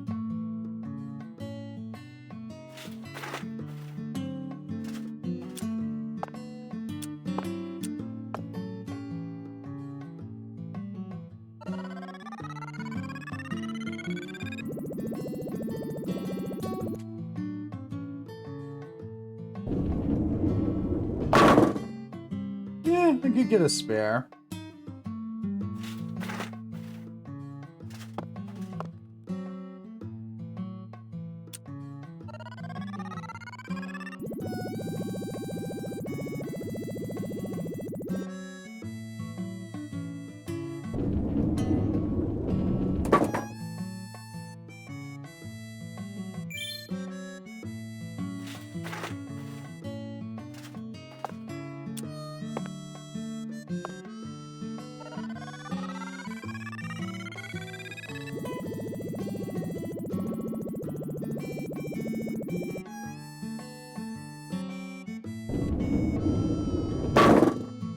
Nice.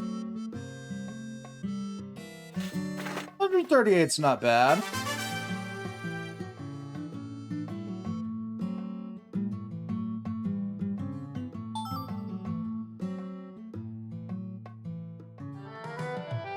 By the way, Mrs. Carpenter, remember the first time I bowled for you and showed you that I had what it takes to go semi-pro?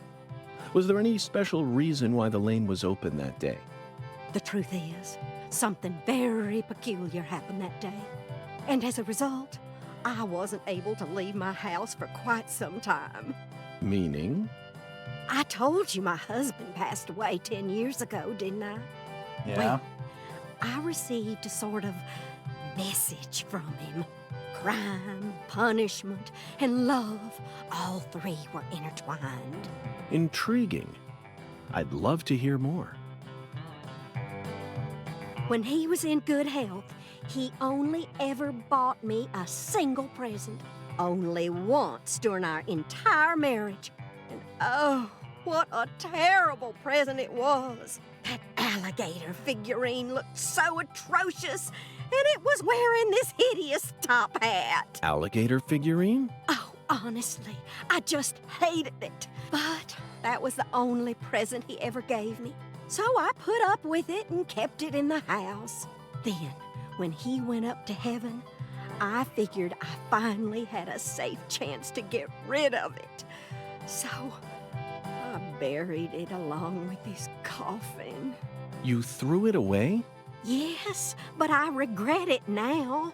The more I thought about it, the more I realized I'd just gotten rid of the one and only thing he'd ever given to me. I couldn't believe I'd gone and done something so stupid. Then, suddenly, something unbelievable happened. One day, I woke up, went outside as usual, and there it was. The figurine was right there in my yard. And it was glaring straight at me, as if it had a bone to pick with me. I was so shocked. I thought my heart was going to leap right out of my chest. Right there, I decided I had to tell my husband the truth. So I went up to his photograph and did my best to tell him the whole story. Then I heard it. Honeybee, that figurine is a gift from heaven. Who said that? He did. My husband started talking to me through his photograph. Well, instantly, I felt peace wash over my heart, and I decided to bring the figurine back inside my house. Then he spoke to me again. Let the youngster use the lane, he said. Suddenly, it all hit me. I rushed over, and there you were getting a strike. It only took like 4 tries. That's when I realized my husband has always been watching over me ever since he passed away. This is the power of eternal love. You understand me, Mr. Special Agent? Oh, dear. What was I thinking? I'm still in the middle of my game here. I was right on the verge of completely ruining my routine. Go on, I'm busy here. Shoo, shoo. Eternal love, Zach. Isn't it wonderful? I don't know, York. You tell me. How are things going with Emily? But why do you think her husband ever bought her that thing in the first... No, we better not go there, Zach. Mysteries are far more romantic when they're left unsolved. Especially mysteries that are connected to romance.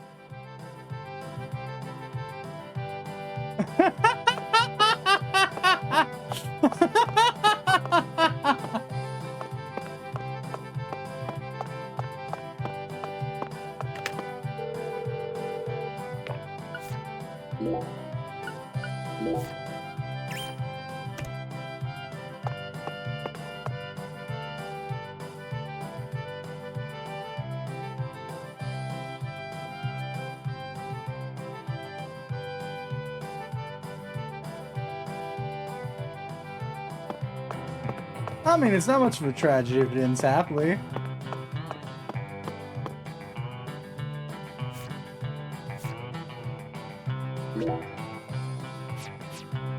What'll it be, honey?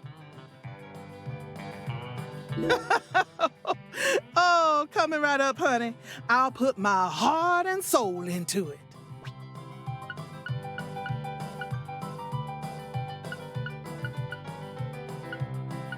You know what? Fuck it. We'll order the beignets.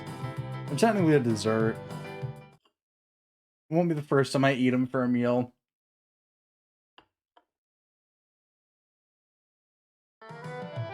Come back anytime, honey. You ain't gonna find any better Cajun food in all of Louisiana.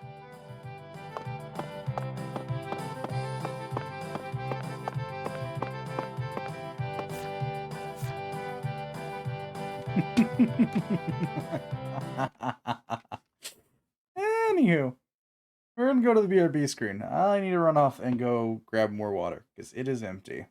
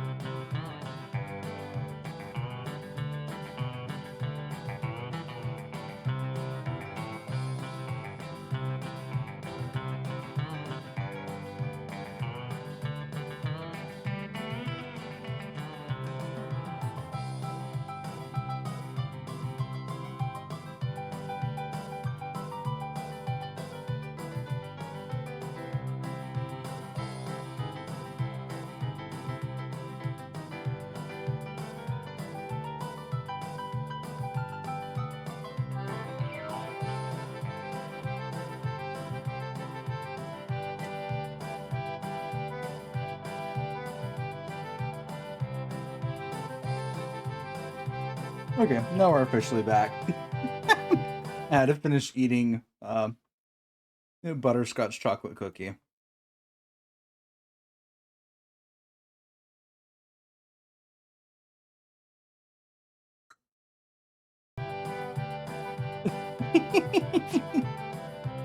And listen, hear me out, DZ. Everything ended just fine for York and Emily.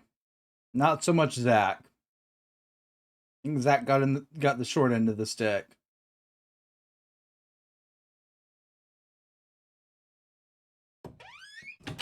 It definitely didn't involve a lot of death or people dying at all.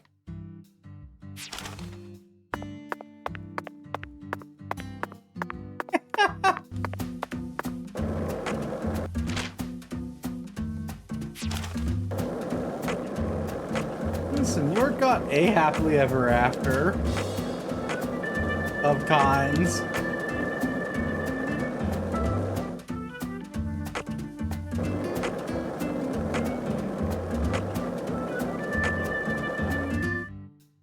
Yeah, and like Romeo and Juliet. Fine. Romeo and Juliet's a happy ending.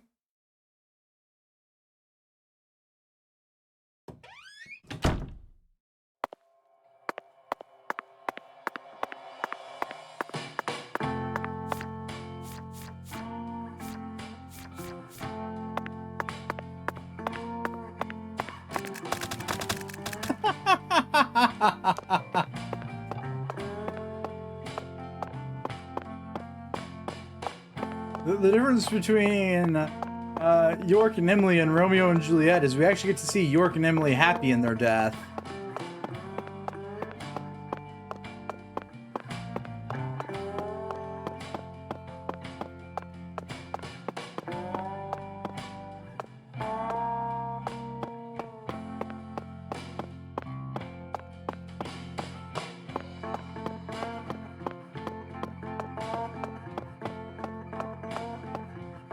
And unlike Romeo and Juliet, there wasn't much that could have been done for York and Emily.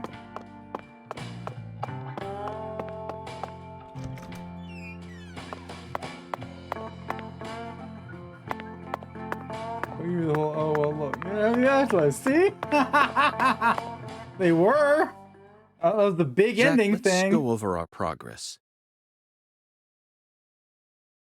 The big ending thing for the first game was, look, everyone's happy together in the afterlife. Minus George. George didn't make it. Nor did Forrest.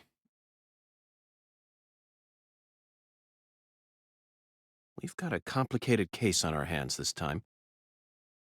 Especially as far as the Clarksons' relationships go.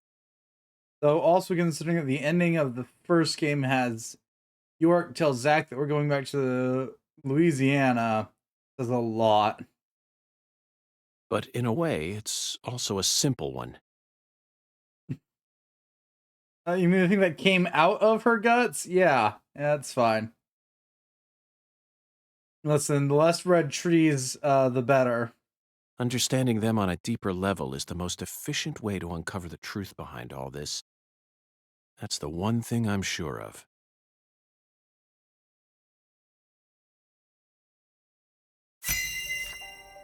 Evidence organization, start. Zach, let's start with the people who were closest to the victim.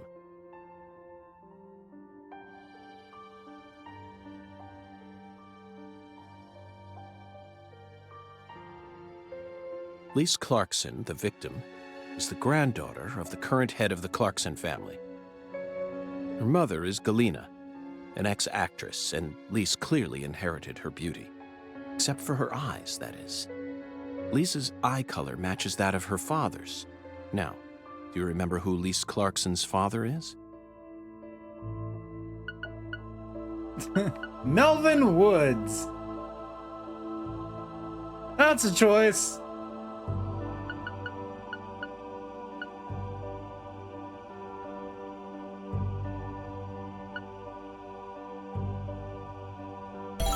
That's right. Lisa's father is Danny Clarkson. His real name is Daniel E. Clarkson. He's from Florida and used to be the CEO of a talent agency. Danny struck the heart of Galena and successfully became a member of the esteemed Clarkson family. Despite being the son-in-law, he acts like he was born a Clarkson, but he's still just the son-in-law. Next comes what happened to Lise. Have you gotten any time with PJ yet? No. No idea who the hell that is. According to Alexis, Lise said that the man was as tall as an oak tree.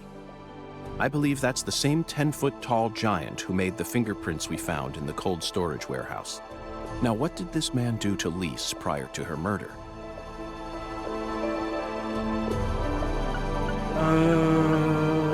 Stalked her? Yes, that's it, Zach. The man as tall as an oak tree followed Lise around and watched her. Despite his towering stature, he must have been rather shy. Or perhaps he was merely biding his time and planned to kidnap her from the very start. If that's the case, there should have been some evidence left at the scene of the crime. Zach, we're still missing some puzzle pieces. Speaking of the scene of the crime, I did some profiling in the plantation's control room. The truth it revealed to us was nauseating and horrific. But we need to touch upon it if we wish to proceed. Isn't that right, Zach? Who actually murdered Lise Clarkson?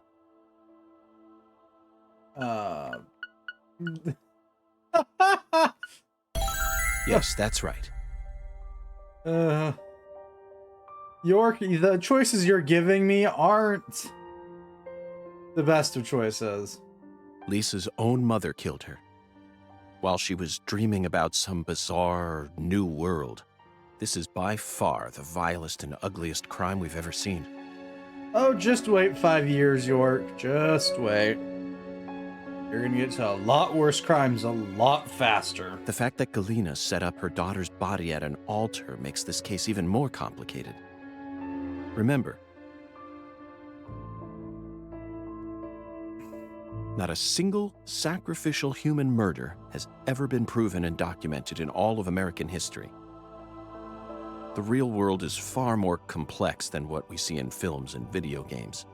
And sacrificing a human life for something else is no easy task. Actually, no. We'll see. The case in 5 years could be better or worse than this case, depending on how this case ends up unfolding in the end.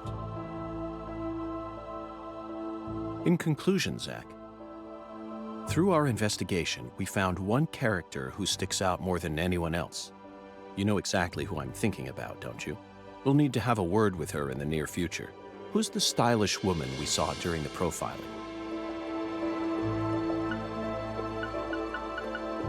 Ah, the illusion of choice.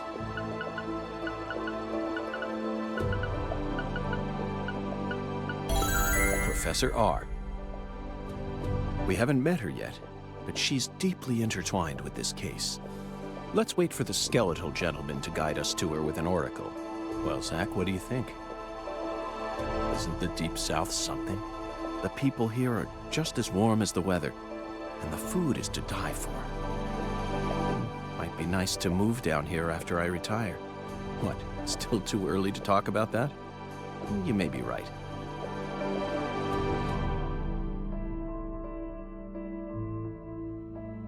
I mean, you do retire in like 13 After all, years.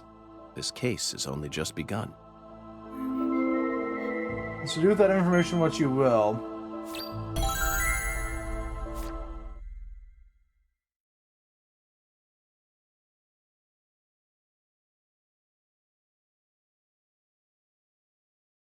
Well, no, you retired at least within the next 13 years.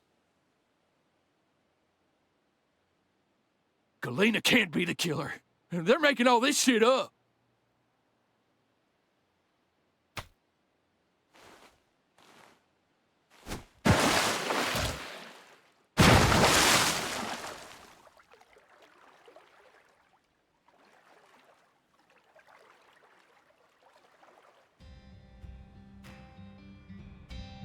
If what you say is true, Daniel, how do you plan to prove it? It's nearly been a century since the Clarksons first took control of Lucari. 100 years. I always thought my legacy would live on for 2. No, 300 at least. I'm gonna find the real killer and beat the living dog shit out of him. Yet it looks to me like times have changed. We ain't in the good old days no more. You understand me, boy? Yes, sir. I'm right there with you, Paul. I'm gonna continue what you started, sir, and make the Clarkson family strong again. First, I need to find whoever really killed Lise and bash their fucking brains in. I saw this coming. Ever since the day Lenny left home, the town of Lucare has been cursed. We can't stop what's happening now. It's too late. It's beyond me. No. It's beyond the minds of anyone who comes from the olden days. You understand me now, boy? Yes, sir. Believe me, I do. I'll kill him. Just leave everything to me, Paul. Are you serious about this? Yes, sir. Right hand of God. Look right in my eyes. I ain't lying. I'm serious. I just need you to lend me some troops, sir. We need retribution right now. That's the job I've been given, and I intend to do it. Well then, let me ask you one more time. Are you serious about this? Yeah. Hell yeah. I'm a Clarkson, and all Clarksons have a job to do. Isn't that what we always say? Mm-hmm. Then I'll need an arm. Yeah. What? Well now, you want to use my troops, I'm gonna need to know whether or not you're really serious about this. Just one arm. Slide it on through that wire there, and it'll take care of it for you. Paul, I mean, you're joking, right? Daniel, have I ever told you a single joke? No, but... If you want to become a real Clarkson, then you done got yourself a job to do.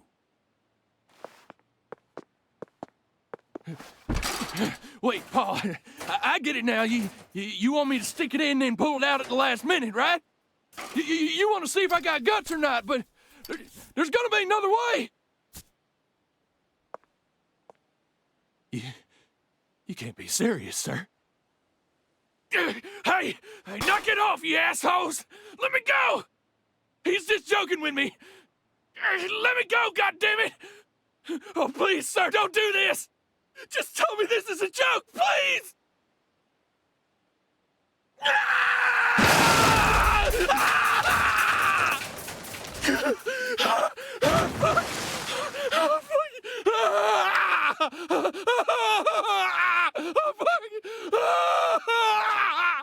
Oh, there's our eccentric millionaire for this game. I am a Clarkson. And no matter how our fortune falls, all Clarksons have a job to do.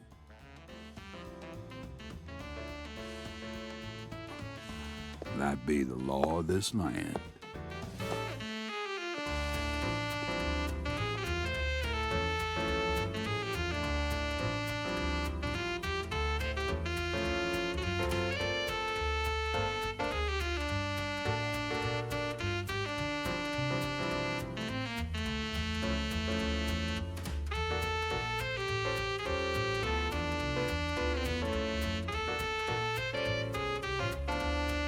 That's a band if I've ever seen one. Oh no, I already met the guy in his underwear. Yeah, I already did that one.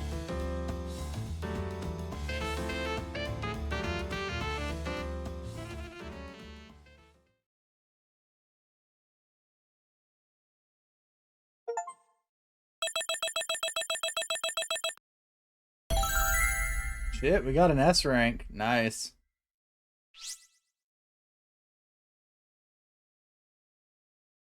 Killed 26 squirrels. Only shot the little girl once.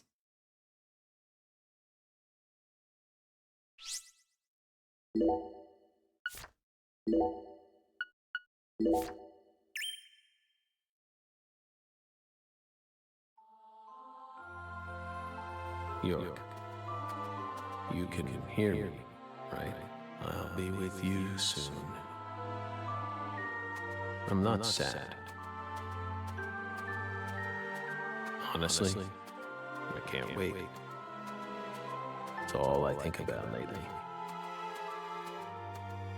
I mean, we'll be together again. We'll get to discuss movies, food again. Everyone around here has bad taste. They don't understand things the way we do. It's a shitty world filled with shitty people. Oh, that reminds me. There are movie theaters and restaurants over there, right? As soon as I get there, let's go grab some peanut butter hamburgers and yogurt smoothies. I'm so excited, York.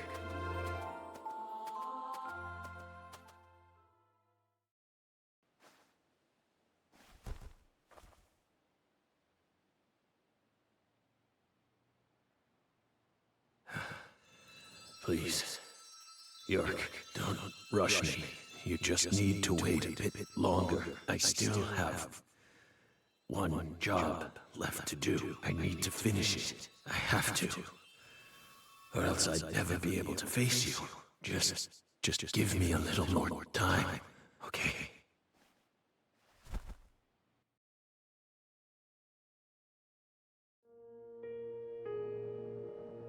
A year after the start of the game.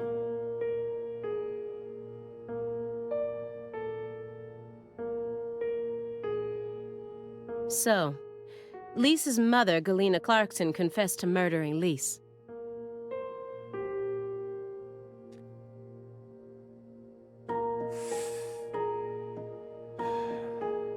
How long did it take us to get through that?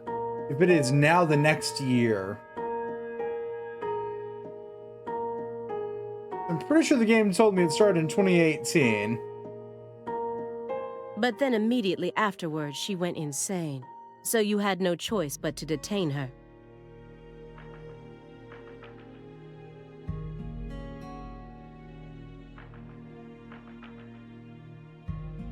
What a terribly convenient story.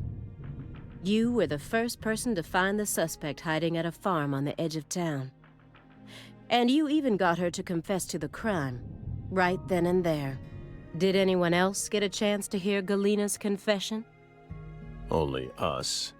How did you even find that shack in the first place?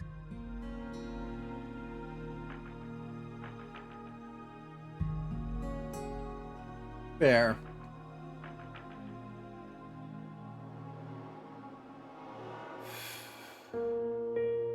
Metaphysical offender profiling. Meta what? Should I know this word? Metaphysical offender profiling. Timelines are weird. Yeah, so the Lucade case happens in 2005. The Greenville case is stated to happen in 2010. These two were said to have arrived at 2018. It's now 2019. The term appears 6 times in the Lucare report and 14 times in the 2010 Greenville report. As long as you're solving cases, the people in charge don't really care what sort of words you use. But we're different. Maybe. I don't know. Supposedly they were sitting here listening to him this whole time. You utilized a highly abnormal method to instantly hone in on a suspect. Then you did it again, and again, And every time you used it, one term kept appearing in your files. Metaphysical offender profiling. Mr. Morgan, would you mind explaining to us what this term means? Fair. We could try. But no matter what words we used, you'd never be able to understand. You see, it doesn't pertain to this side. Come, my fairy. Stop hiding back there and give them the explanation they so desire. What? You're too shy? Mr. Morgan? Mr. Morgan! Come on out. Don't be afraid. You can do... Is that all you have to say? Don't underestimate me, Morgan. Okay, no, that's not coming from the game. That's coming from outside. I know you and the Clarksons share a deeper connection. Much deeper than how it appears on the surface. I need to shake him with something else that's directly connected to the Clarksons. I'm gonna jog his memory by force.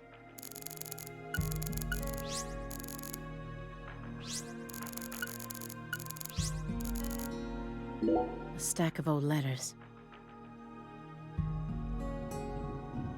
These must be the letters that he mentioned in the report. That dragonfly mark proves it.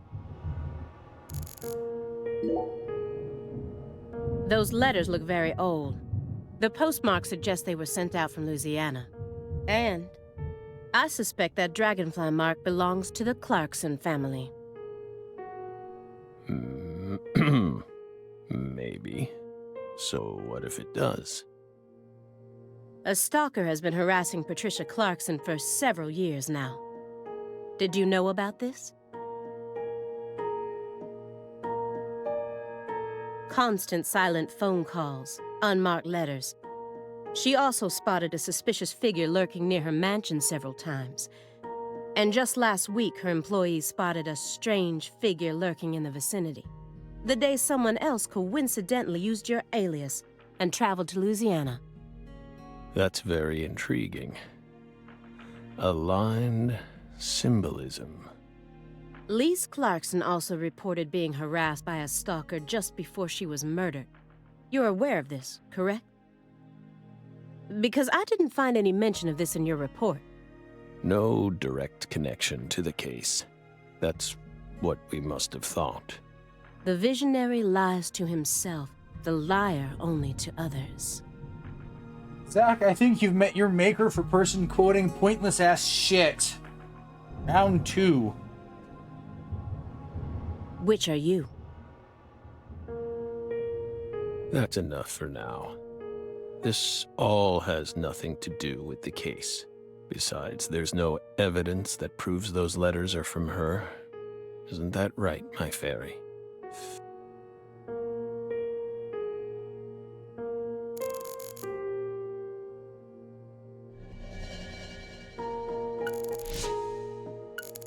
Hold that thought. Does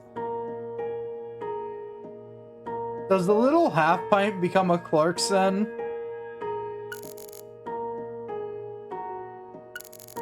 Is that what that's implying? Someone stole Lisa's body and it's been missing for the past 14 years. I find it hard to believe that it was simply hidden in that cold storage warehouse the entire time. Why wasn't a more detailed investigation carried out? Mr. Morgan, according to you, at the beginning of this case, the victim's body was being stored in the warehouse on purpose. Is that the truth? They really put her body there alongside food and other perishables? It's in the report. No. The report only says it was stored using the most effective and shockingly inhuman method possible. If you can think of a better phrase, we're all ears. The report isn't wrong, you know. In fact, that might actually be the most accurate way of describing it. It's precise, and it's also kinda poetic, you know?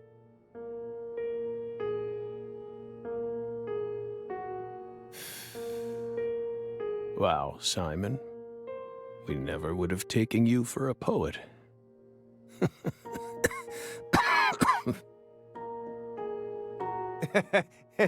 Right? You two think this is a joke? There's a chance that this could be an alternate timeline. The probability does presently exist within itself. Lise Clarkson's body was discovered in that cold storage warehouse.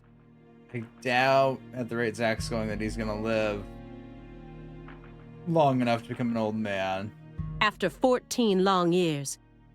If you'd only done a proper investigation, we probably would have found her much sooner. That poor girl. We still regret the fact that we never got to meet her. We're sorry, from the bottoms of our hearts. I only hope it didn't happen that way by design. Will you comfort me? Thank you, my fairy.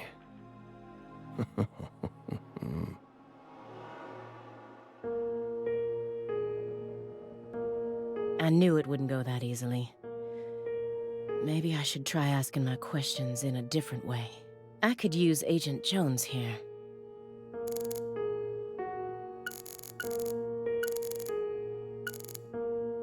DVDs are all over the place.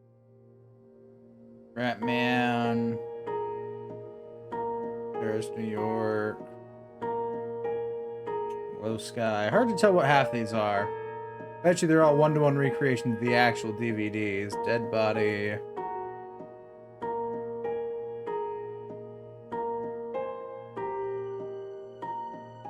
I was trying to see if there's any of these that I outright recognize, but I don't think so. I know that he's a shut-in, but this still seems like way too many for one person. And I've never heard of any of these titles before. That's the window that faces the street out front. I can tell just from the layout of his furniture. Now I'm surrounded by everything I couldn't see out there. Agent Jones is completely checked out, despite the fact that we're heading deeper and deeper down the rabbit hole here. But I think each chapter is probably going to have one of these little weird breaks in it. This is a nice building.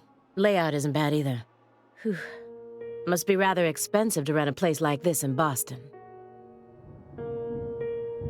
How many other rooms are there in this apartment? That room over there, your bedroom? Huh. Why so curious, Belle? It almost sounds as if you're seeing this place for the first time. Aside from the hardware shop on the first floor, every apartment in this building has the exact same layout. We're well aware that you studied the layout of this apartment before you came to see us. There's no need to act so roundabout. Just be honest. Say it. I want to see your bedroom. Well then? Doesn't mean we'll let you see it, though.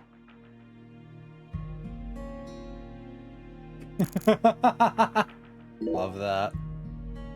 A stinking indulgence. And a massive DVD collection. Ninja Police, her first crime. Lola X.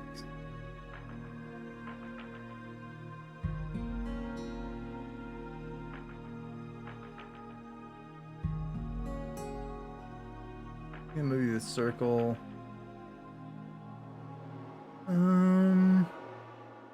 Final Impact. I don't see if there's any of these I recognize. I'm failing miserably at this.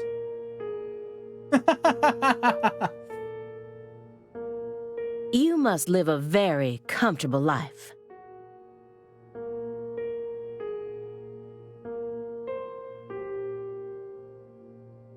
We're retired, remember? Retired in your 40s. I'm envious. But Who doesn't love movies, Belle? I'm not a fan. Oh, that won't do. You should dedicate all the free time you have to watching movies. It's practically an unwritten law. Films guide us. Films are filled with every important life lesson there is. Is that so? For example, they live. Zach, please don't do a York. Please? Please? Have enough of this with York. 1988, directed by John Carpenter. Oh no. No.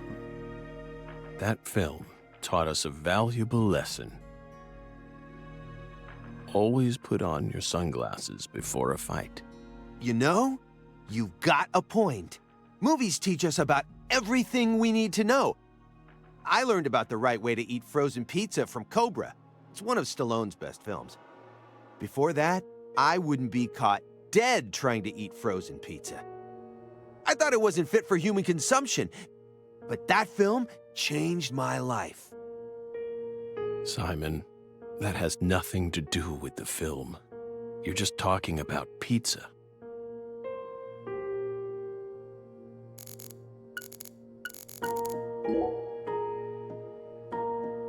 It's bugging you, isn't it, Aaliyah? Huh? What? I get it. It's bugging me too. It's even got my heart racing a little. I mean, look at this. Nothing but DVDs. Not a single Blu-ray in sight, just pure, unadulterated DVDs.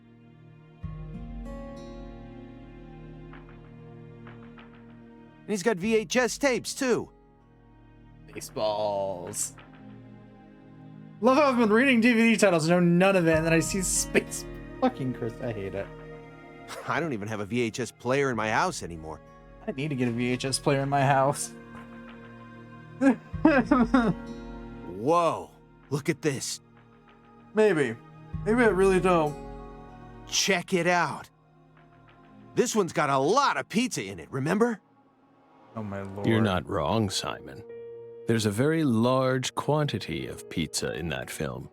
1987, directed by Mel Brooks. The version on that tape is the one we recorded back when you could catch it on cable TV. Seriously? Damn, Morgan, that's incredible. You're really living the dream, man. I hope you both haven't forgotten that this conversation is also being recorded. It's fun. We can cut it out later. Agent Jones. Are you paying attention? Or do you intend to waste Mr. Morgan's precious time? No. Sorry. I'm just a little tired. I'm listening. Take your hand out of your pocket. Didn't they teach you any manners at Quantico? Oh, right. Guess they slipped my mind. My bad. I'm actually kinda nervous. I'm not used to this sort of thing. Data analysis is my specialty, you know. I'm sure I'd be able to calm down a bit if I had some pizza, though.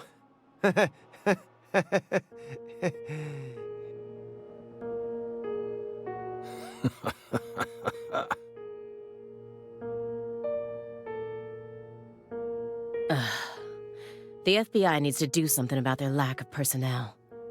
I'll have to ask the questions myself. But how should I start? Maybe I should look back over the files and calmly reassess the situation.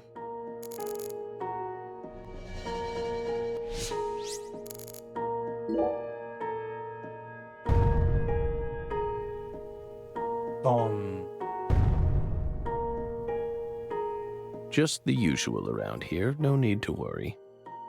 The usual? Yes. A strange person lives upstairs. Every now and then, he makes noise. What's strange about him? Several years ago, a woman was murdered upstairs. Her husband still lives there. Yikes. He's ex-BPD, and apparently he's still searching for the killer. But it seems like they cut all support for the investigation due to decreased funding. The team on the case wanted to keep working on it, but the suits wouldn't hear of it. A tale as old as time. Due to his situation, perhaps, he's been making a lot more noise recently. Like you just heard. If you're wondering why I was questioning whether or not it was the gamer outside, I'm getting surround sound thunder noises. It's not all from the game. You never noticed anything, Agent Jones. Well, I did hear some loud noises every now and then, but I didn't think they were real noises coming from upstairs. I mean, look at him.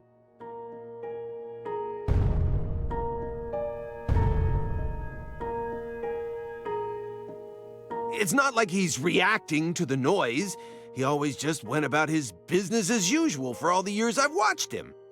So I just figured it was coming from the TV. You really amaze me sometimes.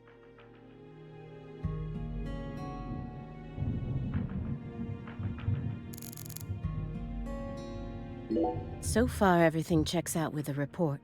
But there were always some parts of the report that didn't make sense. He expects me to believe he just happened to solve a case this difficult while he was on vacation? Why is it such a fixation about him being on vacation? And metaphysical offender profiling? I won't let him distract me with his fancy made-up words. I have such a hard feeling she's going to get dragged into the metaphysical by the end of this. After you arrested Galena Clarkson, you had a run-in with the Clarksons. At least that's what it says in the report. What exactly happened there? Just a simple run-in, that's all. Nothing but a single phenomenon. Chasing hollow instances like that won't lead you closer to the truth. Truth doesn't work like that. A hollow phenomenon, which resulted in a mountain of corpses. Oh, Belle. We think we finally understand what you're trying to say, but don't be so voracious.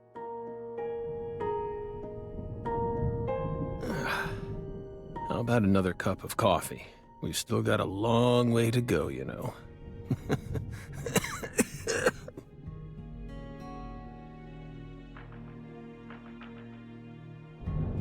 One, Agent Francis Beck.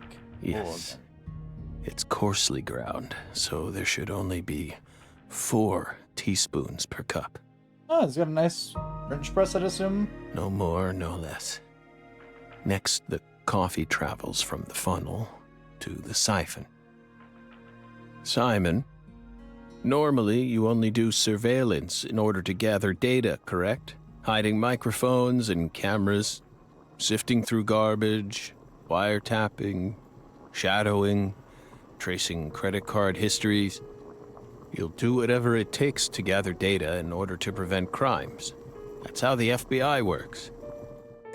Well, yeah, you're right. No reason in hiding it now, I guess. Why do you ask? Our Southern Belle has adopted a very peculiar MO. It's almost like she has a special power, just like us.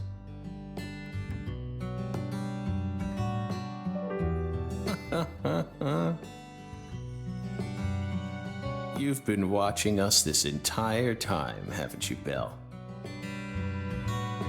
From that window.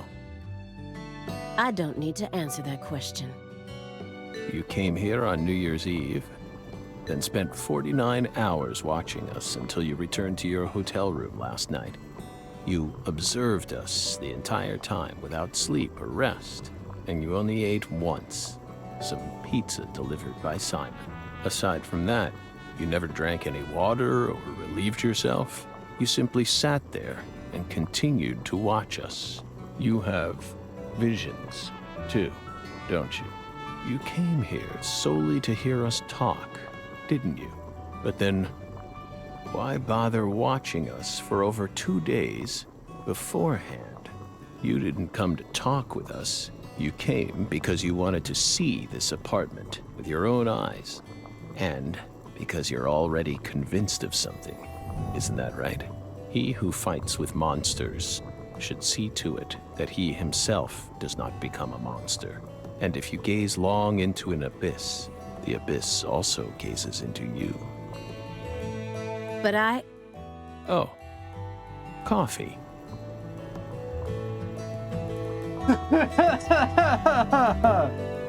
Thank you, my fairy.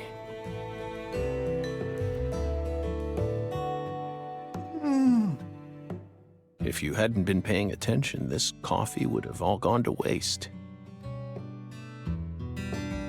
The pus in our brains. It really has a way of interfering with our lives. Didn't remember.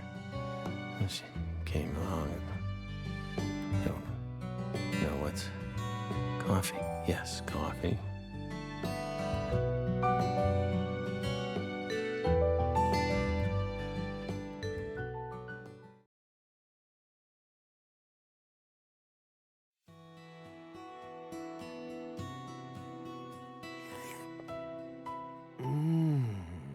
Oh. What the Christ? This is friggin' delicious. Not touch the sanctuary, do not touch the sanctuary, do not touch the sanctuary, do not touch the sanctuary, Simon. I thought I was gonna shit myself for a second there. Come on, Aaliyah, take a sip. Trust me. I'm not exaggerating here.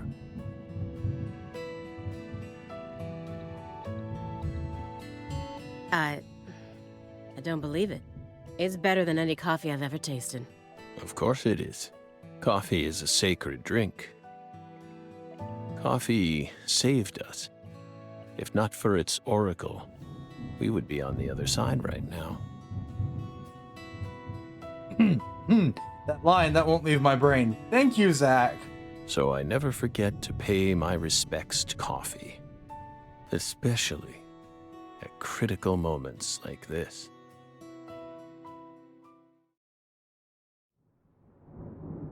Big black cumulonimbus clouds are in the sky. And that sound. Thunder snow is coming. Thunder snow. Thunder snow. What in the metaphysical flying fuck is a thunder snow?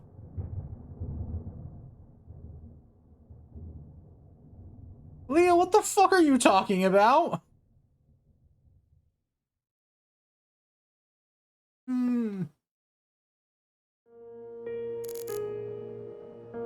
I don't... What? This hurts my brain. The fuck is a thunder snow?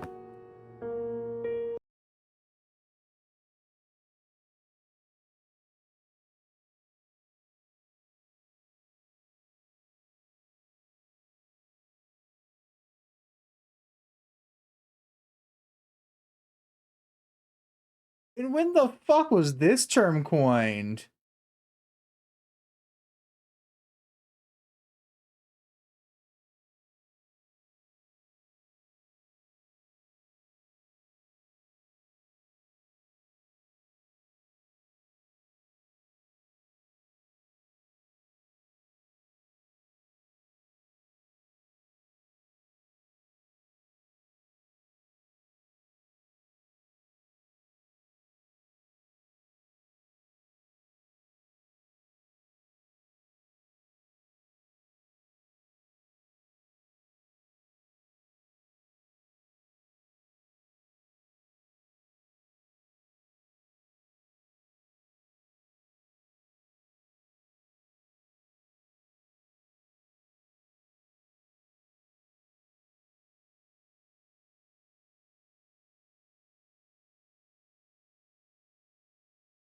Okay.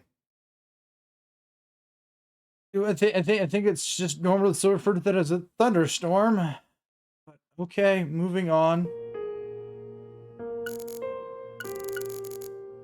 Ominous.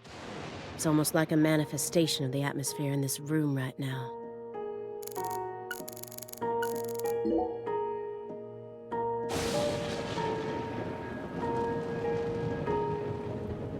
Do you hear that thunder? It's probably gonna snow soon. We're in Massachusetts. That's the norm for this time of year. Well, I'm not used to the cold. If possible, I'd like to finish this up before we get stuck in a snowstorm. Agent Jones, after we're done here, Agent Jones, is something the matter? Snap out of it. Oh, sorry. Yeah, I know. Do you? Then stop daydreaming. Okay. You just what? My stomach's been letting some thunder loose, too. Thunder? That coffee was just so good, It what? We don't have all day here. The coffee was just so good, it, summoned forth a massive tsunami from within me. Excuse me? What is wrong with you? Now is really not the time for this. Right door at the end of the hallway. Thanks, pal. Hold on. You can make it. We can do this. It's not very far.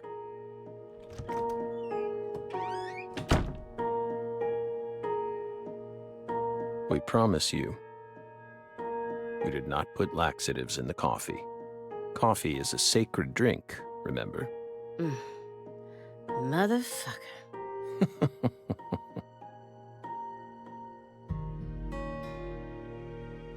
There's no doubt that the report omitted information linking Morgan to the Clarksons. I need to get him to confess. Oh yeah. That reminds me. There's a secret weapon in Agent Jones's briefcase. He's chain smoking it non-stop. He's clearly dependent on it, which means he might be dependent on other drugs as well.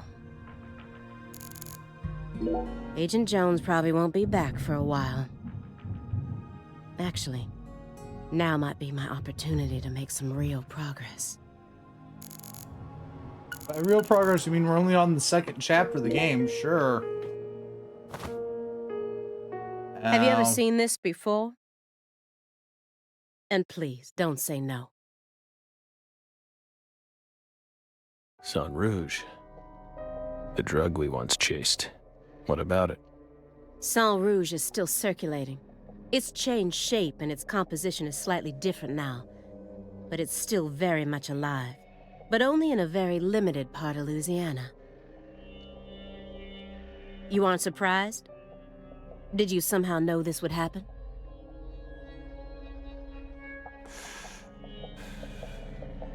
Copies of another drug being circulated isn't exactly a rare case. But Sang Rouge is special. The inimitable Enigma powder. The origin. It has many names, and no one was ever able to copy it. We've also been trying to figure out what it's made from ever since it appeared, but it's impossible to analyze. The Red Sea is my astute random-ass guess that it's made from this Red Sea. It's gonna be true. After all, it appears to be made from common ingredients that can be found anywhere. But if you try to use those ingredients, all you'll end up with is a mundane hallucinogen like DMT. If you're lucky. No. Sang Rouge requires a special recipe. The original recipe, which someone's been guarding this entire time. Someone who survived the incident in Le Carré. Probably the professor. Mr. Morgan, I heard that you were always a smoker. Did you ever wonder if that was the reason you contracted your illness?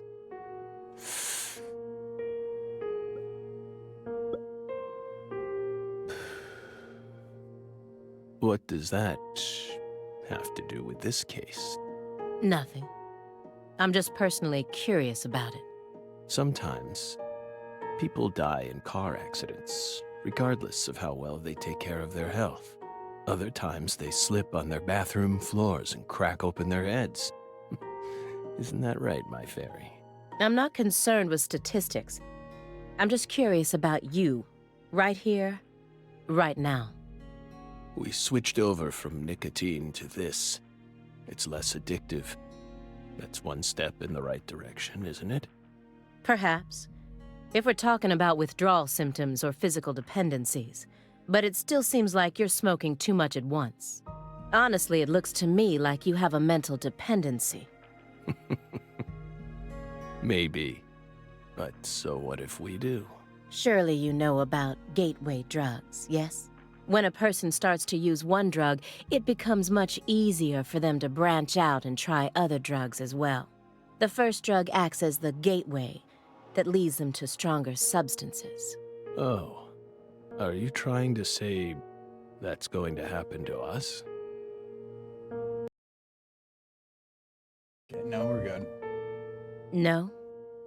I'm simply saying there's a possibility.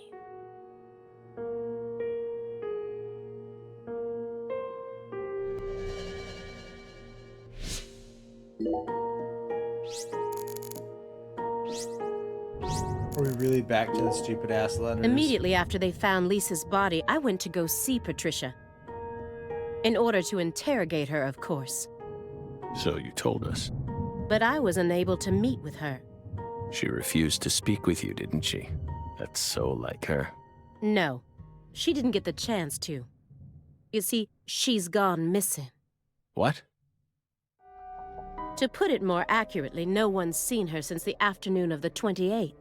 According to her employees, she shut herself up in her room for several months before she disappeared. But since that sort of thing happened often, they didn't think anything of it. On the morning of New Year's Eve, they noticed her window was open, and when they went up to check on her, she was gone. But no one knows how long her window had been open for. This is just my hypothesis, but on December 28th, a strange man visited Le Carré and was spotted near her mansion. That man must have found some way to lure Patricia into his car, the '89 Cadillac that he bought used. Then, the two of them drove north to Trenton, where they boarded a train to Boston. They would have arrived here around midnight on the 29th, or perhaps early morning on the 30th. I believe this man is the same Billy Bishop whose name was previously recorded by the airline. So, what do you think of my guess? I'd love to hear your opinion as a former FBI special agent. Now we get it. We aren't persons of interest. We're the suspects. But what about our alibi? What alibi? I've had enough of your bullshit. You expect me to believe you haven't taken a single step out of this room? That Agent Jones is your witness? Surveillance cameras can easily be tampered with, especially by someone like you, who knows all about how the FBI works. You're possessed by death. Go and take a look at your own face in the mirror. You look like the Grim Reaper. After you visited both Le Carré and Greenvale, you left a mountain of corpses in your wake. You can make all the excuses you want. I'm immune to them. Right here, right now, I want to know everything. You tell me the truth. Yes! You're good, Belle. Damn good. You're brimming with potential. Don't you think she's the perfect partner for our last dance? What do you say, my fairy? Don't you agree? She's good. So good. What do you want to know? We've got nothing to hide. Go on. Question us. This is how it's got to be. Doesn't this remind you of something? You know what I mean, my fairy?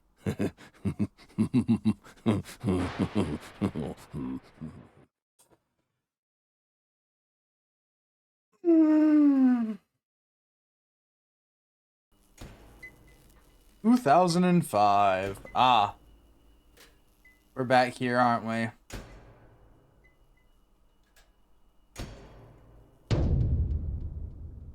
Son of a...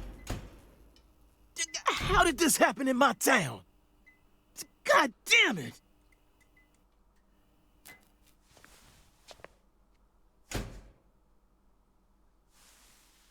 The head and limbs were severed and lined up, according to the lines that were drawn with her blood. Just like migratory birds flying systematically across the sky. Hey, Zach, what do you think this means? They're severed roots. Severed roots? This is the way the Clarksons kill someone when they want to cut 'em off from the family. And how do you know about this? Everyone in town knows about it. They're just too scared to talk. Oh boy. What does the V stand for, then? Vendetta, I mean... Beats no. me. What, you think I know everything now? Vilitatio. It means quarrel in Latin. That's what the V stands for. Latin. Intriguing, isn't it, Zach? No. There are no defense wounds on the corpse. In other words, Galena showed no signs of resistance when she was amputated. But, strangely enough, there are small traces of subcutaneous bleeding around the wounded areas. That's a vital reaction, which means she couldn't have been dead. You mean... Yes, that's right, Patty. Galena was amputated while she was still alive, and she never resisted. Is that even possible? It certainly isn't impossible. For example, if she was put to sleep with a drug, or if she desired the amputation herself. Why would she ever desire that? Mr. York, I'm sorry, but there ain't no way that could have happened. How can you be sure of that, Melvin? Our world contains phenomena that could never be explained with logic. This is especially true for phenomena in which humans are involved. Do you really think all the facets of love and hate can be explained with logic? Well, no, I don't reckon I do. Yeah, might be too early to rule out those possibilities, just like you say. Zach, now we truly know just how deeply the Clarksons are involved with this. Patty, how long does it take to reach the Clarkson estate? Just a short drive. You just gotta head west along the Mississippi. You can't miss it. Got it. Thank you, Patty.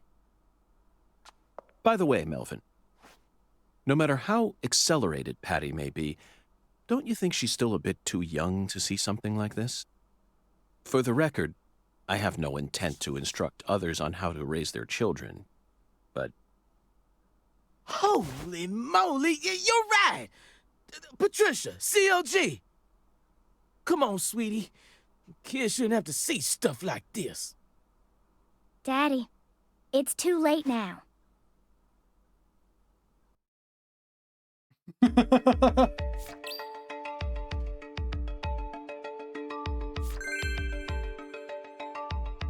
My good sir, you're a few minutes too late and a hair short. I'm not finishing that thought process. You sure you okay, CLG? I'm fine. Besides, I'm used to seeing stuff like that on CSI. You're the one who looks pale, Daddy. Well, it did shake me up a little, but I'll be back to normal in no time. Sorry about that, Mr. York. What say we rest in the interrogation room till we all calm down, CLG? Sure thing, Daddy. I'm gonna go sit with Daddy for a bit, Agent York. We can join back up later. Got it, half pint. Galena killed her daughter, so her family cut ties with her. Do you really think that's what happened here, Zach? If this is truly the ritual that the Clarksons used to cut ties with someone, why would they go out of their way to do it here, in a holding cell? They could have easily done it after we released her. And judging from how Danny Clarkson was acting, I think it's clear that he really loved Galena. How could he accept this grotesque butchering, even if it was for the sake of the family? There's no point in ruminating on this. We should get back to the investigation. As long as we keep moving, the answer will inevitably fling itself straight at us.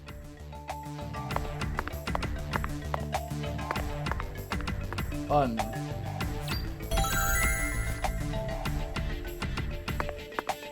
Okay.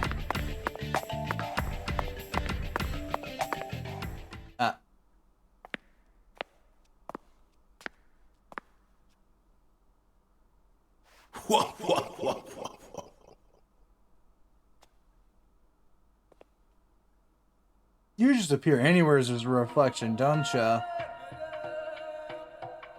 You found the flying serpent. But now, the flying serpent will come to find you. Yeah, that sounds right. And it looks like this flying serpent is a venomous one. Some become feasts, while others are eaten alive. Which fate would you prefer? Both sound marvelous, but let me check with Zach. A fine answer.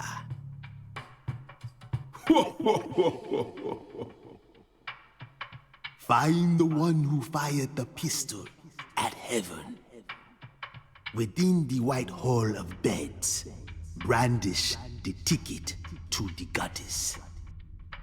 And once again, you will see the other world. Do you comprehend the oracle? Zach, it looks like he's hell-bent on leading us back into that other world. Follow the oracle. Oh, I will, Hungan. There are only two types of things in our world.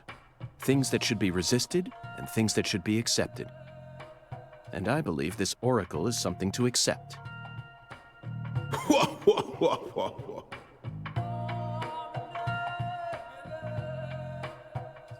I'm beginning to sense a pattern here.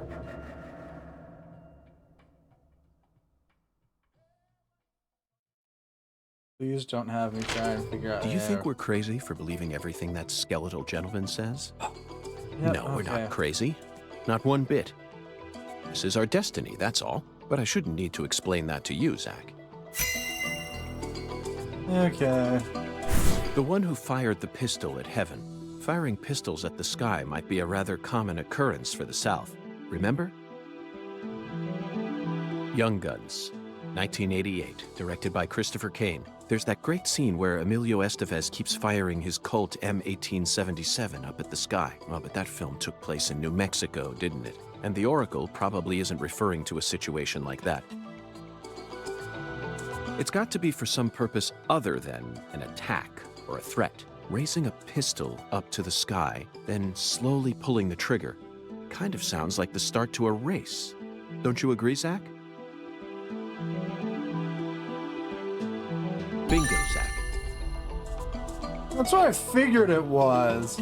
Not the logic I was using there, York, but... Sure. We're currently running a race here. And the one who started this murder investigation is indeed the one who fired the pistol at heaven. In other words, the person who first discovered the body. According to the files, Lisa's body was discovered by Chuck Thompson, a crawfish farmer. He apparently works out of a fishing hut located in the marshes south of the bayou. Let's go pay him a visit. Who knows? We might even get to see some crawfish. What? Why isn't the murderer the one who started this race? Zach, this isn't like you. Of course the murderer isn't the one who started the race. The murderer's running it. They're currently in first place, and they're breaking all the rules. Any more objections, Zach? Within the White Hall of Beds. This one is even easier. There are only a few establishments that have a whole hall's worth of beds, especially in a small town like this.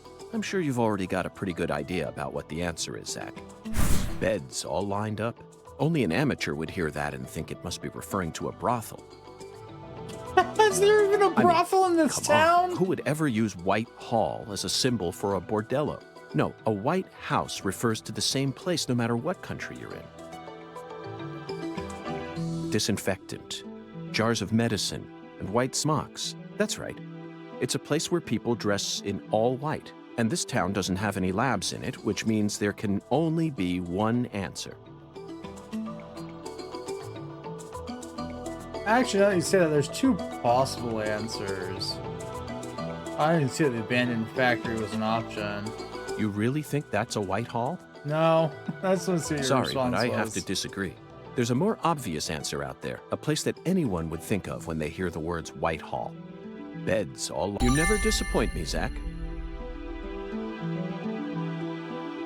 I was so morbidly curious to see what you'd finally say, York. It's a medical facility. They invite their patients into rooms full of beds where they're tended to by doctors and nurses clad in white. It's definitely a white hall where people are invited into beds. You always manage to impress me with your intuition. I'm really counting on you here, Zach, and I know I'll always be able to. I wonder if there's a way to get them all wrong. Final part. Oh. We're ignoring the final part. Okay. Agent York, you're trying to leave without your trustworthy assistant? Hello there, Patty. I'd never attempt such a thing. I was simply engaging in a battle of wits with Hoongan while I waited for you. Hoongan? Yes, the skeletal gentleman in the top hat. Not that story again. Is this how you always conduct your investigations? This is the way I work. I bet you can't find a single partner. Not even in the entire FBI. That's not true. I always work together with Zach. Oh, right. Zach. Don't worry. I'll be your partner while you're here in our town. Now, let's go investigate.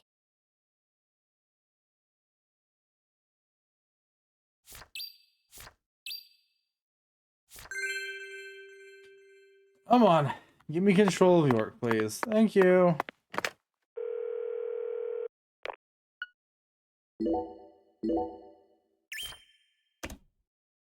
All right.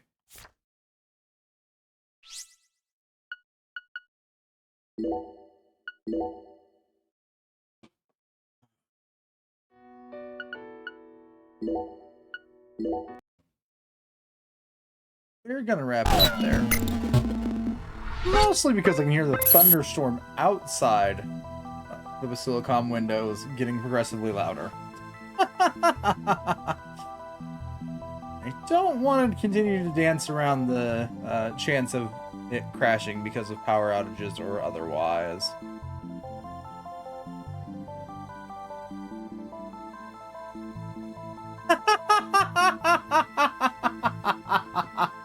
Oh god.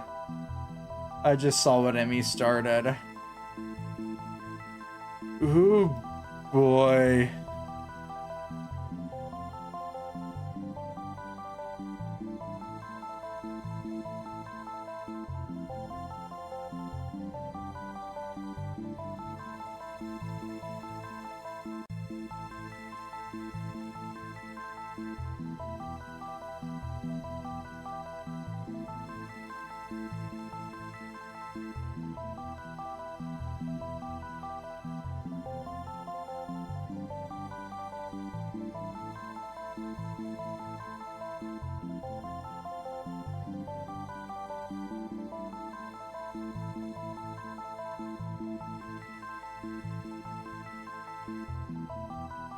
Ooh, choices. You know what? I haven't gotten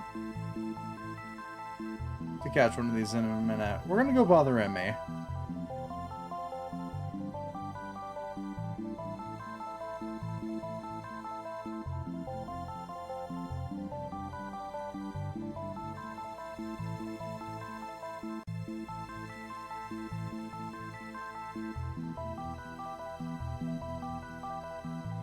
Okay. Bada bing, bada boom. Tomorrow, assuming everything goes fine, will be more of this. Monday's Shadow Warrior. Yeah, that's it. There's no other news.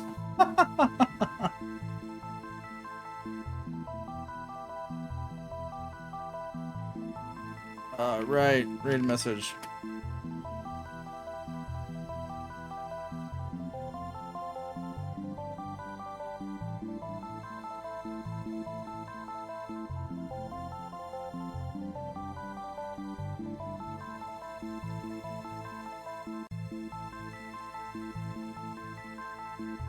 That's me all for Deadly Premonition.